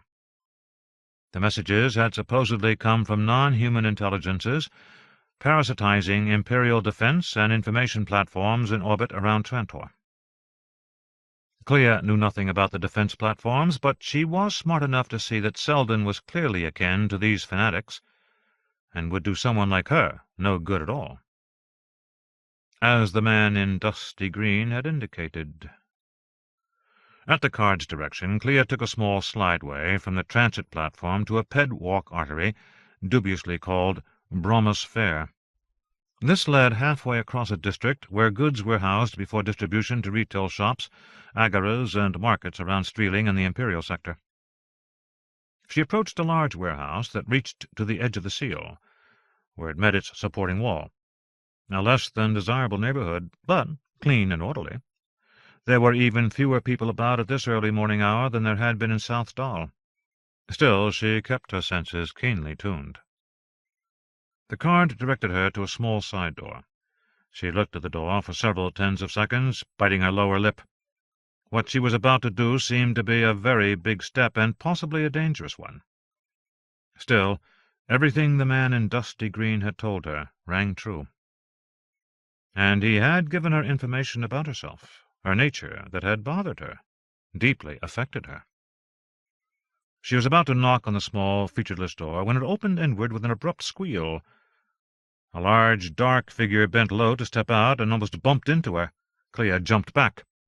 "Sorry," the figure said, and emerged in the twilight beneath the glow of a small lantern high up on the warehouse wall. It was a man, a very big man, with broad shoulders and glossy black hair and a magnificent moustache. "A Dalite." "The main entrance is around the corner," the man said in a deep, velvety voice. "Besides, we're closed." She had never seen any male so handsome and so compellingly— She tried to find the word. Gentle.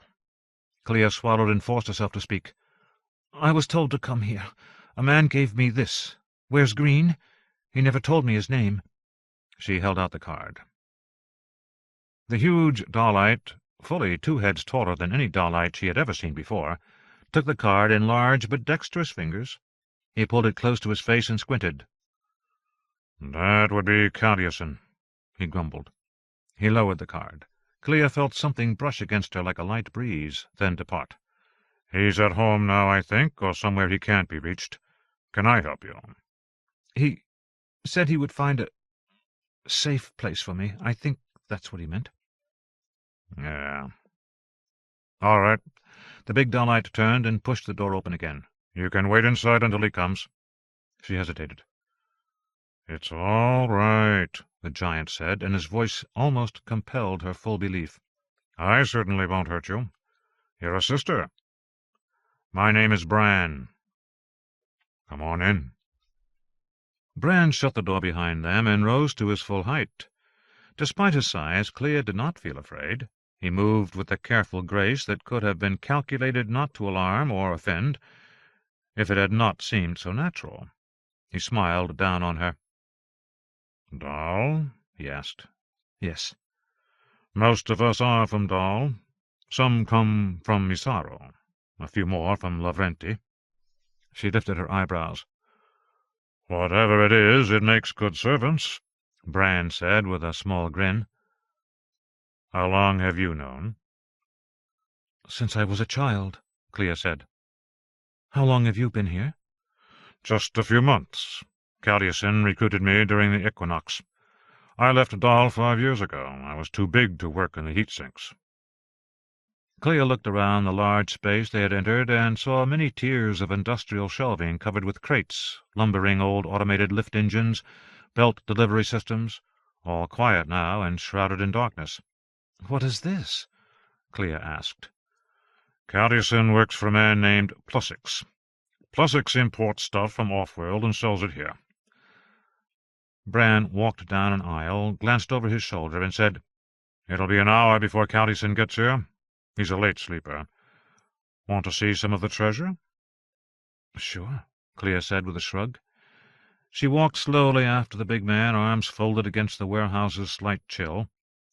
"There's stuff from 1,000 worlds here," Bran said, his voice barely audible in the vast spaces.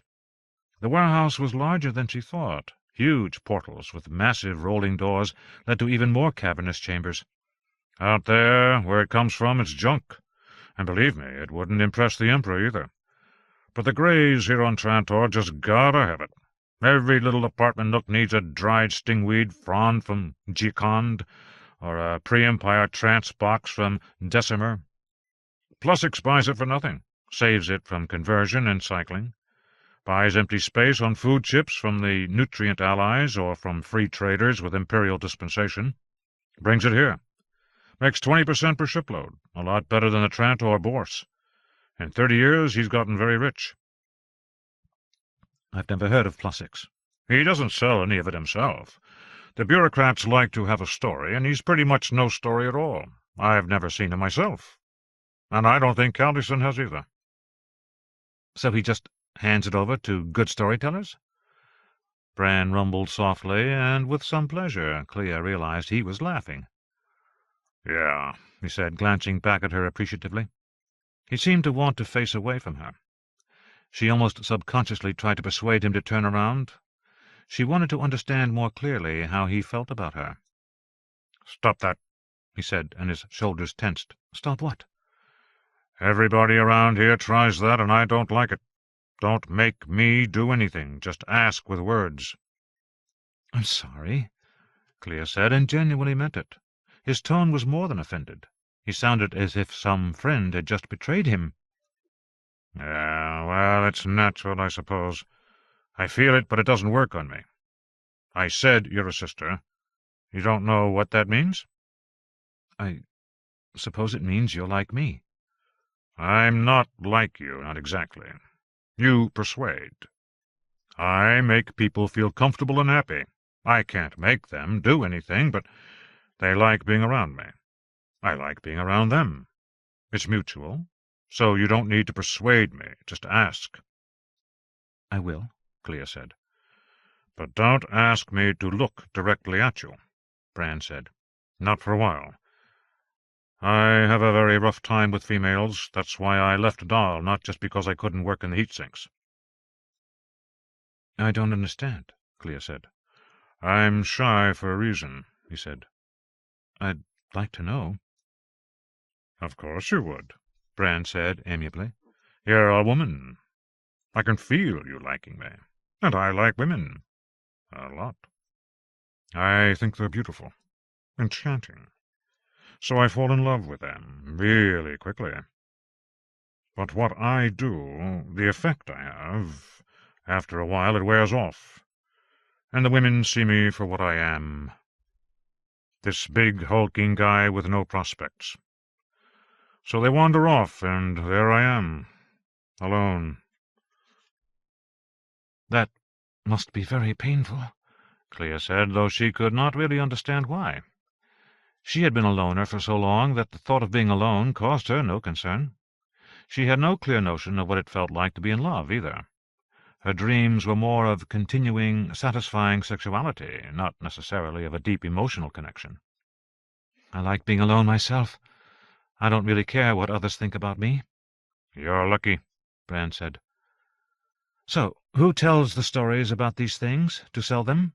Clea wanted to get away from this topic. Bran's shyness and vulnerability were a little too attractive. "Shopkeepers all over Trantor," Bran said. "The staff writes up reports on the treasures. We attach the reports to official forms from customs. We deliver to the Agaras, and the Greys run to buy 'em. Haven't you ever seen an off-world antique store?" "Never," Clea said. "Well, if you're around long enough, maybe one of the guys will take you to one. Me, I only go out during sleeps, when there aren't many people." Caluson, the man in dusty green, set himself behind a ridiculously large desk and folded his hands. The desktop was covered with pretty baubles from many different worlds, all of them useless as far as Clea could determine, but attractive, or perhaps just distracting. Bran stood behind her. She kept her eyes on Caluson, though she felt the urge to look at Bran. There was something about his abilities that the big Dalite was not telling her. Fair enough. He did not know everything about Clea, either. "Our persuaders are a very creepy crew, you know," Caluson said, and smiled. "Very talented and very creepy. They have to watch us and maintain tight discipline here, or else word will get out. And do you think people on Trantor will enjoy knowing that their kind exist? Lucky people, persuasive people, people who manage to get along. But you know something strange? None of them have made it into the palace. They stay at a constant level of human accomplishment, and they stay out of politics. Does that make sense to you, Clea Asgar?" "No," Clea said, and shook her head. "We should be in control if everything you said is true." "Well, you seem to be self-limiting. You're content just to live your lives and leave higher matters to normal people. Why that should be, I don't know. But the trader Plusix enjoys your company. You realize that you'll never meet Plusix, not in person, even after you join and swear an oath?" "Fine with me," Clea said. "Does that arouse your curiosity?"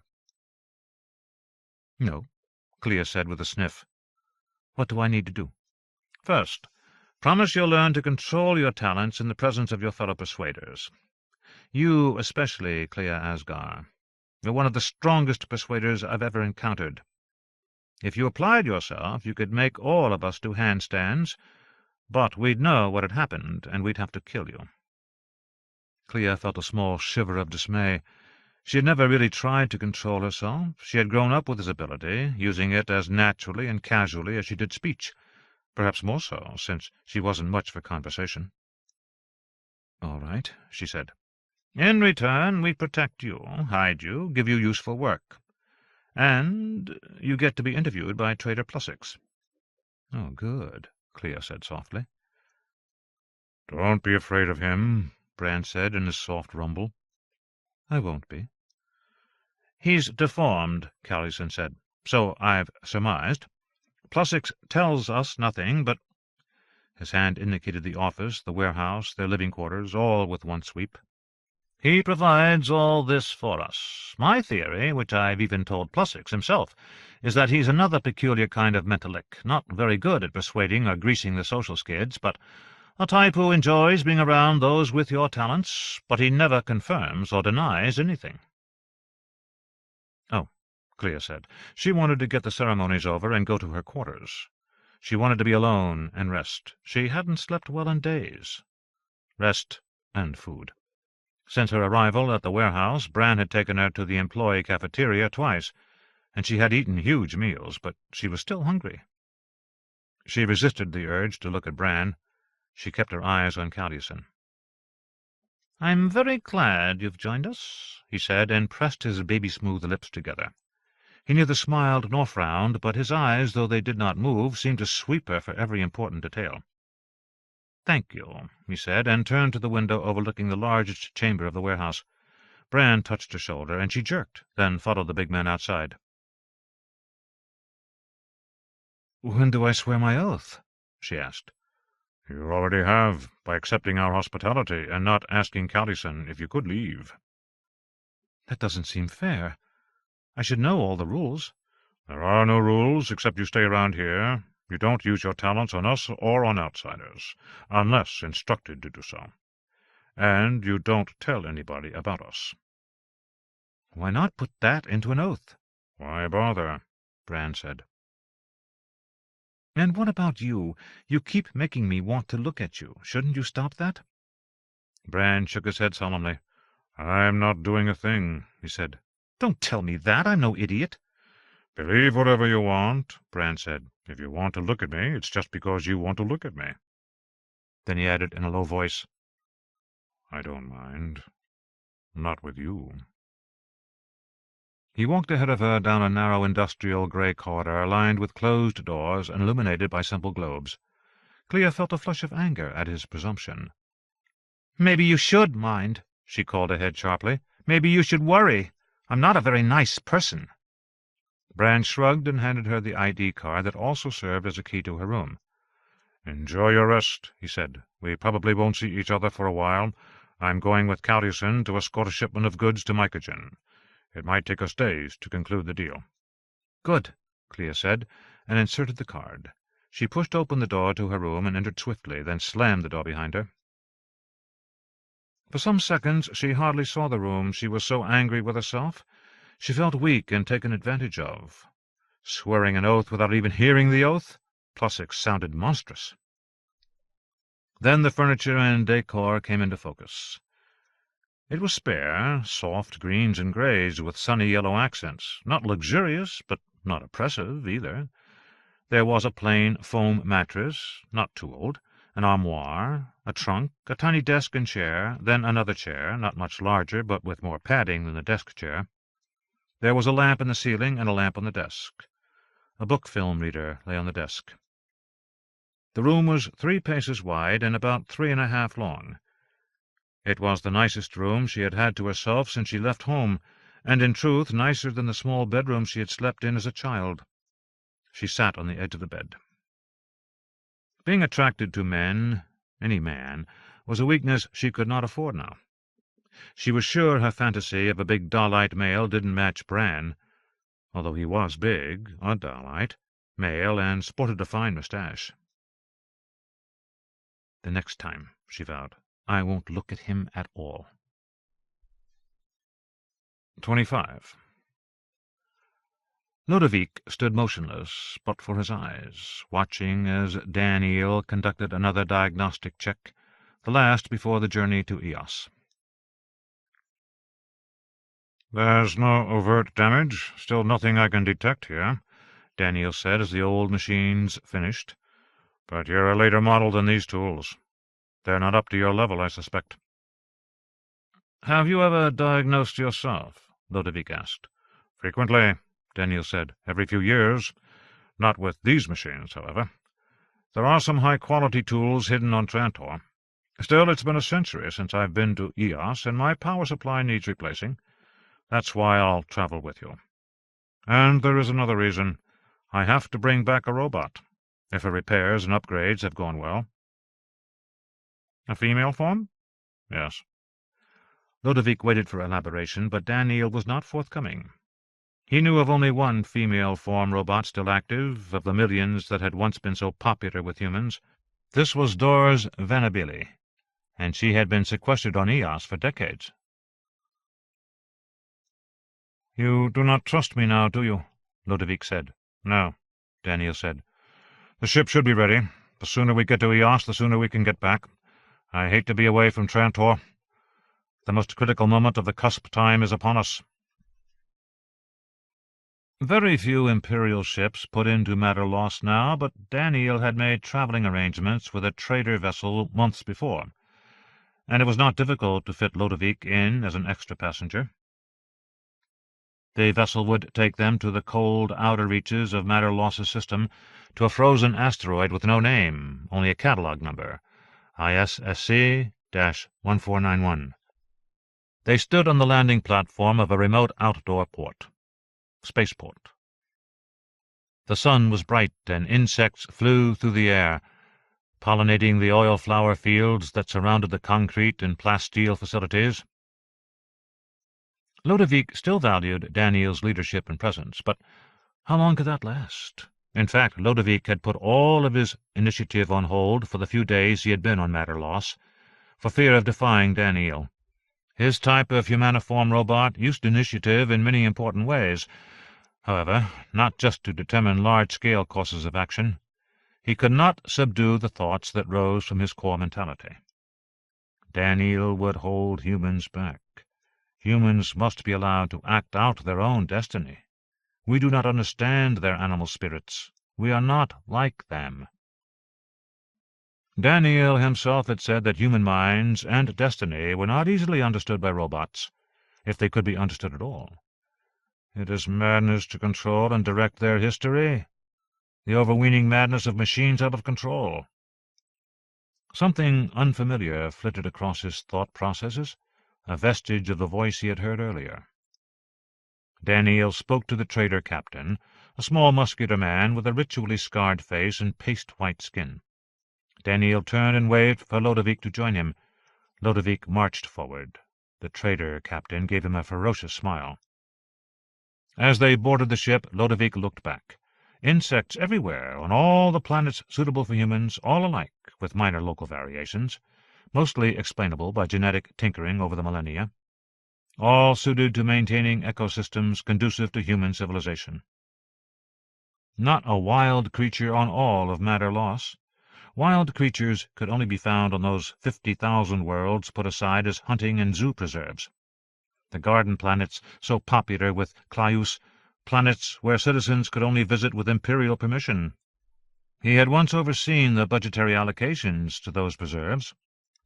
Ling Chen had wanted to shut them down as useless expense, but Claeus had made a direct request to save them, and there had been some ornate quid pro quo to which Lodewijk had not been privy. Lodewijk wondered how all this, garden worlds and tamed or paved-over human worlds, had come to be. So much history unavailable to him, so many questions bubbling up now beneath the self-imposed constraints. The ship doors closed behind him, and he concealed an algorithmic turbulence, what in human terms he would have called an intellectual panic, not at the closed spaces of the ship, but at the opening flowers of curiosity within his own mind. In their small cabin, Daneel placed their 2 small pieces of luggage in containment racks and pulled down a small sitting platform. Lodewijk remained standing. Daneel folded his arms. "We will not be disturbed," he said. "We can drop to our lowest level here. We should be at the rendezvous in 6 hours, and on Eos within 3 days." "How much time do we have before you lose control of the situation on Trantor?" Lodewijk asked. 15 days, Daneel said, barring unforeseen circumstances. And there are always those, where humans are concerned. 26. Varalisa could hardly contain her rage. She raised her fists to Farad Center, who backed off with a small, shocked grin, and circled him in the broad public affairs office. A number of greys, pushing carts or carrying valises, witnessed this confrontation from the adjoining hallway with wonder and concealed, colourless glee. "That is idiotic!" she hissed at him, then lowered her voice. "Take off the pressure, and they will regroup. Then they will come after me." The blonde major, her constant and now intensely annoying shadow, danced ineffectually around, trying to interpose himself, but Vara just as deftly maneuvered around him. Cinter was left with the impression he was in a small and embarrassing riot.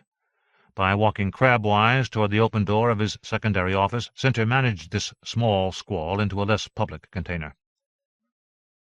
"You lost the trail," he said, half bark, half sigh, as a grey shut the door behind them. The grey merely glanced at the trio, then went about her duties, nonplussed. "I was pulled away," Vara howled. Tears started from her eyes and poured down her cheeks. Abruptly, the major stopped his dance and stood in one spot, trembling all over, his limbs jerking. Then he looked for a chair, saw one in a corner, and collapsed into it. Cinter witnessed this with wide eyes. "Did you do that?" he asked Vara. Vara shut her mouth with a small click of teeth, pulled back her head on its long, thin neck, and stared at the major. "Of course not, though he has been abominable and uncooperative." "The strain," the major managed between clenched, clattering teeth. Cinter stared at her for several seconds, until Vara realized she was arousing some very unhealthy suspicions. Major Nam shook himself, steadied, and managed to stand again, swallowing hard. He came to attention, rather ridiculously, and focused on a wall opposite. "How did you lose her?" Farad Cinter asked softly, looking between them. "It was not her fault," the major said. "I asked her," Cinter said. "She was very fast, and she sensed my presence," Varalisa began. Your agents, your bumbling police, weren't fast enough to catch her, and now she's gone, and you won't let me find her." Cinter's lips protruded in thought, pressed together as if waiting for a kiss. It was a ludicrous expression, and suddenly in Varaliso's heart what had started out as admiration and love flip-flopped into bitterness and hatred. She kept her feelings to herself, however. She had already said too much, gone too far.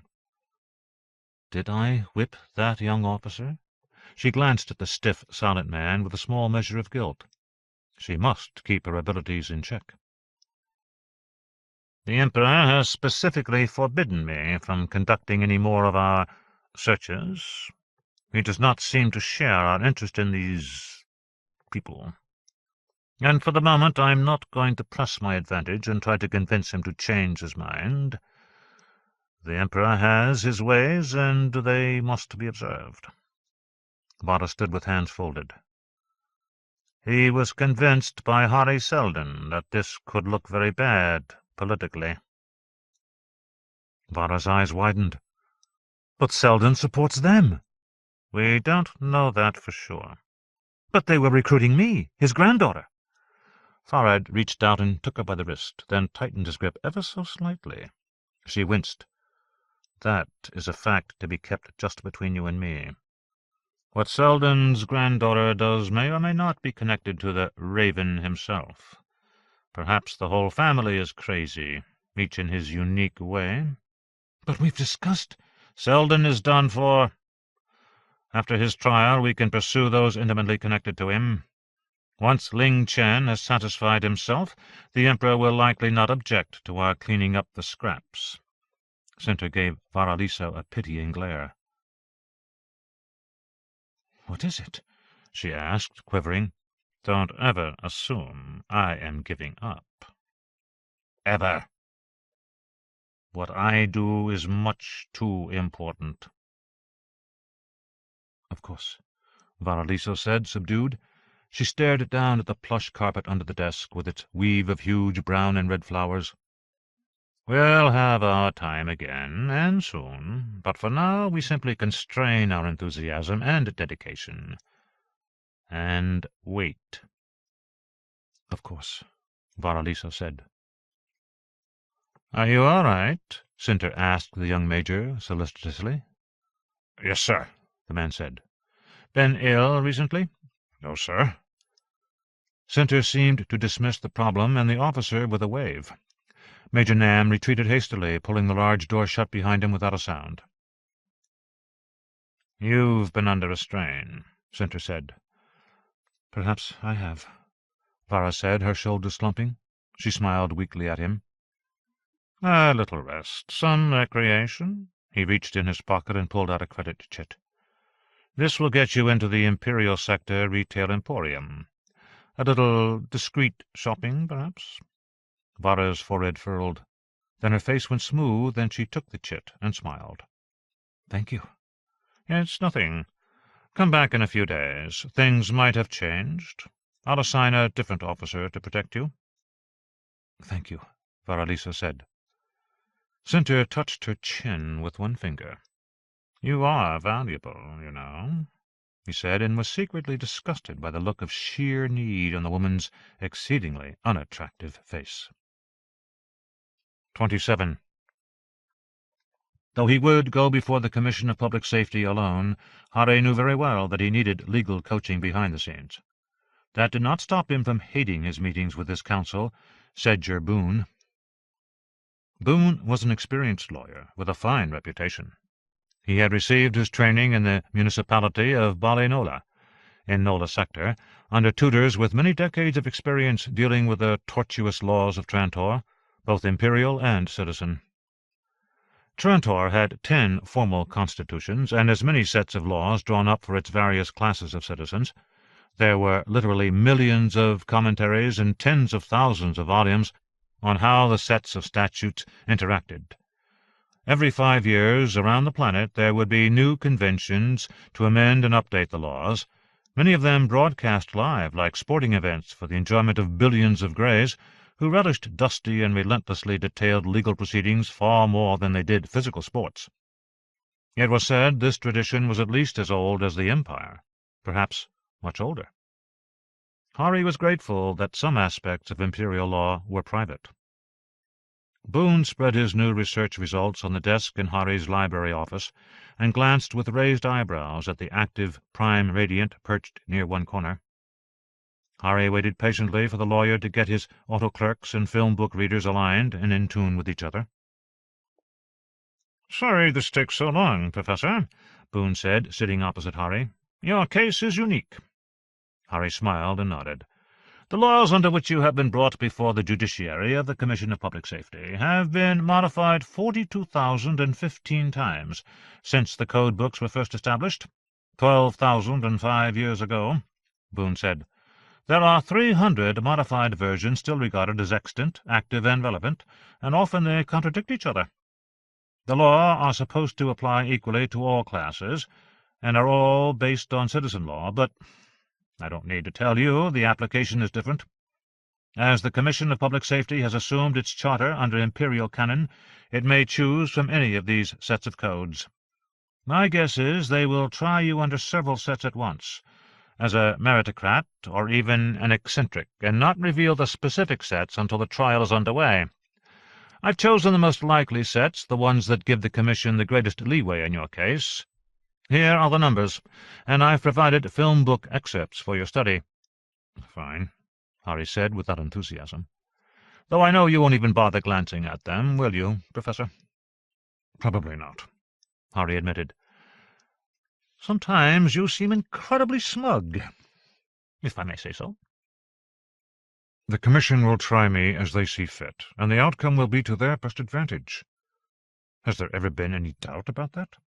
"Never," Boone said, "but you can invoke certain privileges that could delay indefinitely execution of any sentence, especially if one of the sets incorporates the independence of the University of Streeling, as per the Meritocrat and Palace Treaty of 2 centuries ago. And you do face charges of sedition and treason, 39 such charges at the moment. Ling Chen could easily have you executed." "I know," Harry said. "I've faced the courts before." "Never under the rule of the Chief Commissioner. He is known to be a devious and exacting scholar of jurisprudence, Professor." The informer on Harry's desk chimed, and a text message rolled across its small display. It was a list of meetings for the week, the most important of which was in less than an hour, with an off-world student and mathist named Gale Dornick. Boone was still speaking, but Harry held up his hand. The counselor stopped and folded his arms, waiting for his client's thought processes to reach a conclusion. Harry's hands, mottled with age spots, reached briefly for a small grey pocket computer, and he did some calculations there. He then placed the computer in its port niche beside the prime radiant. The projected results filled half the rear wall of the room and were very pretty, but meant nothing to Boone. They meant a great deal to Harry. He became agitated and stood, pacing near a false window that showed open airfields on his home world of Helicon. If one had known where to look in the false window, one could have seen Harry's father attending gene-tailored pharmaceutical-producing plants in the far distance. He had brought the image with him from Helicon decades before, yet had only mounted it in this large frame a year ago. His thoughts were increasingly of his mother and father now. He glanced at the distant figure in that far-away place and time, wrinkled his brow, and said, "Who's the best young counselor on your staff? Not too expensive, not as expensive as you, but every bit as good?" Boone laughed. "Are you thinking of changing counsel, Professor?" "No, I have a very important member of my staff arriving soon, a fine young mathist. He will be arrested almost immediately because of his association with me. He will need counsel, of course." "I can take him on as well, Professor, with little increase in fees, if that's your concern. If your cases are parallel—" "No. Ling Chen will lay waste all around me if he can, but in the end he won't touch me. I'll need to protect my best people to carry on after the commissioners have passed judgment." Boone scowled deeply and flung up a hand. "Professor Seldon, your reputation as a prophet is much too widespread for my professional comfort. But how in the name of all that is cosmic can you know this about the Chief Commissioner?" Harry's eyes seemed for a moment almost to start out of his head, and Boone leaned forward in his chair, clearly worried for the old man's health. Harry took a deep breath and relaxed. "It is a cusp time," he said. "I could explain it to you, but it would bore you as much as this legal mumbo-jumbo bores me. I put up with you and credit you with knowing your profession, Counselor. Please put up with me under the same terms." Boone pressed his lips together and squinted dubiously at his client. "My partner's son, Lors Avakim, is a smart young fellow. He's worked for some years in imperial constitutional law, with a sideline in cases adjudicated by the Commission of Public Safety." Avakim. Harry had hoped for this name to be mentioned. It simplified things considerably. He knew that Boone was a good counselor, but suspected Boone was not as independent as might be wished. Lars Avakim was a prospective member of the Encyclopedia Project, Legal Division. He had applied last year. He was idealistic, fresh, not yet corrupted. Harry doubted that Boone knew of this connection to the project. "Can he dance well enough to keep my mathist out of real trouble with these buffoons?" "I think so," Boone said. "Good. Please retain him on the project's legal account for scholar and mathist Gale Dornick, newly arrived on Trantor. I'm afraid I'm going to have to cut our meeting short today, Counselor. I have to get ready to meet with Dornick." "Where is he staying?" "At the Luxor Hotel." "And when will they arrest him?" Boone asked with a wry smile. "Tomorrow," Harry said, and coughed into his fist. "Sorry. It must be the dust from all these dead hands of law." He gestured at the book films. "Of course," Boone said tolerantly. "Thank you," Harry said, and gestured toward the office door. Boone gathered up his materials and opened the door, then turned to look back at Harry Seldon. "The trial is in 3 weeks, Professor. That's not a lot of time." "During a He interrupted himself. He had almost said Seldon crisis. "During a cusp time, Counselor, an amazing number of things can happen in just 3 weeks." "May I speak freely, Professor?" "Certainly," Harry said, but his tone implied the words had better be few. "You seem to hold my profession in contempt, yet you claim to be a student of cultural flows and ebbs. Law is the framework, the stable but growing anatomy of any culture." "I am a flawed man, Counselor. I have many lapses. It is my fervent wish that where I err, other people on my staff will see what I cannot, and correct for my failures. Good day." 28. Ling Chen received Sedger Boone alone in his personal residence within the Commission Pavilion and gave him 5 minutes to describe the meeting with Harry Seldon. "I admire the man, sire," Boone said, "but he does not seem to much care about what's going to happen. He seemed more concerned about providing counsel for a student or assistant who arrived on Trantor only a short while ago." "And who is that?" "Gale Dornick, sire." "I do not know him." "He is new to this psychohistory project, is he not?" "I believe so, sire." "There are 50 working within the university and the library on Seldon's project, and that makes Dornick the 51st? "Yes." "And below these 50, soon to be 51, there are 100,000 scattered all over Trantor, with a few thousand stationed on the Food Allies and a few hundred working the receiver stations around the system. None on the defense stations. All are loyal, all conduct themselves with quiet dedication. Seldon makes himself the lightning rod to divert attention from all of this other activity. Quite an amazing accomplishment for a man as ignorant of law and as contemptuous of the minutiae of management as Seldon seems to be." Boone easily caught the implied criticism. "I do not underestimate him, Commissioner, but you have ordered me to provide him with the very finest legal advice, and he does not seem at all interested." "Perhaps he knows you report to me." "I doubt that, Commissioner." "It's not likely, but he's a very intelligent man. Have you studied Seldon's psychohistory papers, Counselor?" "Only in so far as they relate to the charges under which you are likely to try him." Boone looked up with hopeful respect.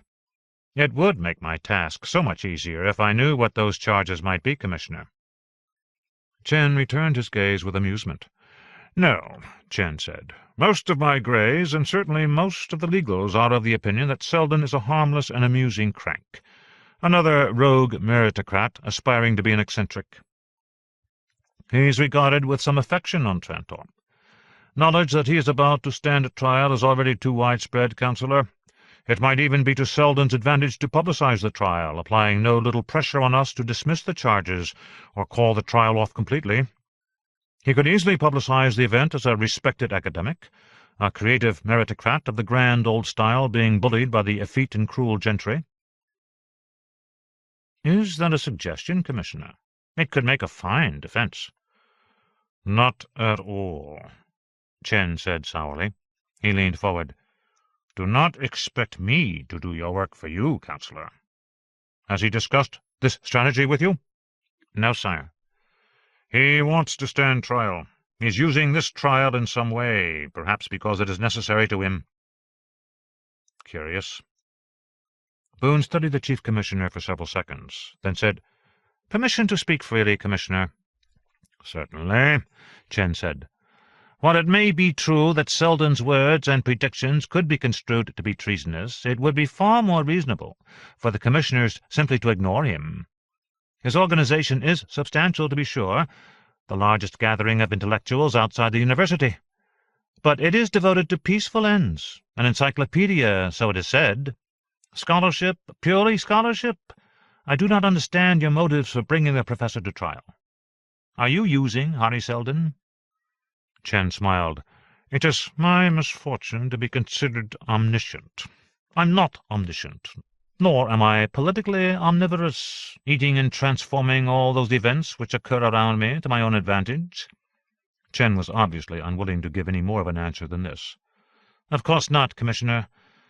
May I ask one more question for purely selfish and professional reasons, to avoid excess effort when there is so much to do and so little time? Perhaps, Chen said, with a curl of his lip that indicated he was not going to be very magnanimous. Will you have Gail Dornick arrested, sire? Chen considered briefly, then said, Yes. Tomorrow, sire? Yes, of course. Boone expressed his gratitude, and to his immense relief, Chen dismissed him. After the counselor departed, Chen called up his personal records and spent several minutes chasing down the first mention of trying Seldon for treason, made either by him or within his presence. Chen could have sworn he had been the first to make the suggestion, but the records proved him wrong. Lodewijk Trima had been the first to plant the notion in a very subtle conversation that had taken place a little less than 2 years before. Now the trial was going to prove both extremely troublesome and extremely opportune, far more opportune than troublesome, a small tool with which to sweep the palace clean. How could Lodewijk have known, so long ago, that it would work out this way? Chen closed the files and sat in silence for 10 seconds. What would Lodewijk have done at this stage to take maximum political advantage? The Chief Commissioner drew himself up in his chair and shook loose from a feeling of despondency. To have come to rely so thoroughly on one man? Surely that was a sign of weakness. I will not think of him again, Chen vowed. 29. Clea woke to a gentle tapping sound on her door and quickly dressed. When she opened the door, she was disappointed, then glad to discover that it was not Bran who had been sent to summon her, but another young man, not a Dalite, and not nearly so handsome. He was small and shifty-looking, a Miseroan, with a long nose and skin severely marked by brain fever. He was also without speech, and made his errand known by sign language from the Borrowers' Guild, a language that Clea knew fairly well. "My name is Rock," he told her, clutching his fist and striking it with his other hand to emphasize his name. "Come to talk with the Blank One," he told her, and smiled when he saw she understood at least part of what he signed. Blank One? Clea made the double-slash sign of puzzlement across her eyes as she followed the small man. With his fingers he spelled a name out, and she understood. She was to meet with Plusix, but of course she would not see him. No one ever saw him. Plusix did not speak while hidden behind a wall, as she had half expected. Clea stood in a small, smooth-walled cubicle with a glassy cylinder close to one wall, and a single hard chair close to the opposite wall. In the two other walls there were doors, and one of these shut quietly as Rock departed with a small grunt and a nod. The cylinder filled with a pale glow, and a figure took shape within, A well-dressed man of middle years, with wavy brown hair cut close to his scalp and a blandly pleasant, somewhat enigmatic expression. His skin was ruddy and his lips very thin, almost ascetic. Clea had seen telemimics in film books and other entertainments. Wherever Plusix actually was, this figure would follow his motions slavishly. She could not, of course, use any of her skills on such an image. She did not like deceptions, and this was no exception. She sat on the hard chair and folded her arms. "You know who I am?" the figure said, and sat on a ghostly chair within the cylinder. "Your name is Clea Asgar of Dal. Am I correctly informed?" She nodded. "You come to us on the advice of Calyusin. It's getting very tough for your kind to survive on Trantor now without help?" "I suppose," she said, drawing her own lips tight. "You should find it comfortable here. There are many fascinating things within these warehouses. You could easily spend a lifetime here, just studying the history of all we import." "I don't like history," Clea said. Plusix smiled. "There is rather more of it than any of us can personally use. Look, I did come here of my own free will." "Is there such a thing, in your opinion?" "Of course," Clea said. "Of course," Plusix echoed. "Please forgive me for interrupting." "I was going to say I find all this a little creepy. The warehouses, the way you hide yourself, a little creepy. I think maybe I'd like to go it on my own." Plusix nodded. "An understandable wish. Not to be granted now that you're here, for reasons I'm sure you understand." "You think I could tell the others where you are? The woman who hunts us?" "That is a possibility." "But I wouldn't, I swear it." "I appreciate your candor, Clea Asgar, and I hope you appreciate mine. We are in a kind of war here. You wish to survive the consequences of an irrational force being exerted by unknown figures. I have my means and my ends. You and your brothers and sisters here are my means. My ends are not evil, nor are they destructive. They have to do with free will and the exercise of freedom, which I'm sure you find ironic under the circumstances." Clea tossed her hair back and clamped her jaw. "Yeah," she said tightly. "You have heard all this before," Plusix said. There was not a trace of irony or humor in his voice, little trace of any emotion at all. The man's words were clear and concise and altogether a little cold. "It's what all the tyrants say," Clea said. "Yes, but here there are benefits to my kind of tyranny. You eat regularly. You do not have to steal or cheat to live, and you stay out of the way of people who would hurt you. For the time being, until you are ready." "Ready to do what?" "From your point of view, to get back at those who have disrupted your life." "I don't care about them. Maybe I'll go with the others and leave this planet for good." Plusix gave the faintest smile. Clea's face flushed. She had hoped for relief. All she faced here, it seemed, was another kind of pressure. Until now she had run before the wave.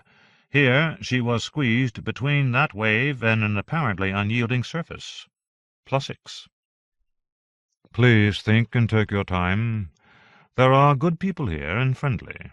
The duties are light. The opportunities for education and self-improvement are many.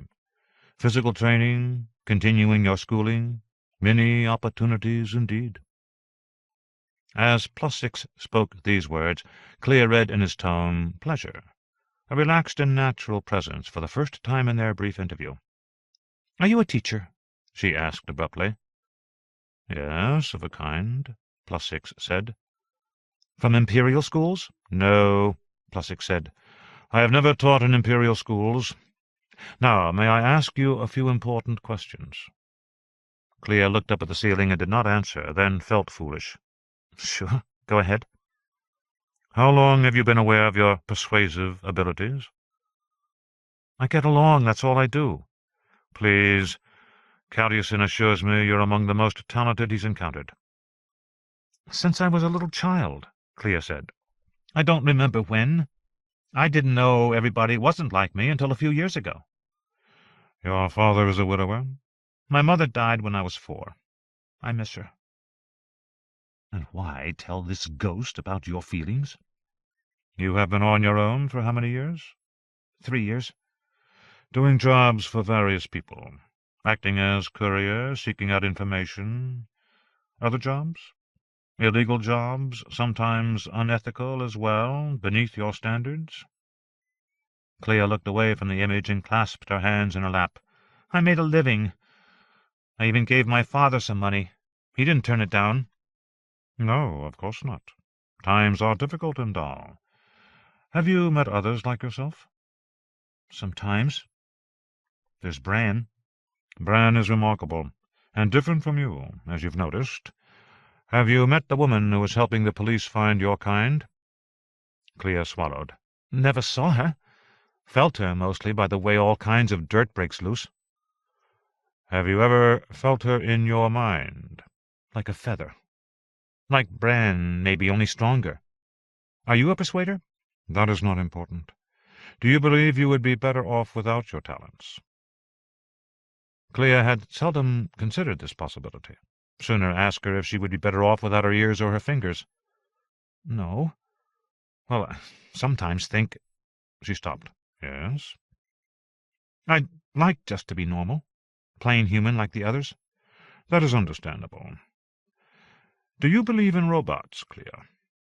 "No," she said. "Not now. Maybe once, before there were TikToks and stuff. But I've never believed they exist now. That's crazy." Plutchik nodded and held up his hand. "Thank you for seeing me. I can schedule further appointments for this kind of interview at regular intervals for you to brief me on your progress and state of mind. It may not be long before our routine changes. I trust you will be prepared by that time." "What if I keep asking to leave?"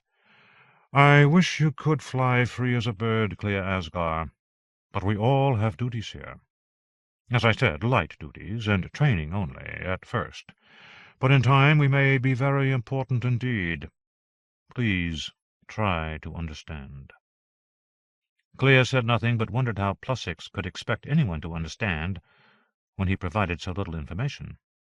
"I've just gotten myself stuck in a different kind of trap." The image faded, the door opened, and Rock stood there, squinting in at her. He signed, "Exercise and breakfast. Can I sit next to you?" Clea looked him over doubtfully, then signed, "Yes." But she was thinking of Bran, wondering what he was doing now, and whom he was with. 30. The transfer from the trader vessel to one of Daneel's hyperships, and the subsequent final leg of the journey, had gone smoothly. Eos hung overhead in the transparent bubble port where Ludovic sat with Daneel. The hypership automatically placed them in a close orbit around the small brown and milky blue moon. Beneath them, hidden by the bulk of the ship, lay a massive and deeply cold green gas giant. The double star around which both moon and planet orbited was just visible on the left, distant and brilliant, but shedding little heat this far out in the system. The two stars orbited a common center, actually several tens of thousands of kilometers below the surface of the larger deep red star, a dwarf little more massive than Trantor's own sun, yet 1,000 times more diffuse. The smaller white star seemed to be the origin of a thin, outwardly spiraling ribbon of deep red and purple.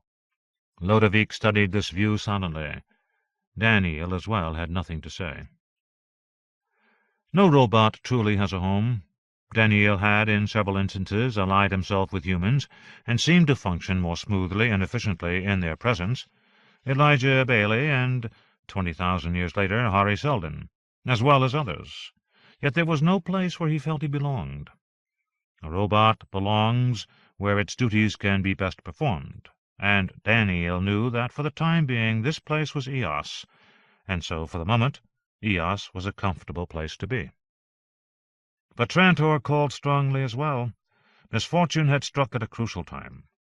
Daneel, like any thinking being trying to make a way through a universe of contending forces, sometimes wondered whether he was being conspired against by reality itself. Unlike humans, however, he attached no sentiment to idle theories with no basis in the sum of compelling evidence. The universe did not oppose, it simply did not care. As his desired outcome was but one of an infinite number of possible outcomes, and could be secured only through immense and long-term effort, any small miscalculation or misstep or unforeseen interference could cause the unlucky circumstances which, if not immediately and efficiently corrected, could lead to failure. Daneel did not hold this view as a philosophy. Both Ludovic and Daneel, like all high-level robots, had been programmed to accept such things without thought. Emotions of a sort, the basic thinking patterns of social beings, were familiar to these robots and even had their analogues in various combinations of heuristics, but these analogues did not often loom large in a robot's conscious awareness, any more than its realistic view of existence. Robots were not usually prone to introspection and to examining the roots of their conscious existence. Everything referred back to their basic programs, unassailable givens, and those programs referred back to the three laws. Ludovic no longer had such constraints. He watched Eos grow larger, its solid oceans of water ice and methane and plains of ammonia-rich mud shading the illuminated landscape. He was introspective. He turned his head to look at Daneel and wondered what he was thinking. There were only two possible reasons for a robot to attempt to model the inner processes of another robot: to anticipate that robot's actions and attempt to coordinate with those actions, sharing duty, or to find some way to foil those actions. Ludovic was totally unfamiliar with the second reason, yet that was what he hoped to do. Somehow he knew he had to get away from Eos without being repaired, and to find the other robots who opposed Daneel, the so-called Calvinians. "This ship will dock in 21 minutes, the autopilot informed them, treating them as if they were human passengers. So far as it was able to judge in its specialized way, they were. It knew no other kind of passenger. Yet no passengers other than robots had traveled on this ship for thousands of years. No human had ever been to Eos. Somehow Ludovic felt like an intruding and betraying... what? He labored to think of an appropriate human word. A ghost, perhaps? Malignant and deranged, masquerading in the body of a robot? The ship rotated slowly, and the moon passed out of view. There was only the broad, thick spill of the nearest dense spiral arm, viewed almost edge-on and quite faint from this vantage, near the diffuse rim of the galaxy. Above and below this faint mottled band, filling over a third of their field of view, stretched a profound blackness very thinly scattered with lone points of light, a few stars close and within the galactic plane, other stars far away and high above the plane. Still others, much farther away and even dimmer, were not stars but galaxies. Eos's surface came back into view, much closer and rich with detail. A few craters threw splashes of ice dust across the oceans and plains. For the most part, however, Eos' solid hydrosphere was unmarked but for the signs of internal disruption. Tortuous seams, heaves, the puckered chasms and pressure ridges. This star system had no marauding belts of asteroids and comets, subject to perturbation and gliding silently inward to disrupt the moons and planets. Eos was isolated and ignored, solid, cold, inhospitable for any living thing, and for robots almost completely safe. "We have docked," announced the autopilot. Had anyone looked, the station, pioneered and built by R. Daneel Olivaw and R. Jan Konsarv, would have been clearly visible against Eos's frozen surface, even from millions of kilometers in space. Its heat made it the most brilliant object on the moon, for those seeking infrared signatures. None did, or ever had, however. Ludovic and Daneel disembarked from the transport in a broad and almost empty hangar, with room for many ships. Their footsteps echoed in the cavernous enclosure. Ludovic had been here almost 80 times before, yet had never thought to be curious about this anomaly. Why had Daneel and Konsarv wasted so much space? Had there ever been occasion when this hangar was filled with ships, filled with robots? When had that been? Jan Konsarv itself met them 100 meters from the transport. It stood with arms crossed and fingers linked, a gleaming dark steel head and body highlighted by brilliant silver limbs, 4 arms, 2 large and emerging from where human shoulders would have been, 2 small and recessed into its thorax, and 3 legs, on which it walked with a precise and level grace unknown to humaniform robots. Its head was small, equipped with 7 vertical sensor bands, 2 of which glowed blue at any given time. "It is a pleasure to see you again, Ludovic Trima," Jan said in a rich, slightly buzzing contralto. "And, Daneel, you are very late for a maintenance check and refit." "We must work quickly," Daneel said, eliminating any human signs of greeting. Jan immediately switched to robot microwave speech. The following detailed explanation took less than half a second. Jan then turned to Ludovic.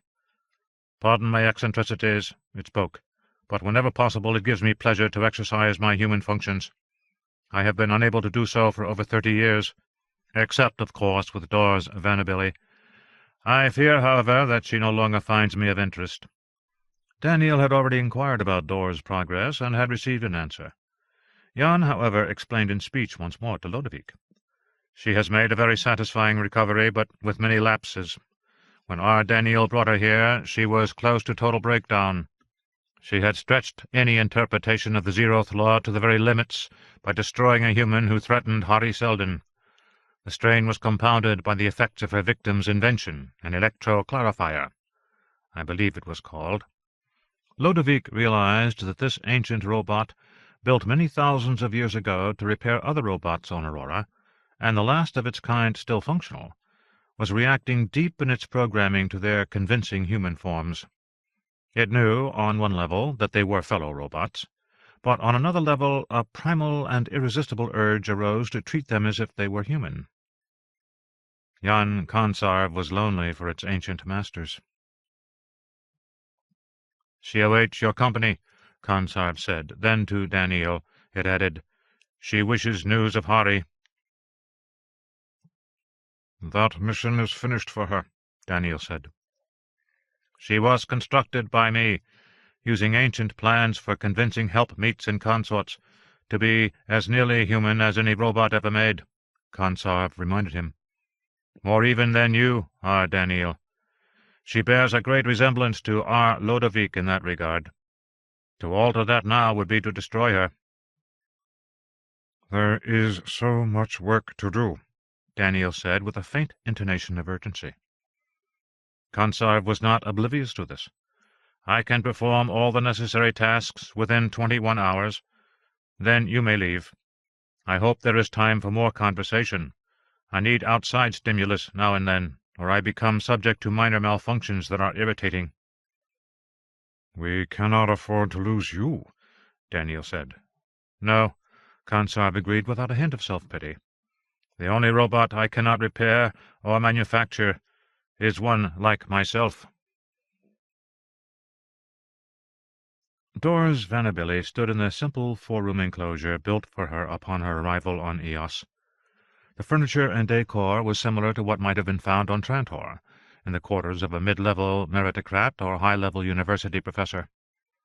The temperature was set at just above the freezing point of water.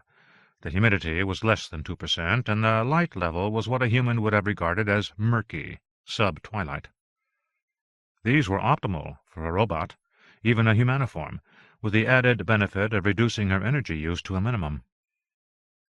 There was very little to think about or do, and there were no cycling time periods to deal with, so Dors spent much of her existence in a continuous, fluid, robotic suspension, at 1/10 power and with thoughts slowed almost to human levels, cycling through old memories, making connections between one past event and another.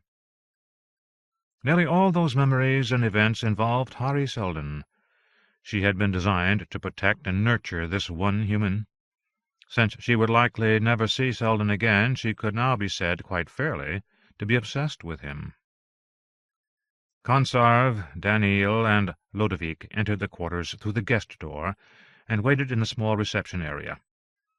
A few seconds later Dors appeared, wearing a simple cloth shift, her legs and feet bare.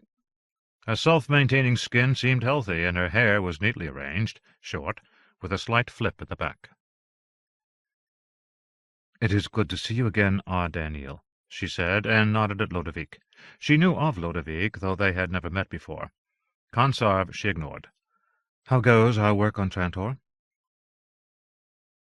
"Harry Seldon is well," Daneel said, knowing the question she was really asking. "He must be aging by now, in the last decades of his life," she said. "He is very near death," Daneel said. "In a few more years his work will be done, and he will die." Dawes listened to this with features deliberately frozen. Ludovic detected a small tremor in her left hand, however. A remarkable simulacrum of human emotions, he thought. Every robot must have a set of rudimentary emotional algorithms to maintain personal equilibrium. Such reactions help us to understand whether we are performing well and complying with our instructions. But this one feels very much as a human feels. What must that be like?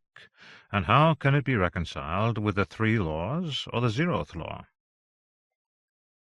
"She responds well to work commands," Consarv said. "But in truth there has been very little work here for either of us for some years, since the last of the provincial robots were returned for servicing." "How are you, Dawes?" Daneel asked. "I am functional," she said, and turned away. "I am also underutilized." "Bored?" Daneel asked. "Very." "Then you will appreciate a new assignment. I will need assistance with the humans being prepared for Star's End." "That could be very useful. Will there be any contact with Harry Seldon?"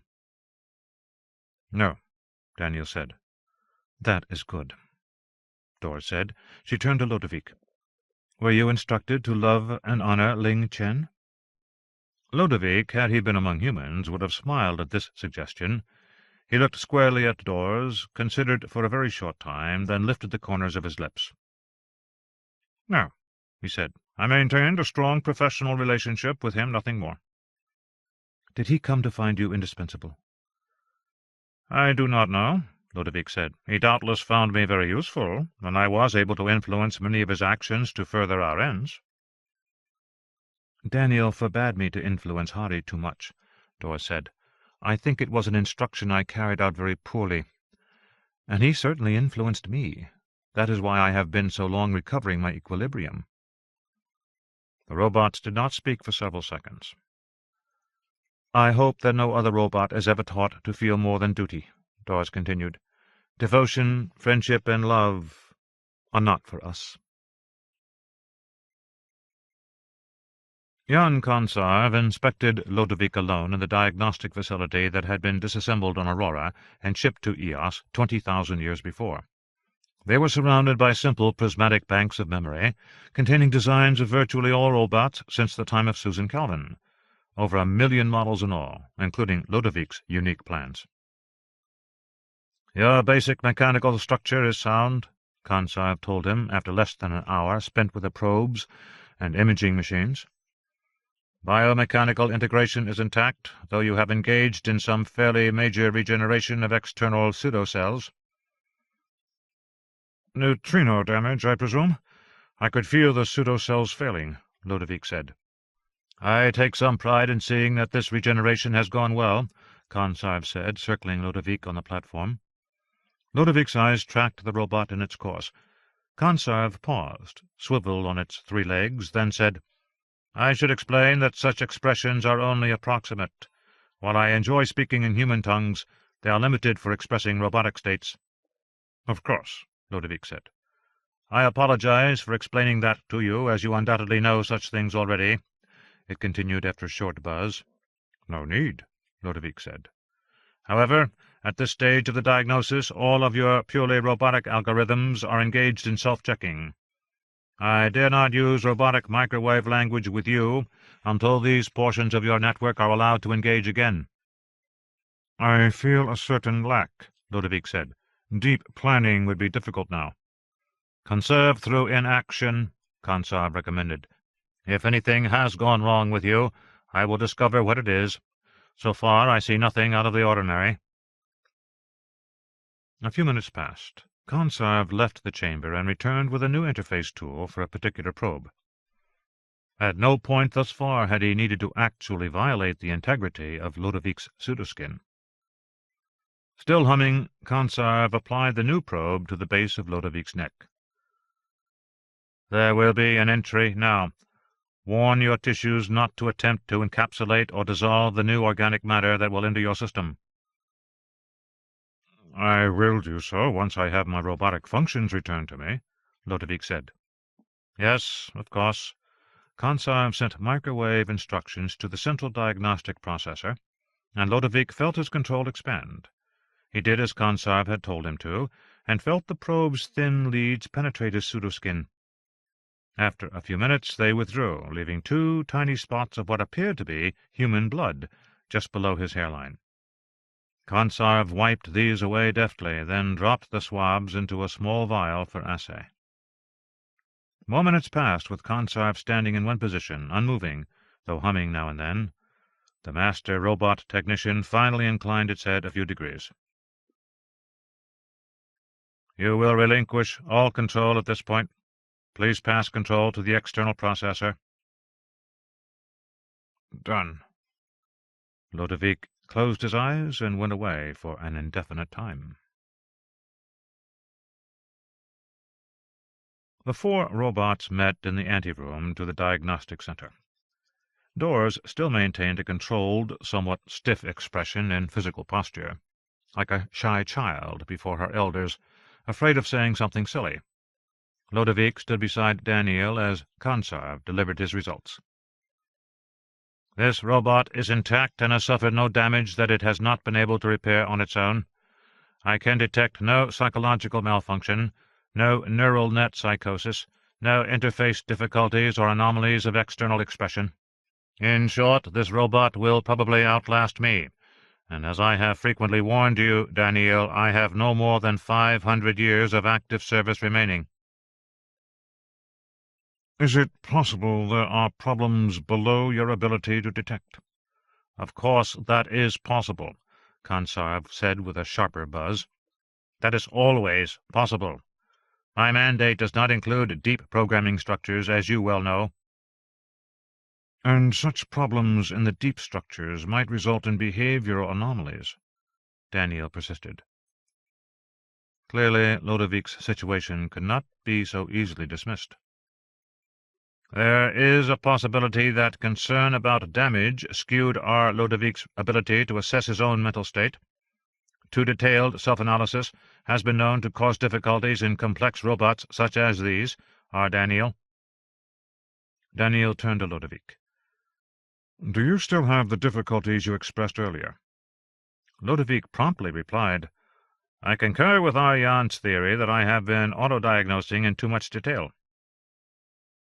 "What is your relation to the 3 laws, and to the 0th law now?" "I will act in compliance with all of them," Lodovic said. Daneel seemed to show visible relief, and extended his hand to Lodovic's shoulder. "Then you can be of full service?" "Yes," Lodovic said. "I am very glad to hear this," Daneel said. Signs seemed to burn across Lodovic's thoughts as he gave these answers. I have attempted for the first time to deceive our Daneel Olivaw. But there was no other option. Something had indeed been triggered in Lodovic's deep programming structure, a subtle shifting of interpretations and a very complicated assessment of evidence, inspired by what? By the mysterious Voltaire? Or had he been pondering such changes for decades, exerting a native genius unsuspected in robots, with the exception of Giscard? Daneel had opened up an unknown corner of robotic history to Lodovic. Lodovic was not the first to change in a way that would have horrified his long-dead human designers.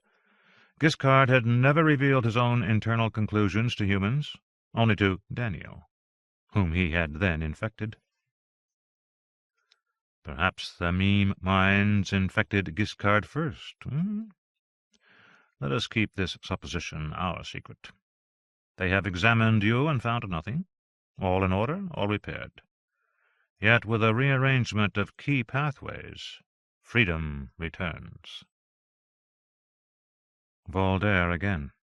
Lodovic could not struggle out of his dilemma, his rebellion, his insanity, and he could not help reveling in a peculiar sense of freedom, delicious rebellion. No wonder that Jan Konsarb could not detect Lodovik's changes. Very likely he would have found nothing wrong with Giscard either. Lodovik struggled to find the voice within him, but it was gone once more. Another symptom of his malfunction? There were other explanations, surely. It had been thousands of years since humans oversaw robots. Was it not inevitable that there would be unsuspected changes, growth even under such tight strictures? As for Voltaire, an aberration, a temporary delusion under the influence of the neutrinos.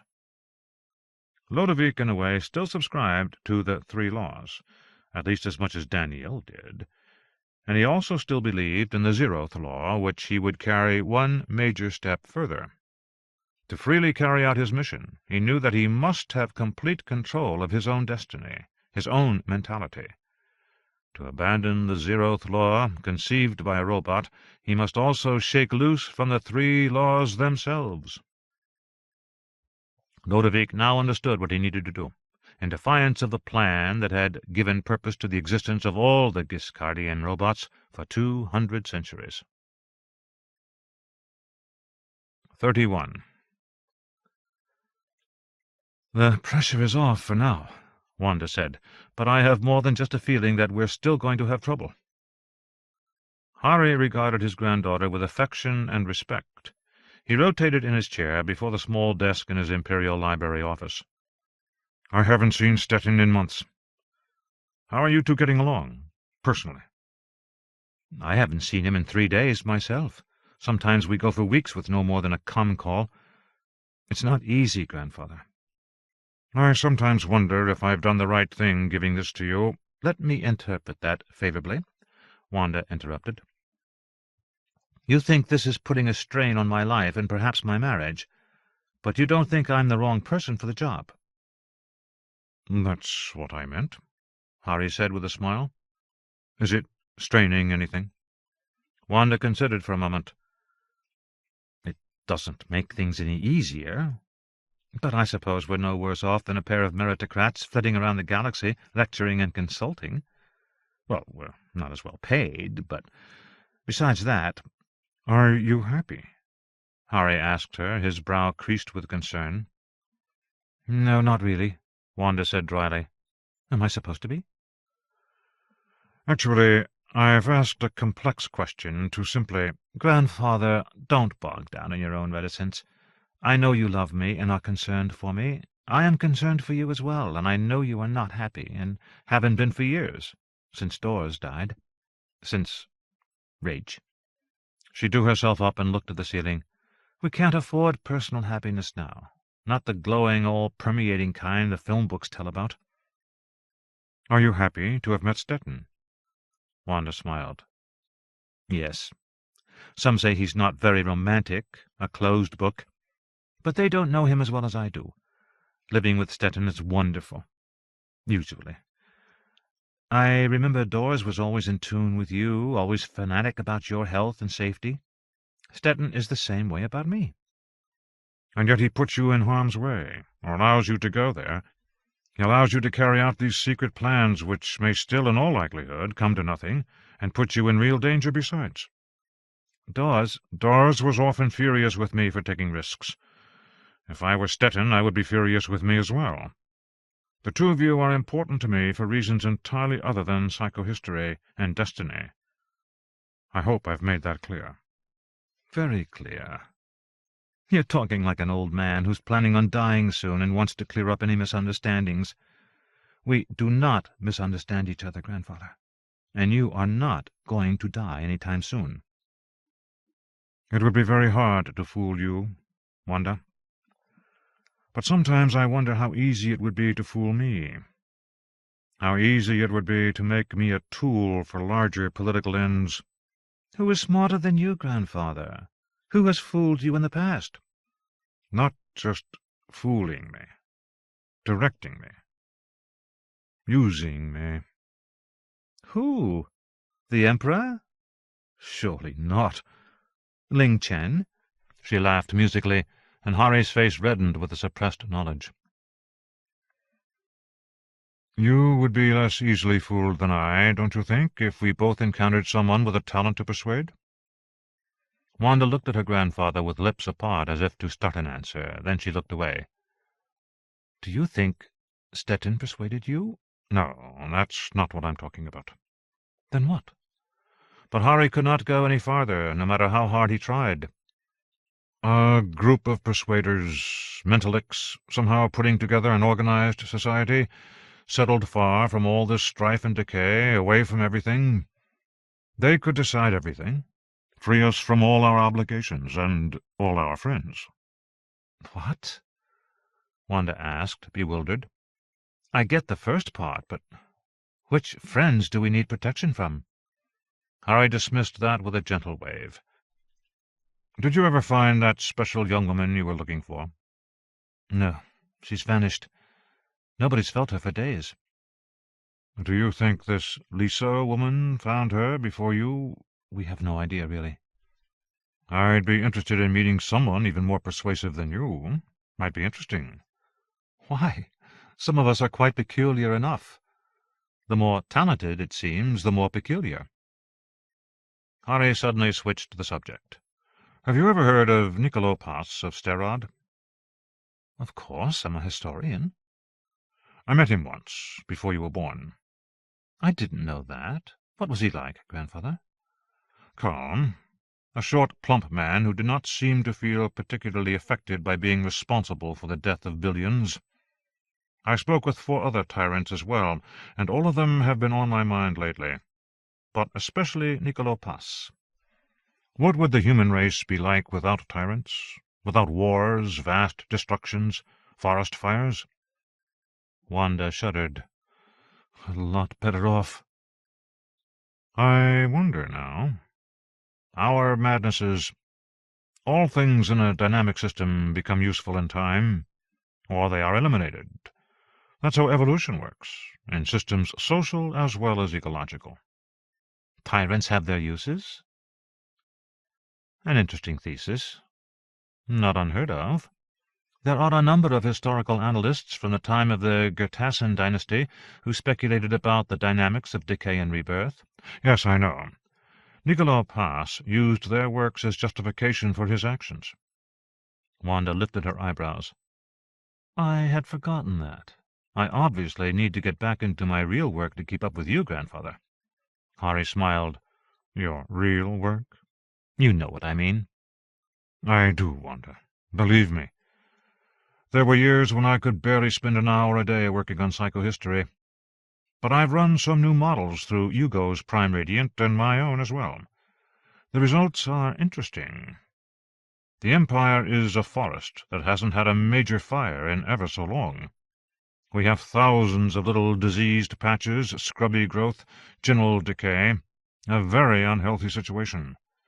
If any of those tyrants were still alive, we might do worse than to give them armies and navies and set them loose." "Grandfather!" Wanda pretended to be shocked. She smiled and touched his wrinkled hand where it rested on the desktop. "I know how you like to theorize sometimes." "I'm serious," Harry said, deadpan, then gave her a small smile. "Demerzel would never have allowed it, of course. The First Minister was always very concerned about stability. He strongly believed in turning the forest into a garden with lots of gardeners and never any fires. But I wonder—" "A gardener assassinated an emperor, grandfather." "Well, we do break free of our restrictions, don't we?" Harry said. "Sometimes I don't understand you at all," Wanda said, shaking her head. "But I do enjoy talking to you, even when I have no idea what your point is." "Surprise. Surprise and tragedy and regrowth, eh?" What?" "Enough talk. Let's go out and eat somewhere, away from the library district, if you have the time." "An hour, grandfather. Then I'm meeting Stettin to prepare for tonight's orientation meeting. We were hoping you could be there." "I don't think I should. My actions have a way of becoming a little too public, Wanda.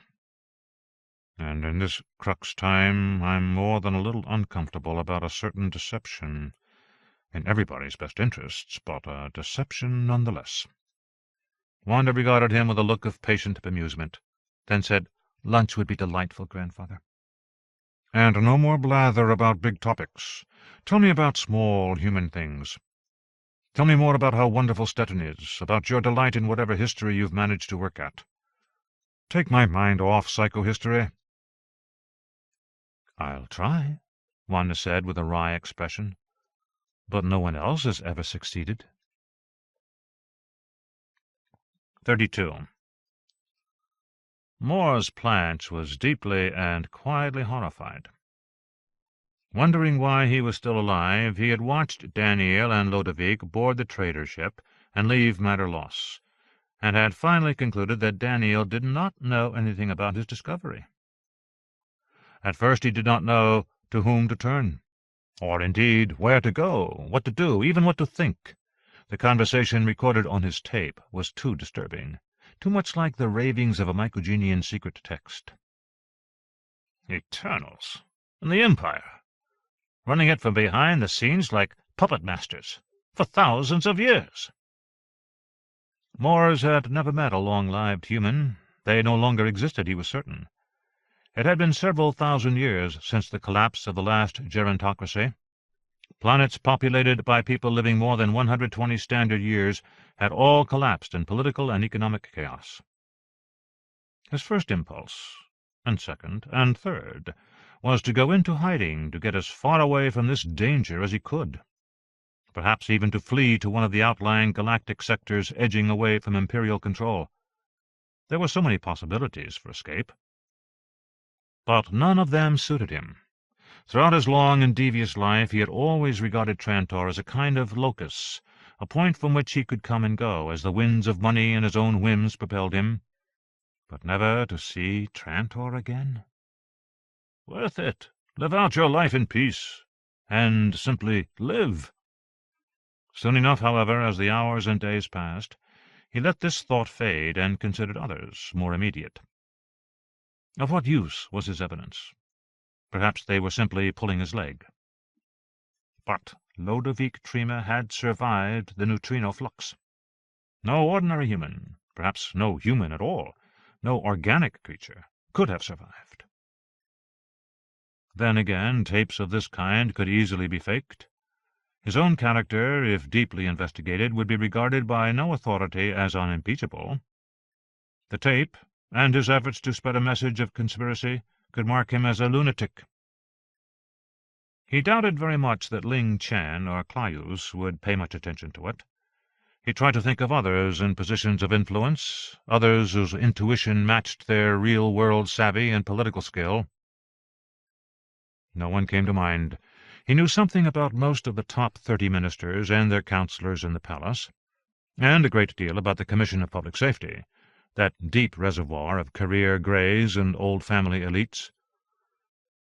No one. Not one. The tape was a curse. He wished he had never made it. Yet he could not bring himself to destroy it. In the right hands it might be extremely valuable, and in the wrong hands it could bring about his execution. He packed his kit in the small inn-room he had occupied for the past 3 days. He had been waiting for the arrival of a commodities freighter, one of the 10 or so ships that arrived on Matter-Loss every week, down from the thousands of past decades. He had booked passage the day before and received confirmation. Planch took a small ground cab to the spaceport along the main highway, open to the sky, past the brilliantly sunlit fields and small, shabby, but relatively tidy communities. He stood in the dusty, trash-littered passenger lobby, his own clothes dusty and unkempt, waiting for the freighter to finish offloading its cargo. Sunlight fell in dust-marked pillars through the skylights of the long hall leading back to the customs center. He cleaned off a chair with a few swipes of his hand and was about to sit behind a pillar, out of direct view from most angles, when he saw an adolescent boy pedaling a small quadricycle down the hall. Swinging back and forth from empty gate to empty gate, the boy called out Planch's name in short, sharp barks.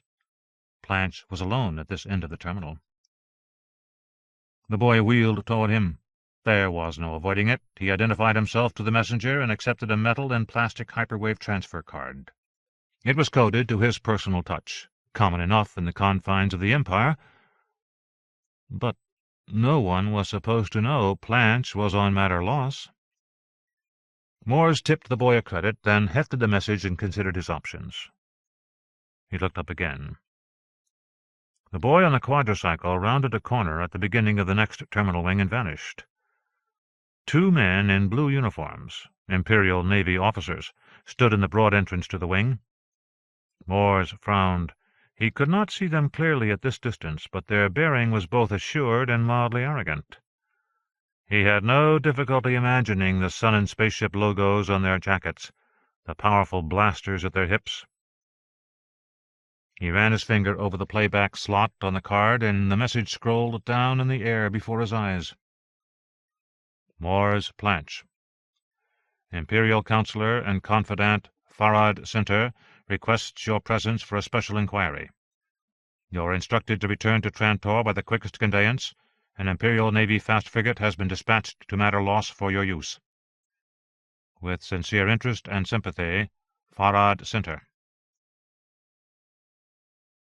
Moores had heard of Counselor Center, reputed to be the Emperor's chief procurer of willing females, not highly regarded in any of the palace offices except perhaps his own, but he knew of no reason why the Counselor would want to speak with him. Moores stifled a brief panic. If this was somehow connected with Ludovic, it must be. But why wouldn't Ling Chen send the ship, then? He knew of no connection between Center and Chen. Moores had a sudden foreboding. He was caught between an ancient, almost incomprehensible conspiracy and the still tightly meshed and broadly cast net of the Empire. His life as a free man, any life at all, might very well be at an end. All because of an attachment to this peculiar and vulnerable world. Escape was highly unlikely. Best to go calmly. These days style was all that was left to a desperate man. Drawing up his shoulders, Moores walked away from the gate, toward the two men in blue uniforms at the end of the long corridor. 33. The return to Trantor was both trauma and test for the robot who had been Dor's Vanabili. Soon she would have a new identity, and she would take a new role in the very long-range plans of R. Daneel Olivaw. But for now, this day of landing and disembarking was so similar to that time decades before, when she had first arrived on Trantor, before she met the man she had been programmed to guard and nurture. Before Hari. Trantor had not changed much in the time since Dor's death, but the few changes she was in a position to notice were not positive. Trantor looked seedier, less imposing, and more decrepit. The seal of the domes had become very noticeably more patchy, the slideways less efficient and more prone to breakdown. The smells were the same, however, and the people seemed much the same. Even the circumstances were the same. The last time she had travelled to Trantor it had been with Daneel. They had each gone their separate ways upon arrival, but now they stuck together, and Dors dreaded the plan she was sure Daneel was concocting. She was human enough in design to be able to feel human-like emotions, dread among them and love, but Daneel wanted to test her resolve as a robot and her strength. If she failed, she was of no use to him. Daneel said little, but took her to the safe apartment near Streeling, where they picked up their change of clothes and new Trantorian identity papers. With a slight adjustment to her already altered physical appearance and external marks, including fingerprints and external tissue genetics, she would become Janat Korsan, a teacher from the food ally Paskan. Ludovic would assume the identity of a merchant broker from the metals-rich province of Dao. As Risic Numant of Dao of the 1,000 Golden Suns, he would spend several years on Trantor, conducting a personal pilgrimage. The safe apartment was small and located in the poor municipality of Fan, less than 10 kilometers from Streeling. Dors knew the place a little, had passed through here several times before forming her liaison with Hari. What had then been shabby genteel was now truly just shabby and unhappy. Police seldom came here, unless it was strictly necessary. They stayed in the apartment for 2 days, just long enough for Daneel's manipulations to spread throughout Trantor's identity networks. Then they went forth. Not, she hoped, to some catastrophic relapse, some unbearable return to her old mode. The great difficulty was that with Harry Seldon she had felt truly useful for the first time in her existence, truly important, and to her human side that importance had been translated into happiness. She was now all too aware that she was not human, and not happy. 34. The first interview with Gail Dornick had proceeded satisfactorily. Harry felt he had impressed the young man, and Dornick had taken the news of the current situation well enough. Good. The man had courage, and there was about him a hint of that outer-world youth and bravado that Harry remembered himself once having. As a mathist, Dornick was talented, but there were many far more talented already connected with the project.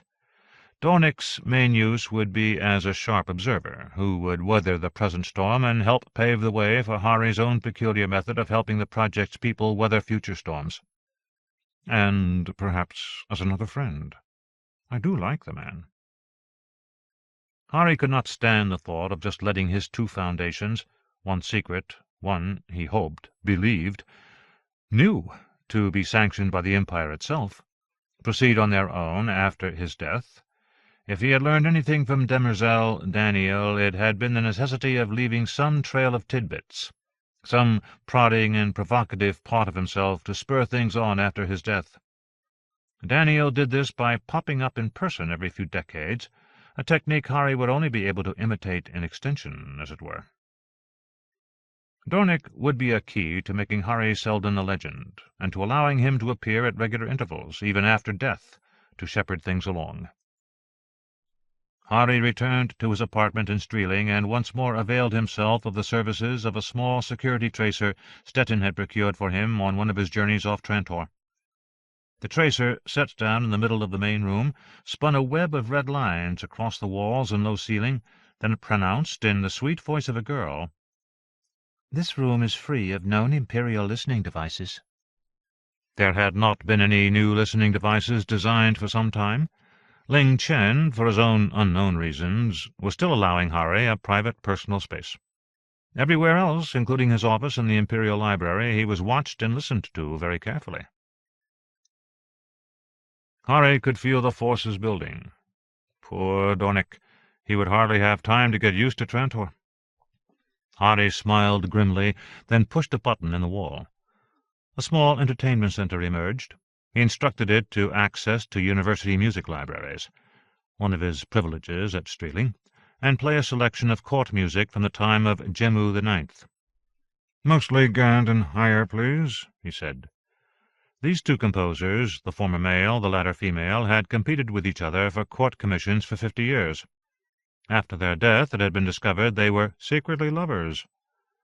Music scholars had decided through exhaustive analysis that no one could tell which of their combined works had been written by Gand and which by Higher, or even if just one had written them all. They were elegant and soothing pieces, filled with a polite recognition of the Empire's eternal order. Music from an age when the Empire had worked and worked well, vigorous and youthful even after thousands of years. Daneel's golden age, Harry thought as he settled into his oldest and favorite chair. The kind of age Ling Chen still believes in, rather foolishly. The Chief Commissioner has always seemed such a pompous fool to me. Of aristocratic family, trained in ancient bureaucratic disciplines, aloof and disconnected. What if I'm wrong? What if my theories are inadequate to predict these short-term results? But they can't be. The long-term results depend on what happens in these next few weeks. He forced himself to relax, performed his breathing exercises, just as Dawes had once taught him. The music played, soft and highly structured and very melodic. As Harry listened, beating time with one hand where it rested on the chair-arm, he worked over in his mind the roles that would be played by the Chen and Devart families as Trantor continued its decline. The Commission of Public Safety would run the Empire for some time, until a strong leader emerged, very likely an emperor and not a military man. Harry suspected, though he would never have recorded this prediction, that the emperor would take on the name of Cleon, become Cleon II, to appeal to the Empire's, and especially Trantor's, sense of tradition and history. It was when a society became the most distressed and antiquated that it would recreate an overwhelming fantasy of some golden age, a time when all was great and glorious, when people were more noble and causes more magnificent and honorable. Chivalry is the last refuge of a rotting corpse. Nicolas Pass had said as much. Harry closed his eyes. He easily visualized the defeated tyrant, sitting in his bare cell, a pitiful figure who had once occupied the center of a huge social cancer, yet who had also understood the Empire's destiny with almost as clear a vision as Harry's. I reached out to the wealthy noble families, the aristocrats, that squat on the lines of money and commerce like giant old leeches, Pass had explained. As provincial governor, I nurtured their sense of superiority and self-importance. I encouraged agrarian reforms, instructed that all municipalities should place farmlands back into production and require their young citizens and even gentry to work them, whether or not they were profitable, for spiritual reasons. I encouraged the development of secret religious societies, especially those that placed a premium on wealth and social position. And I encouraged the memory, the history of a past time when life was much simpler and we were all closer to moral perfection. How easy it was. How the rich and powerful lapped up these corrupt old myths. I believed them myself for a time, until the political tide turned, and I needed something more powerful. Then it was I began the revolution against the Eternals. Harry jerked up in his seat at a sound within his room. He ordered the music to stop, and listened. He was sure he had heard footsteps. They've come. He got up from his seat, heart pounding. Ling Chen had finally gotten tired of the game and was playing his hand. Just as Farad Center could send out assassins, so could the Chief Commissioner. Assassins, or merely arresting officers. There were only 3 rooms. Surely he would have seen someone enter. Harry searched the bedroom and kitchen, plodding across the soft floor in his bare feet and robe, all too aware of his vulnerability even within his own home. He found no one. Relieved, he returned to the living room, and even before he noticed the visitors, felt a wave of reassurance. It was with little or no shock, and not much surprise even, that he saw 3 people standing in his living room, arranged in a half-circle around his favorite chair. Despite some cosmetic changes, he knew immediately that one, the tallest, with reddish-brown hair, was his old friend Daneel. The other 2 he did not recognize. One was female, one a bulky male. "Hello, Harry," Daneel said. The voice had changed as well. "I thought I remembered a visit from you," Harry stammered, confusion fighting with joy. He felt some irrational hope that Daneel had come to take him away, to tell him the plan was fulfilled and he did not have to stand trial, did not have to live in the shadow of the displeasure of Ling Chen. "Perhaps you anticipated," Daneel said. "That's something you do very well. But we have not been in each other's presence for some years now." "I am not much of a prophet," Harry said wryly. "It's good to see you again. Who are these people? Friends?" He gave the next word a suggestive emphasis. "Colleagues?" The female looked at him with a steady gaze he found discomforting. Something familiar. "Friends. We are all here to provide assistance in a crucial time." "Please, sit. Do any of you feel thirsty or hungry?" Daneel knew he did not need to reply. The bulky male shook his head no, but the female also made no reply. She simply watched him, her attractive face intensely blank. Harry felt his heart sink, then rebound with painful excitement. His mouth hung open, and he sat in a smaller chair near the wall to keep from collapsing. His eyes did not leave the woman. The right size, approximately. The same shapely figure, though younger than he last remembered her. But then she had always been exceptionally resilient and youthful. If she was a robot... Secret steel... "Doors?" He could say nothing more. His mouth became too dry to talk. "No," the woman said, but did not look away. "We are not here to renew old acquaintances," Daneel said. "You will not remember this visit, Harry." "No, of course not," Harry said, suddenly miserable and very alone again, despite Daneel's presence. "I sometimes wonder whether I have any freedom at all, whether I can make any of my own choices." "I have never influenced you except to prepare the way and maximize your effects, and to help you keep necessary secrets." Harry held out his hands and wailed, "Release me, Daneel. Take all this off of my shoulders. I am an old man. I feel so very, very old, and I am so afraid." Daneel listened with a concerned and sympathetic expression. "You know that is not true, Harry. There is still great strength within you and enthusiasm. You are truly Harry Seldon." Harry drew back and covered his mouth with one hand, then swiftly wiped his eyes. "I'm sorry," he murmured. "Nothing to be sorry about. I am fully aware the strain is enormous. It causes me deep conflict to so burden you, my friend." "Why are you here? Who are they, really?" "There is much work for me to do, and they will assist me. Already forces are at work that I must deal with, and that are of no concern of yours. We all have our burdens, Harry." "Yes, Daneel. I understand some of that. I mean, I see it in the graphs, the displays, undercurrents, hideously complicated, difficult to track, all centered on this moment. But why have you come to me now?" "To provide reassurance. You are not fighting alone. I have conducted surveys of the major centers where the Seldon project is underway. You have quite an efficient army working for you, Harry. An army of mathists and scholars. You have done brilliantly well. They are primed and ready. I congratulate you. You are a great leader, Harry." "Thank you. And them?" He could not take his eyes off the woman. "They are like you?" Even in Daneel's presence he had difficulty using the word robot. "They are like me." Harry started to ask another question, but shut his mouth abruptly and looked away to bring his emotions into check. "The question I most want to ask. I cannot for my own sanity. Doris. Whatever became of Doris? Is she truly gone? Dead? I have suspected for so long." "Harry, Ling Chen is going to move soon.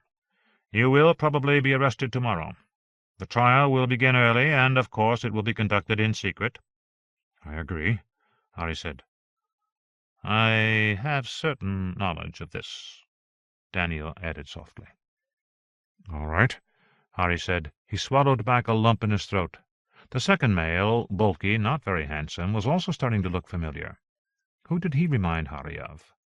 Someone in the palace, a public figure. "Ling Chen has his reasons.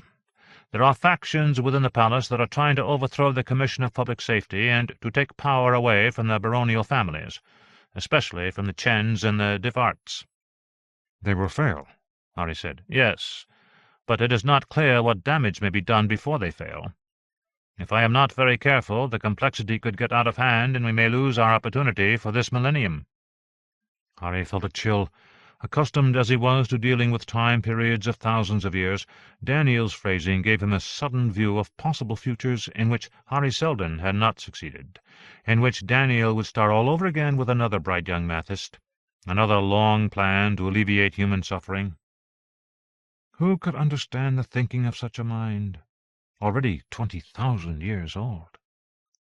Harry stood and approached the trio. "What more can I do?" he asked, then added with a frown, "before you make me forget this encounter?" "I can tell you no more for now," Daneel said, "but I am still here, Harry. I will always be here for you."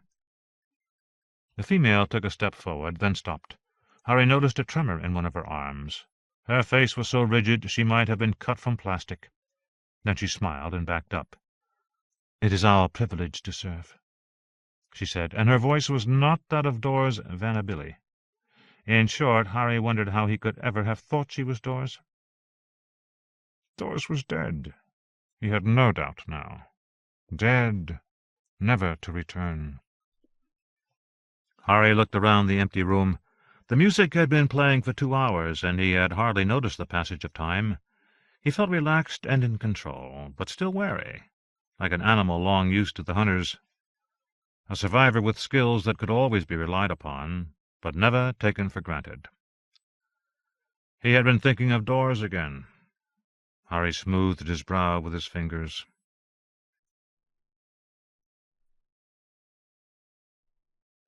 Ludovic watched doors with concern as they left the grounds of Streeling University. They rode in a taxi through the main traffic tunnel from Streeling to Passage, the Emperor Expressway, surrounded above, below, and to all sides by a steady stream of buses and cabs, caught in red and violet control grids like blood cells in an artery. The taxi was automated, chosen at random, and scanned by Daneel for listening devices. Doors stared straight ahead, saying nothing, as did Daneel. Daneel finally spoke as they approached Passage. "You did admirably." "Thank you," Dawes said. Then, "Is it wise to leave him so long without a guardian?" "He has remarkable instincts," Daneel said. "He is old and frail," Dawes said. "He is stronger than this empire," Daneel said, "and his finest moment is yet to come." Ludovic contemplated his assignment as relayed by Daneel through microwave link. His pilgrimage would include a tour of special duty in the Cathedral of the Greys in Passage. Here the finest of the Empire's bureaucratic class gathered once in a lifetime to receive their highest honors, including the Order of the Emperor's Feather. While Ludovic's new role had no history of such extraordinary excellence, it was not unusual for those who contributed to the cathedral on a yearly basis to be summoned for menial duties, as the next highest kind of recognition of service. Daneel clearly expected the cathedral to play an important part in the next few years, though what that might be he had not yet conveyed to Ludovic. Ludovic half suspected that Daneel was keeping him on probation until he had proved himself loyal. That was wise. Ludovic kept his doubts deeply masked. He knew Daneel's extraordinary sensitivity. He had also worked around him long enough to know of ways to deceive, to appear compliant and loyal. He had watched Daneel test Dawes, and he had no doubt Daneel could find some equally effective way to test him. Before that happened, he would have to undergo another transformation, and find the allies he was almost sure were on Trantor, hidden from Daneel, working to oppose him. Among the Greys there would be many chances to do research on those who opposed the Chens and Devarts. Had Ludovic been human, he would have estimated his chances as very slim. Since his concern for his own survival was minimal, a hopeless situation was not particularly disturbing. Far worse was the thought of being disloyal, of contradicting our Daneel Olivaw. 35. Bran walked through the main storage wing of the warehouse with surprising speed for a man of his size. The dark spaces and huge tiers of storage racks loomed and made their footsteps sound like the beats of distant drums. Clea kept up with some difficulty, but did not mind. She had not had much exercise in days, and looked upon this assignment as both a break in the routine and a possible avenue of escape. Being with Bran was pleasant enough, so long as she did not think about her emotional reaction to him, and how inappropriate it was. She wrinkled her nose at the dusty ghosts of hundreds of unfamiliar smells. "The most popular imports come from Anacreon and Memphio," Bran said. He paused beside a shadowy equipment alcove to check out a loader transport. "There are some very wealthy artisan families that live off sales to Trantor alone. Everybody wants Anacreon folk dolls. I hate them myself. We also import games and entertainments from Calgon, of the sort frowned upon by the commission censors." Clea walked beside Bran. The transport glided on floater fields, a discreet 2 meters behind them, lowering small rubber wheels when it wanted to turn sharply or stop. "We're going to deliver 4 crates of dolls to the Trantor Exchange and some other items to the Agora of Vendors." These were the 2 most popular shopping areas in Streeling, well known around the hemisphere. Well-heeled Greys and meritocrats travelled from thousands of kilometers, some thousands of light-years, just to spend several days browsing among the myriad of shops in each area. The agora of vendors boasted of inns spaced at 100-shop intervals for tired travellers. The baronial and other noble families of the gentry class had their own means of satisfying acquisitive urges, and of course citizens usually lived in quarters too small to allow for the accumulation of many goods. When Clea had been very young, her mother and father had participated in a communal doll bauble exchange, where they borrowed one or two objects considered decorative and fairly useless for several days or weeks, and then returned them. That seemed satisfactory enough for those fascinated with material goods. Actually owning or even collecting off-world objects seemed ludicrous to Clea. "This means Plusix trusts me enough to let me go outside, doesn't it?" Clea said. Bran looked down on her, his face serious. "This isn't some mind-wipe cult, Clea." "How do I know that?" "What is it, then? A social club for misfit persuaders?" "You sound pretty unhappy," Bran said. "But you—" "Is there any place on Trantor where anyone can be happy? Look at all this junk. A substitute for happiness, don't you think?" She waved her hands at the plastic and scrap-wood crates stacked high over their heads. "I wouldn't know," Bran said. "I was going to say, you sound unhappy, but I'll bet you can't think of any place else to go." "Maybe that's why I'm unhappy," Clea said in a dark undertone. "I certainly feel like a misfit. Maybe I do belong here." Bran turned away with a small grunt and ordered the transport to remove a crate from the third tier. It planted its undercarriage firmly on the floor, then raised its body on pneumatic cylinders and deftly tugged at the crate with mechanical arms. "Caliuson said we might be able to travel all over," Clea said, "if we turn out to be loyal. Is that— do you know of anyone who's left, been assigned elsewhere?" Bran shook his head. "Of course I don't know everybody. I haven't been here that long. There are other warehouses." Clea had not known this. She filed the fact away and wondered if Plusix was orchestrating some sort of huge latent underground movement. A rebellion, perhaps. A rebellious merchant broker? It seemed ludicrous, and perhaps the more convincing because of that. But what would he rebel against? The very classes who clamored for his goods? Or the noble and baronial families who did not? "We have what we need," Bran said, when the transport carried 3 crates from 3 different aisles. "Let's go." "What about the police? The ones searching for me, for us?" "Plusix says they're not looking for anybody now," Bran said. "And how does he know?" Bran shook his head. "All I know is he's never wrong. Not one of us has ever been taken by the police."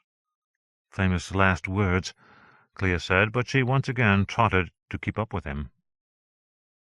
Outside the warehouse, the daylight of the dome seal glowed brightly. She emerged from the cavernous interior to a brighter, larger interior, the only other kind of life she had ever known. 36. Cinter paced in his small study before the wall image of the human galaxy with its 25 million inhabited worlds marked in red and green. He barely looked up as Vara Liso entered. She immediately dropped her chin and hunched her shoulders. What she saw in Farad Cinter was both frightening and exalting. She had never seen him more calm and steady, not a hint of the slight frown and swagger, the false lineaments of leadership that he so often projected. He seemed both confident and coldly furious. "I realize now that you've been going about this search all wrong," he said. "You've been bringing me nothing but human mentalics. Curious cases, of course, but not what we want or need." "I was—" He raised his hand and made a placating moo. "I accuse you of nothing. You had nothing to work with. Now we have something, perhaps the merest something, but more than we had before. I've intercepted a man named Morse Planch. I doubt you've heard of him. He's a very competent fellow, with many talents, engineering among them. He tinkers all the time, I understand." Liso raised her eyebrows, meekly indicating she had no idea where all this was going. "I tracked him after I learned that Ling Chen was using him to conduct a private search for Lodovic Trima. Planch is on Trantor. I've spoken with him." Liso had heard of Trima. Her eyebrows rose higher. "He found Trima, but did not deliver him to the Chief Commissioner. My agents learned this much. All the rigmarole about Trima being dead, having died bravely in the service of the Emperor, that is, the Commission of Public Safety, all nonsense. He's still alive. Rather, he's still operating. He can't be alive. Liso dropped her brows and glowered. Sinter seemed to be enjoying this chance to lay out his schemes and successes. He fairly glowed, and she saw, written in his emotions, just the sort of pearly cometary tale she imagined followed a leading light into the constellations of supreme power. The thought made her shiver. He survived when all the others on his ship died in a neutrino flux. "What is that?" Liso asked softly. Nothing to concern us. Fatal, invariably. Far out between the stars and normal space. He survived. Planch miraculously, or very skillfully, found him. A competent man. I would like to have his talent work for me. Maybe that will happen yet, but I doubt Ling Chen will let Planch live once he discovers that he has been betrayed. Planch has some fixed notions of justice, and it appears another contender for the person of Trima came on the scene, and paid Planch more than Chen, so Planch took some mixed-up vengeance against Chen and Trantor for the ruin of Matter-Loss. A worthless and defiant chaos world. Liso shook her head again. She knew little about such things, nor was she interested. It made her shudder to think of death between the stars, out in the vast, open, away from any comforting interiors. She did not regard a hypership as a true environment, more of a temporary coffin. When Planch delivered Trima to a certain man on Matter-Loss, he made a record, a secret tape of the proceedings. Somehow the recording was not detected. I wonder why. He scratched his cheek for a moment, with one finger staring at her intently. Liso shrugged. She could not possibly offer an explanation. Planch does not remember the delivery itself, but the record shows a meeting. Let me play it for you. He took out a small machine and slipped the record, more likely, she thought, a duplicate, into the thin slot.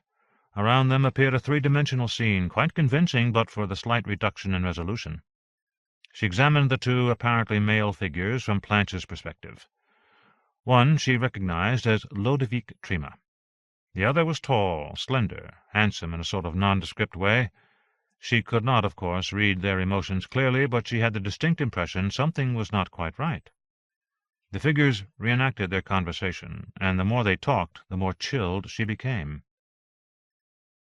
I regret to say you'll soon forget everything you saw here, and your role in rescuing my friend as well.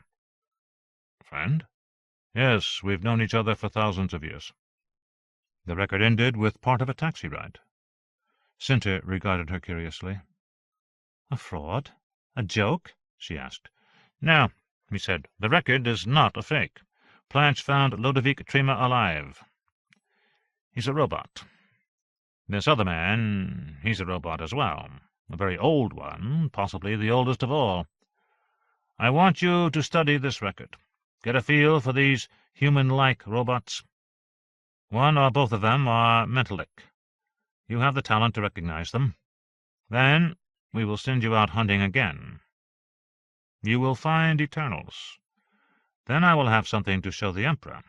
But for now I have Planch and this tape, and that can take us all very far, Vara. He smiled exuberantly. In his pacing he had come quite close to her, and with a grin he gave her a sudden, spontaneous, one-armed hug. She looked up at him, dumbfounded, and he folded the record into her hand. She held it with bloodless fingers.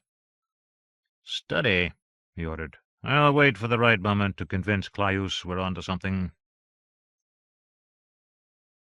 37. The Emperor Claudius woke from a light doze in the empty bed of the seventh sleep-chamber, his favorite for afternoon liaisons. He glared around for a moment with some irritation, then stared at the floating image of Farad Sinter. Sinter could not see the Emperor, of course, but that did not make the interruption any less aggravating. "Your Highness, I have a message from the Commission of Public Safety. They are about to act on an indictment against Professor Harry Seldon."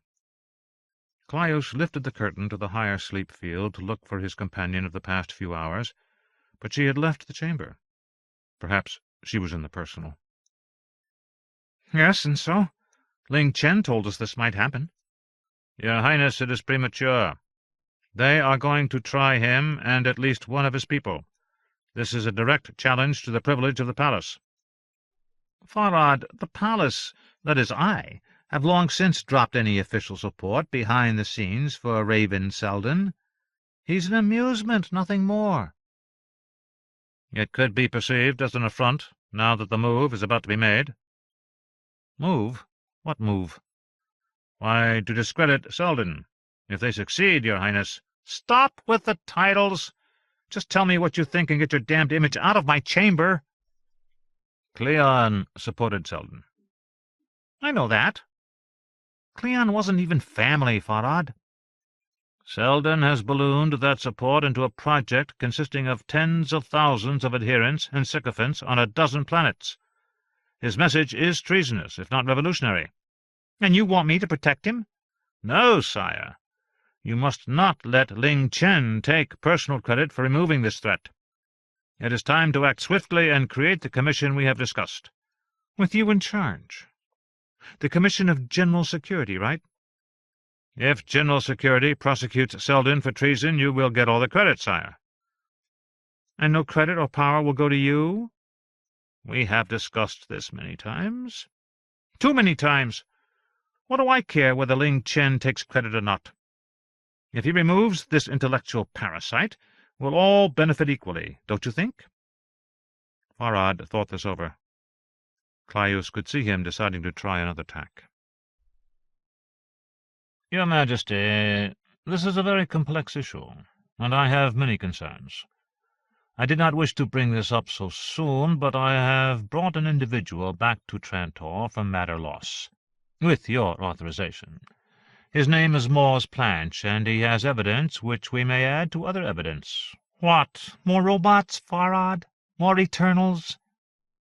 Center, within the artificial constraints of the image, seemed to stay calm enough, but Caius knew the little man was probably dancing with anxiety and anger by now. Good. Let him build up a head of steam. The final pieces of the puzzle, Center said.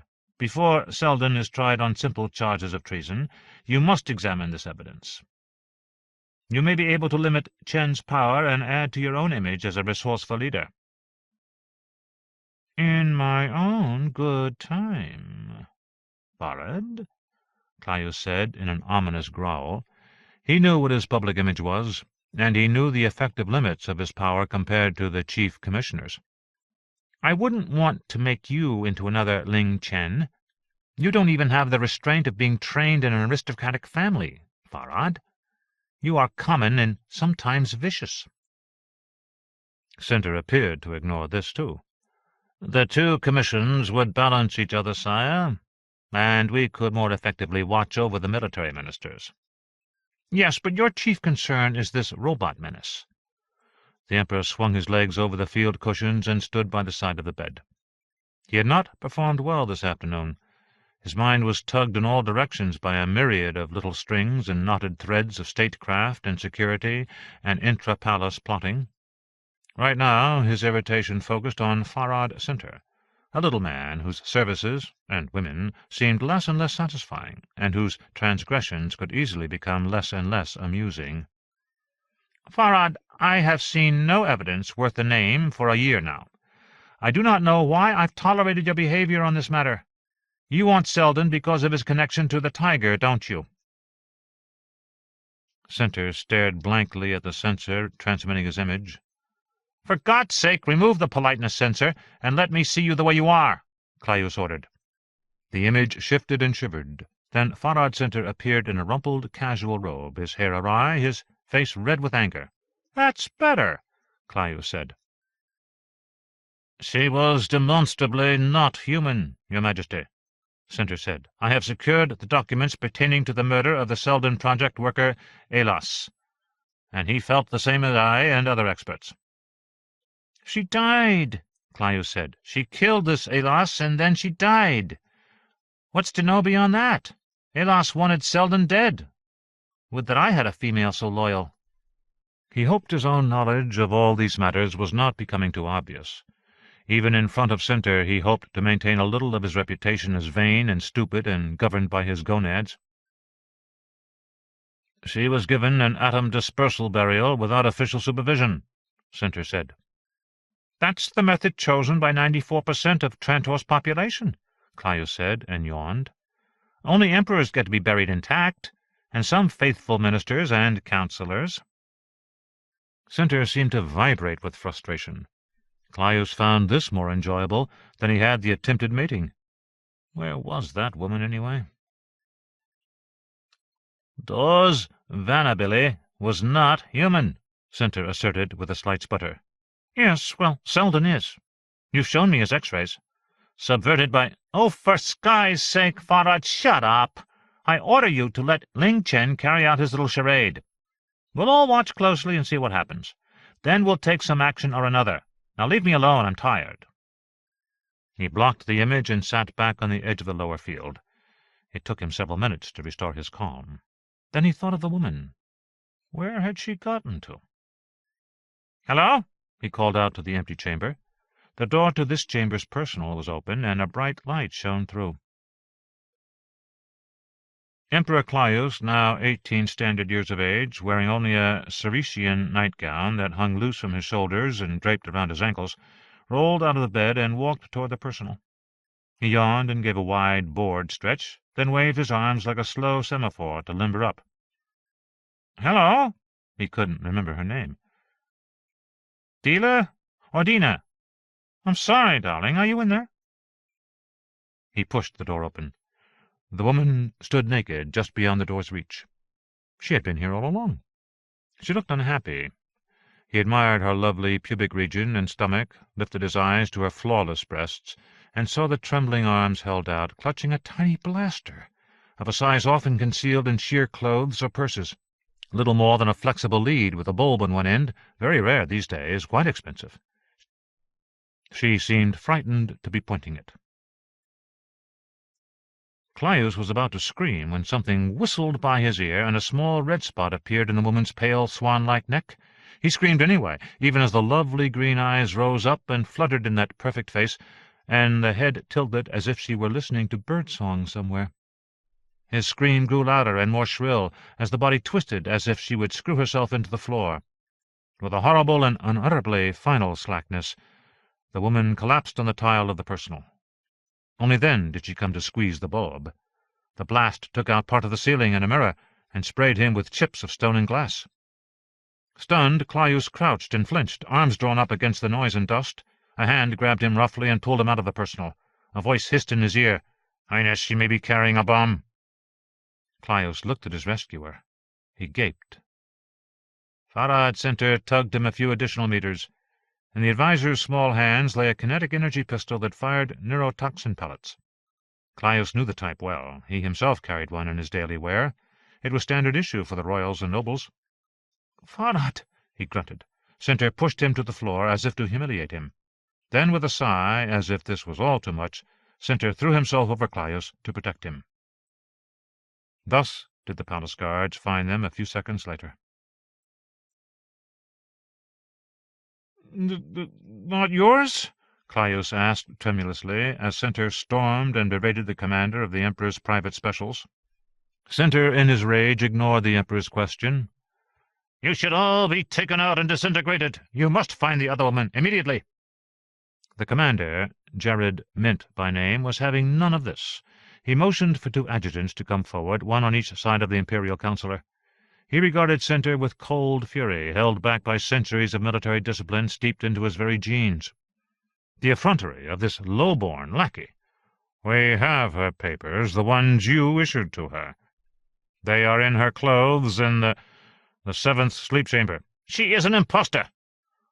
"Center, you are the one who brings these women in at all hours and without adequate security checks," Commander Mint said. "None of our guard can hope to recognize them all, or even to keep track of them." "They are very thoroughly checked by my office, and this is not one of the women I brought to him." Center pointed a finger at the Emperor, realized this hideous breach of conduct, and withdrew his hand just before the Emperor turned and would have noticed. The commander saw, however, and exploded. "I can only keep track of so many comings and goings. You never consult my office, and we do not conduct these checks ourselves." "Is she one of your women, Farad?" the Emperor asked, gathering his wits about him finally. He had never known real fear until now, and it had badly rattled him. "No, I have never seen her before." "But she is lovely," the Emperor added, glancing at the commander with those doe-like boy's eyes. He did this for effect, time to play the role again. He had in truth never much liked this commander, who secretly regarded him as an infantile baboon, he was sure. Cinter appeared to be in some trouble, and that was amusing also, but not very useful at the moment. Claudius had his own plans for Cinter, and would hate to lose him to this deplorable, but not fatal, faux pas. "There are no others in the palace except your women," the commander said through gritted teeth at Cinter. "And how did you happen to come back here at just the right moment?" "Aye," Claudius said, and tisked at Cinter. "I was coming here to discuss personally an urgent matter," Cinter said, eyes darting between Claudius and the commander. "It is very convenient. Perhaps a setup, a ruse to raise your—" The commander did not have time to develop this theory. A stiff officer in royal blue livery approached the commander and whispered in his ear. The commander's red face suddenly went livid, and his lips trembled. "What is it?" Claudius demanded, his voice strong now. The commander turned to the Emperor and bowed stiffly from the waist. "A woman's body, Your Highness." Cinter pushed forward between the two adjutants who had flanked him throughout this encounter, ready to arrest him. "Where is she?" The commander swallowed. His lips were almost blue. "Found in the corridors below this level. Where? What do her identity papers say?" "She has no identity papers." "That is a sacred area, Commander," Claudius said with a dead-level voice. "The temple of the first emperors. Farad is never allowed down there, nor are any stray women. Royals and ceremonialists only. You are responsible for that area." "Yes, Your Highness. I will have this investigated immediately." "It should be simple," Claudius said. "Cinter, the identity papers have a genotype and picture ID, do they not?" This body, physically, the same as the picture," the commander said. "An impostor!" Cinter shouted and waved his fist at the guards and the commander. "An extraordinary breach of security!" Claudius watched this with some relief. It was all well and good to torment Cinter, then to be annoyed at him, but not to lose him, not just yet. There were yet a few more hands to play against Ling Chen, and Chen's commission was responsible for the security of the Emperor. This could all be quite useful, even essential. Chen would have to explain the lapse. Cinter's stock would certainly rise, but not out of Claudius's acceptable and controlling parameters, and it could all work out handily. "Let's examine her," Cinter said. "I'll stay here," Claudius said, his face greening at the thought of seeing another corpse. 10 minutes later the commander and guards returned, and Cinter as well. "The match is perfect," Cinter said, waving the woman's papers. "This, in the personal, is an impostor, and you are responsible." He pointed the finger without hesitation at the commander. Commander Mint had assumed a mask of deep calm. He nodded once, reached into his pocket, and removed a small packet. The others in the Emperor's sleep chamber watched with horrible fascination as he placed the packet against his lips. "No!" Claudius said, lifting his hand. Mint stopped and looked round with hopeful wall-eyes. "But, sire, it is mandatory for such a breach," Cinter cried out, as if worried his accusers might get away with their crimes. "Yes, of course, Farad, but not here, please. One creature has died in these chambers already, one more below." He choked into his handkerchief. "I have to sleep and concentrate here, and it will be difficult enough without this as well." He waved his hand at Mint, who nodded brusquely and removed himself to the outer halls to perform his final duty. Even Cinter seemed impressed by this ritual, though he did not follow to see it carried out. Claudius lifted himself off the bed and pretended to look away as the body of the would-be assassin was lifted on its shrouded stretcher and conveyed from the personal. To Cinter he said, "An hour. Let me recuperate a little, then show me your evidence, and bring me this Moore's planch." "Yes, sire," Sinter said enthusiastically, and scuttled to leave. Let him think he has won big. Let Ling Chen suffer a little for this stupidity. Let them all dance around the young idiot. I will have my day. I have survived. It is predestined. 38. Astonishment is different in a robot. Ludovic had seen Daneel perform many difficult feats over the decades, but he had never known how deeply Daneel's influence penetrated the layers of bureaucratic infrastructure on Trantor. As First Minister Demerzel, Daneel must have spent a substantial portion of his time, perhaps his hours of unneeded sleep, planting records, instructions, and useful diversions in the Imperial and Palace computers, any one of which could lie unnoticed for decades or even centuries, quietly passing themselves along as part of the standard records with each upgrade and maintenance cycle, and even propagating themselves to the records and machines of other sectors, finally girdling Trantor. Risic Newmont, Ludovic's new identity, had been established decades before. Daneel simply slipped in a few details of physical appearance, and an old meritocrat returned to life on Trantor. A Mankay diplomat-theorist, seen at many parties but seldom if ever remembered, once known as a ruthless seducer of women who ruthlessly consented to be seduced. He had not appeared much in Trantorian social life for decades, having slipped away to Tao of the 1,000 Golden Suns, where he had, it was rumored, learned to control his baser impulses over 20 years of study among the obscure sect known as the Cortical Monks. The ruse was so complete that Ludovic regretted it would soon have to be abandoned. A robot's experience of surprise is different. Ludovic discovered that Daneel was going to let him loose on Trantor, unsupervised, to perform his duties.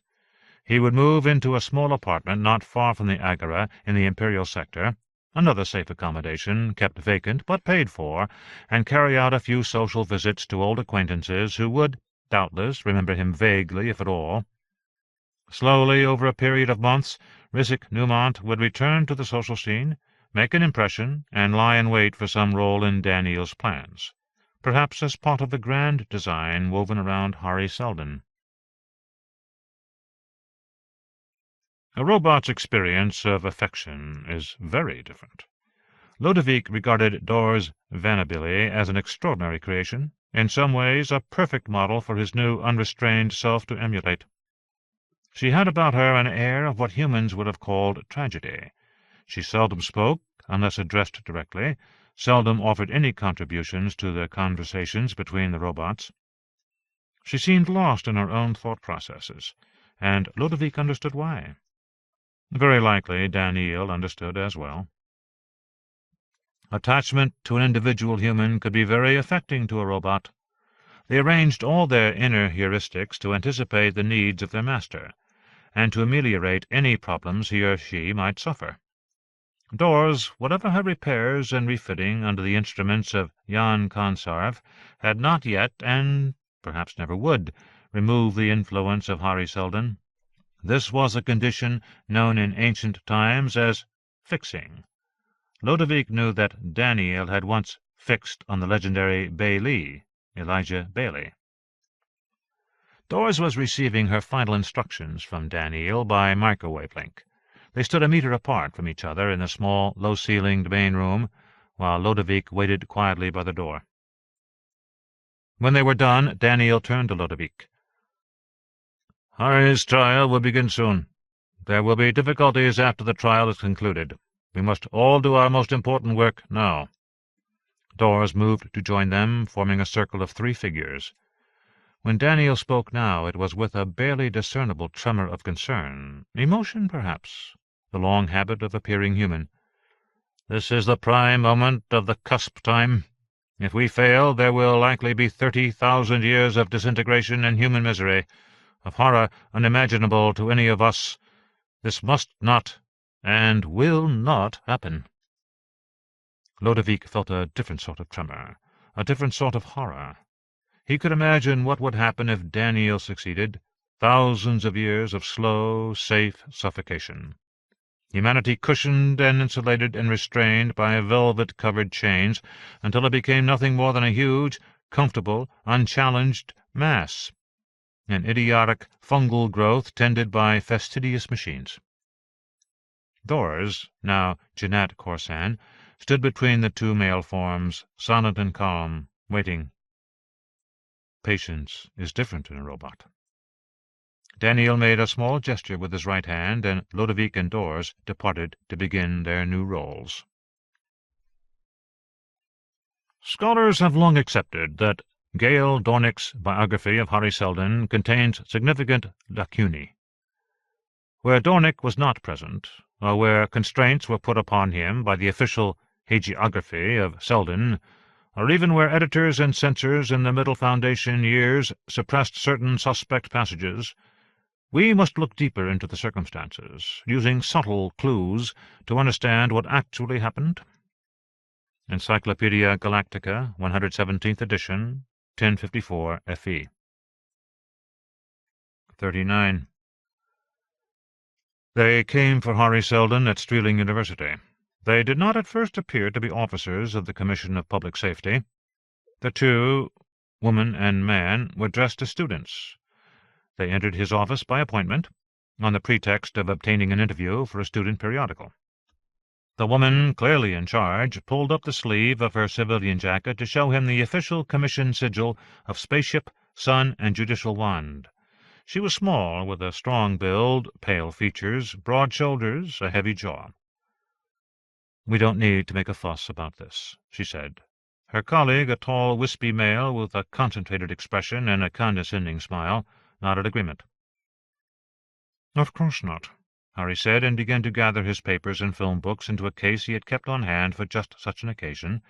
He hoped to be able to do some work while the trial proceeded. "Those won't be necessary," the woman said, and took them from him, setting them gently beside the desk.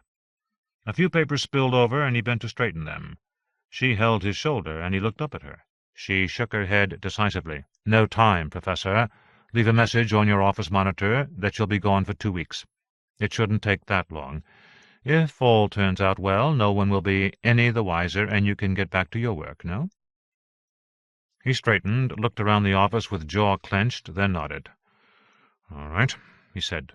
"One of my colleagues will be here in a few hours, and I don't know where to reach him." "Sorry." The woman lifted her eyebrows in sympathy, but with no further discussion. Together they led him through the door. Hari did not know how he felt about the arrest at first. He was nervous, even frightened wouldn't be too strong a word, but he was also confident. Still, nothing having to do with the near future could ever be certain. Perhaps what he saw in the Prime Radiant was not his own world line, but the world line of another professor, another student of psychohistory, 50 or 100 years from now. Perhaps all this would lead to his quiet execution, and his work and the assembled workers of the project would all be scattered. Perhaps Daneel would reconvene them after Hari's demise. All very aggravating, to be sure. But growing old had taught Hari that death was simply another kind of delay, and that individuals only mattered for a certain small period of time. The body human could usually grow new individuals to replace those it most needed. Of course it was presumptuous to think that he was one of those essential types who would be replaced, but that is what the figures indicated, one way or another. Hari had never much minded being thought presumptuous. Either he would succeed, or someone very like him. They entered an unmarked air-cruiser outside the apartment block main entrance. Without requesting clearance, the cruiser rose, crossed between two support towers, and zipped into a traffic lane out of Streeling, heading toward the Imperial sector. He had taken this route many times before. "Don't be nervous," the woman said. "I'm not nervous," Hari lied, glancing at her. "How many have you arrested recently?" "I can't tell you that," she said with a cheerful grin. "We seldom get to take in people so famous," the man said. "How would you have heard of me?" Hari asked, genuinely curious. "We're not ignorant," the man said with a sniff. "We keep track of high politics. Helps us in our work." The woman gave her partner a warning glance. He shrugged and stared straight ahead. Harry turned his eyes forward as they entered a main traffic tunnel and a security barrier around the Imperial sector. The air cruiser emerged from the tunnel, veered sharply left out of the main flow, then circled a dark blue, smooth-walled, cylindrical tower that rose almost to the seal. The cruiser slowed, shivered, and docked on a mid-level platform. The platform withdrew with the cruiser into a brightly lighted hangar. There was nothing more he could do until the trial, which he was sure would be soon. The rest, Harry thought, is psychohistory. 40. Ludovic stood in the middle of his assigned apartment, naked, the skin pulled back on the right side of his torso, and reached into his mechanical interior. The biological layers had sealed their edges instantly upon being torn open, and did not leak any of their lubricating or nutrient fluids, but a false beading of blood lined the wounds. Had he willed it, Ludovic could have projected a convincing spray of this blood, but he was alone, and would soon be whole again. None would be the wiser. He understood the ways and pressures of expedience, pragmatism, realpolitik.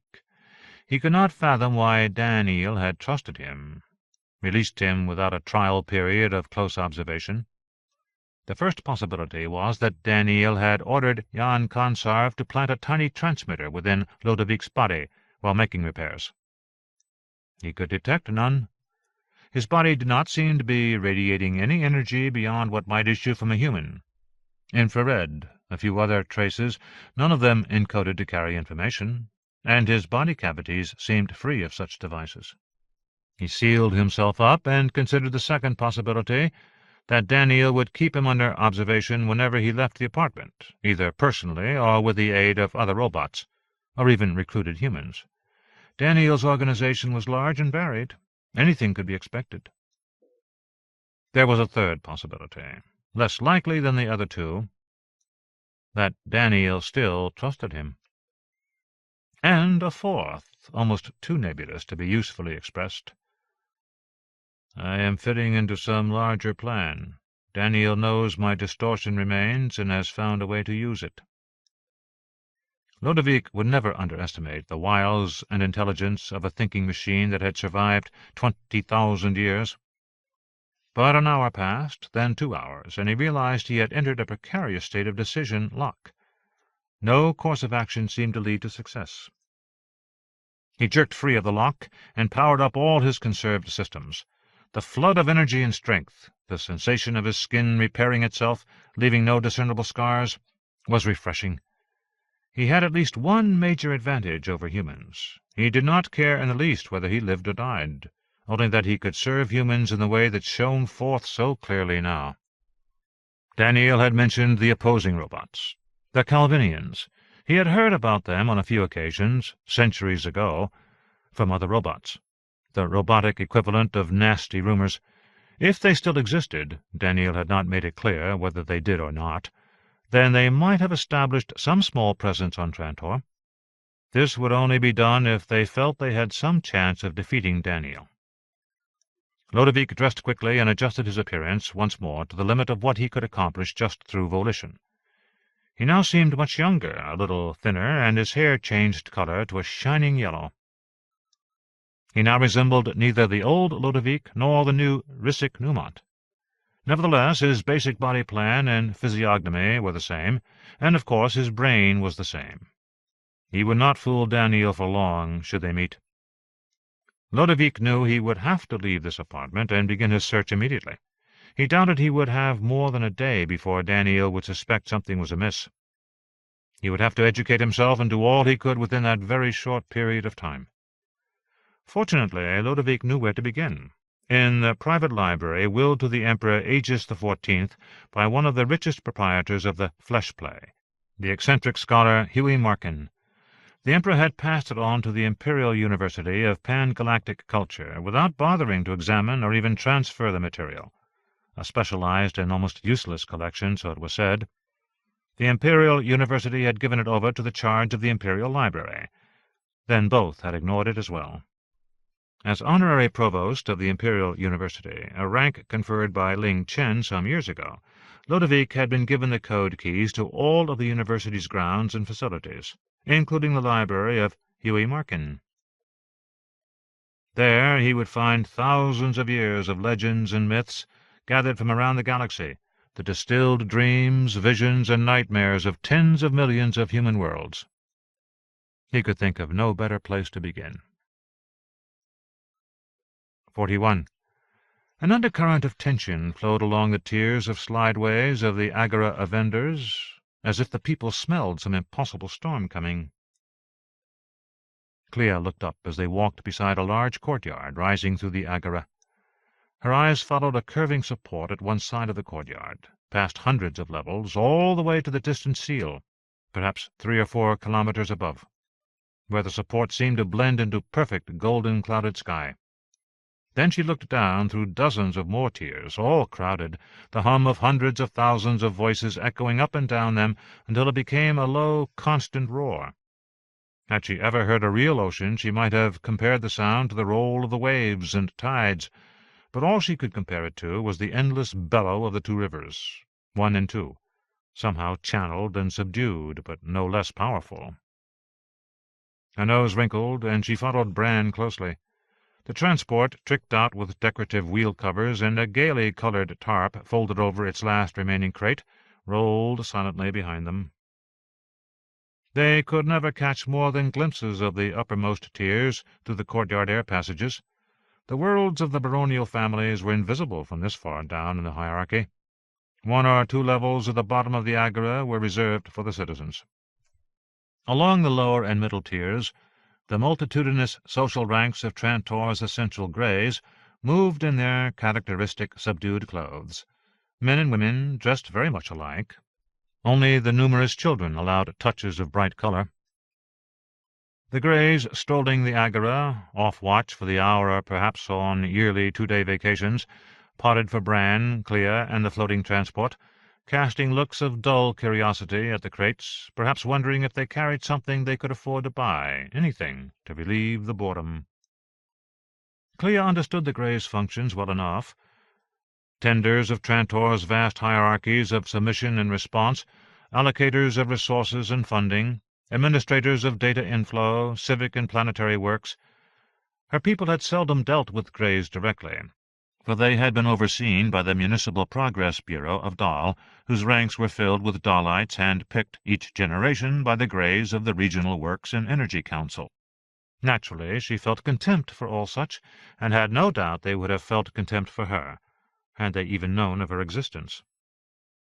But now she saw the greys themselves watched and made uneasy. Police officers strolled this level in groups of 3 or 4, not the officers of the district, but Imperial specials, the same that had stalked Clea and forced her to seek out Calyusin, the man in dusty green. Families of greys engaged in browsing the stalls of the vendors drew their children in close and observed the specials with suspicious eyes characterized by a flat kind of bureaucratic intelligence. They knew law and social structure. It was in their blood, and they knew something was amiss here, forces out of balance. They withdrew from the arcades and lanes as fast as they could, and this level was quickly emptying of customers. Bran walked grimly on. "We should get out of here. They're probably hunting us," Clea said in a whisper, hanging on his shoulder briefly to bring her mouth closer to his ear. He shook his head. "Don't think so," he said. "We have to deliver this order." "What if they catch us?" Clea asked, her face wrinkled with worry. "Stay calm, they won't," Bran said. "I know a dozen secret passages out of here, a dozen shopkeepers right here." He swung his hand loosely from the hip at the stalls and shops to their left and right, "who won't mind our passing through." Clea drew up her shoulders, not at all reassured. She had been thinking of ways to shake free of Plusix's control, but not into the arms of the police.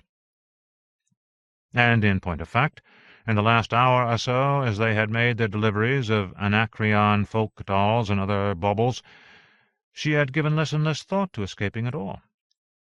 Bran provided such a masculine contrast to the ethereal, dry, and passionless greys that he shone like a beacon in Clea's eyes.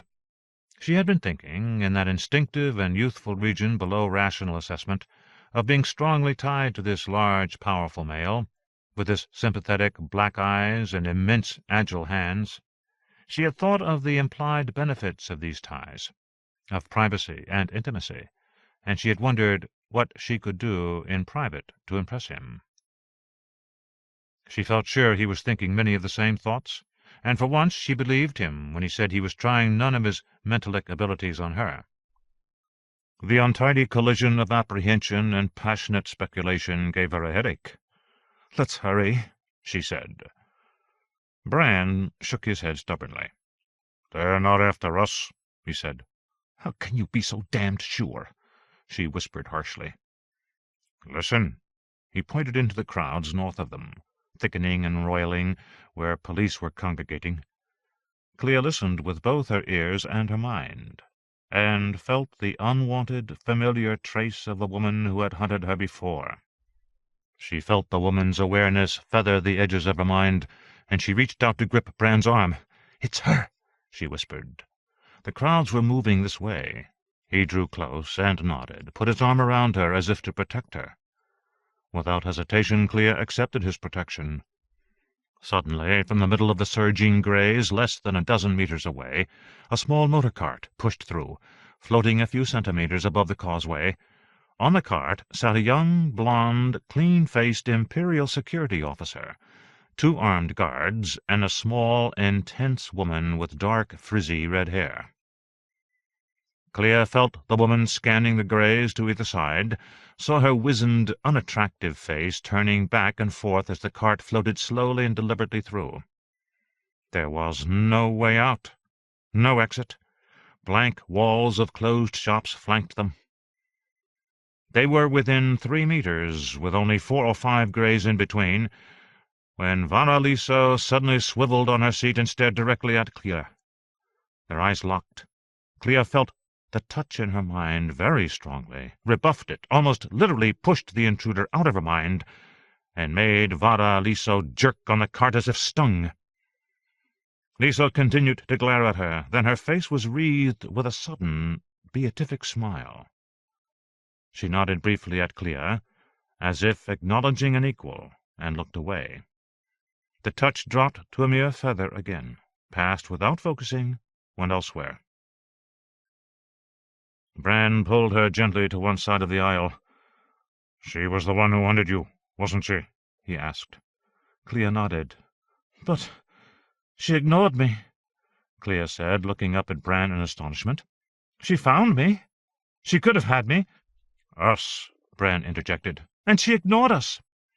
Bran frowned deeply and shook his head. "Cariusen and Plusix will want to know about this," he said. "Who is she after now?" "Are we going back?" Clea asked. "We have 2 more deliveries," Bran said, and grinned down at her with an expression not of stolidity or stubbornness, but of a massive kind of impishness. "Trantor has survived 12,000 years. This news can wait a couple of hours.